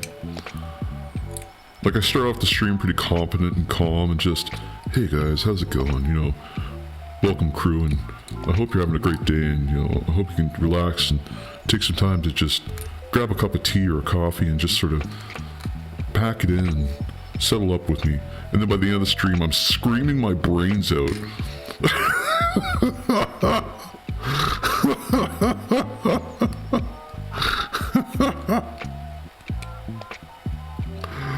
Oh, it's a special kind of crazy when you're streaming. It's like that crazy you get when it's like 3 a.m. and you're so tired that everything becomes funny. I don't know if you've ever experienced that, but that's the best feeling, but also the worst feeling, but also the funniest thing in the world. When it's like 3 a.m. and you're like trying to get something working and it starts working and you just laugh your head off because you're so tired and so exhausted.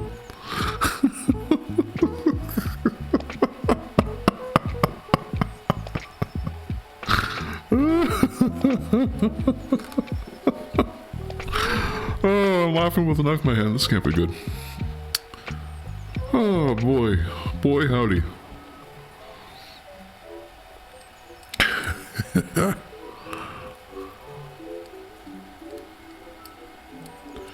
And I know it's 4 p.m. I know that we're just a hair over our stream time, but I'm going to keep going here. I'm going to go until we finish this guy. I'm not leaving him with 3 pieces on the table unfinished. No,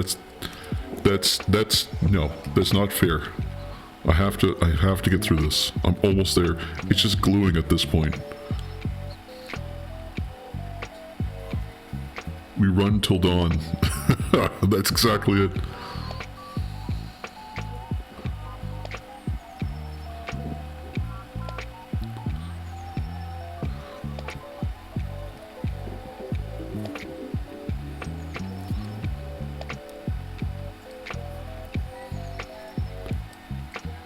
If you have a whole orc squad, you could do that. Okay, here's the plan. We're gonna do the legionaries. They're gonna get finished. Okay, they're gonna get done. We're gonna make sure that they're actually done. Okay, so we're gonna do the legionaries on Tuesday, and maybe into Wednesday if they're not done by then. And I'll prime them. Then I'm gonna take the orc boys I have, because I have a set of orc boys. And we're just going to live stream finishing them. We're just going to start and finish them in one stream. Here's the thing. I don't know if I have the instructions for them. I think I do, though. But we're just going to go, and we're going to go, and we're going to go. Yeah, all the more reason to go the Armageddon box. 100%. I want that Armageddon box now. I just don't want to spend $300 on it. 300 Canadian dollars.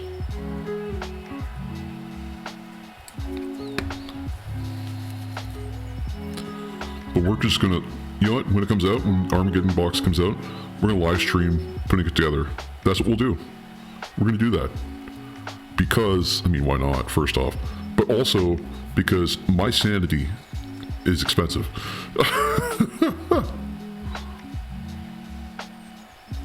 Glue on the shoulder. Hey, look at this.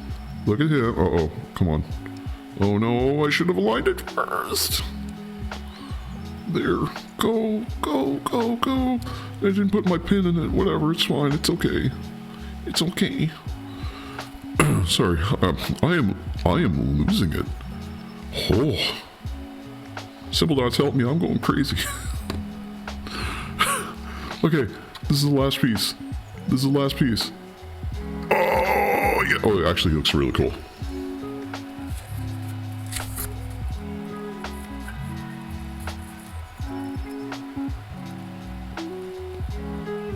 That looks really sick. Hell yeah. Oh, I gotta stop. I almost threw him at the ground in victory like a football. Done. This guy, done. Hell yeah. Yeah. Oh. My hands are cold, my arms are sore. We did it. Yeah. Yay. Let's cap the knife now, because that seems like a safe thing to do. Safe and smart thing to do. And cap the glue, because the glue's going to go bad through. Spike his spiky ass. Spike his spiky ass. Spiked his spiky ass. Spike his spiky ass. Oh man, I'm losing it. Put the glue over here. Alright. Summary time. Okay.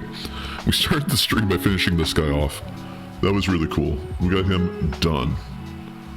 Oh yeah, don't focus on that guy. Why would we focus on that guy? Oh, come on.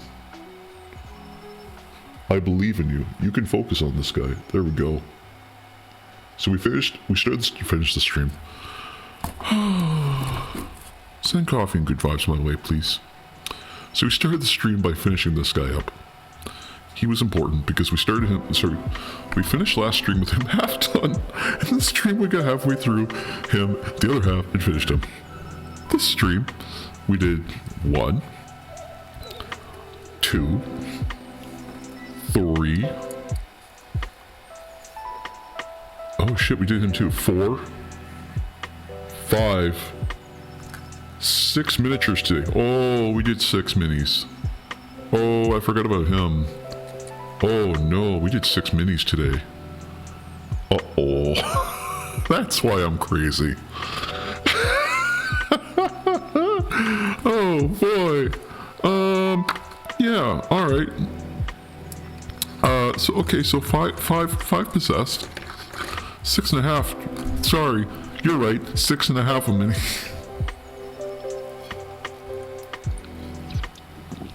Happy Friday, everyone. Okay. Recalibrate real quick.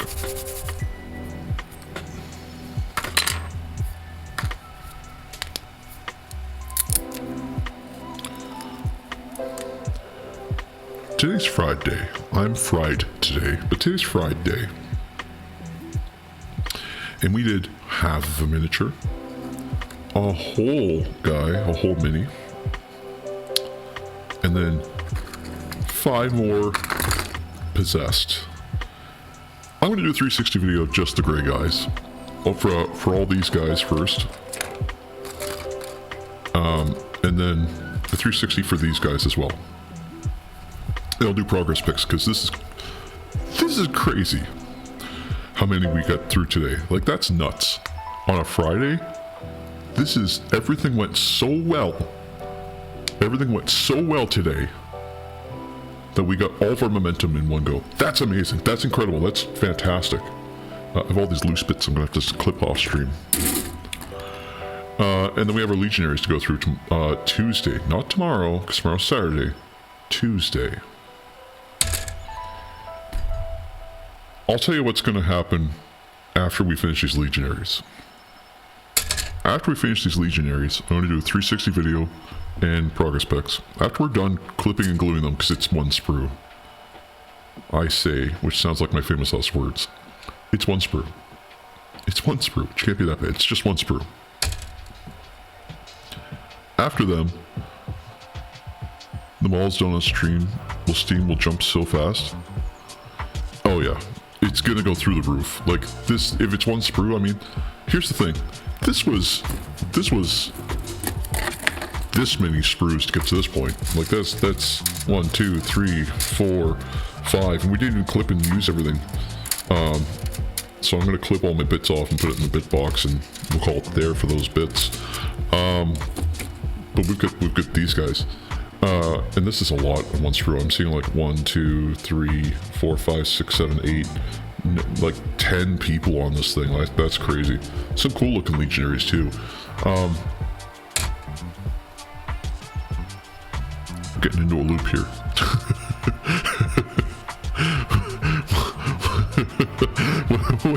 once we're done these legionaries on Tuesday, Wednesday kind of thing, we're gonna swap over to orcs and just get into something different for a minute. So we're still clipping and gluing, and the backlog gets some progress. Oh, there's a little bit of flashing here that I missed. Oh, hold on. Come on. There we go. And once we get through the orcs, because I'm going to wait for the zenithal to dry, we'll start painting these guys. We'll paint the orcs afterwards, unless it's a 24-hour stream. If I can find a Saturday where there's nothing going on, we'll start on a Friday night. Oh, that should be fun. Finish up a Friday stream with this and then go straight into Saturday streaming orcs. You know what? That's what we'll do next Friday. Next Friday, what we're gonna do is we're gonna stream orcs from start to finish. We're gonna clip, glue, prime, and paint start to finish on orcs. And we're gonna go until I lose my sanity, I cut myself, or my hand cramps so bad that we can't go anymore. And we'll figure it out. We'll get there and we'll do it. This sounds insane now. We're gonna figure it out the rest of this week, but we'll get there. The commissar is gonna be busy, so we're gonna do that. We're gonna do Friday to Saturday stream. It's gonna be the longest stream. Happy Valentine's Day. Oh my god, is that Valentine's Day? Holy shit.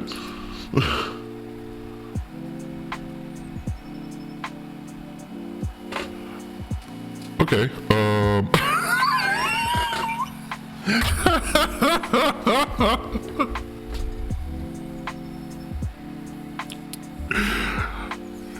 one sec, I'm gonna go get the orcs. I'm not in the stream yet. I'm gonna go get the orcs. One sec.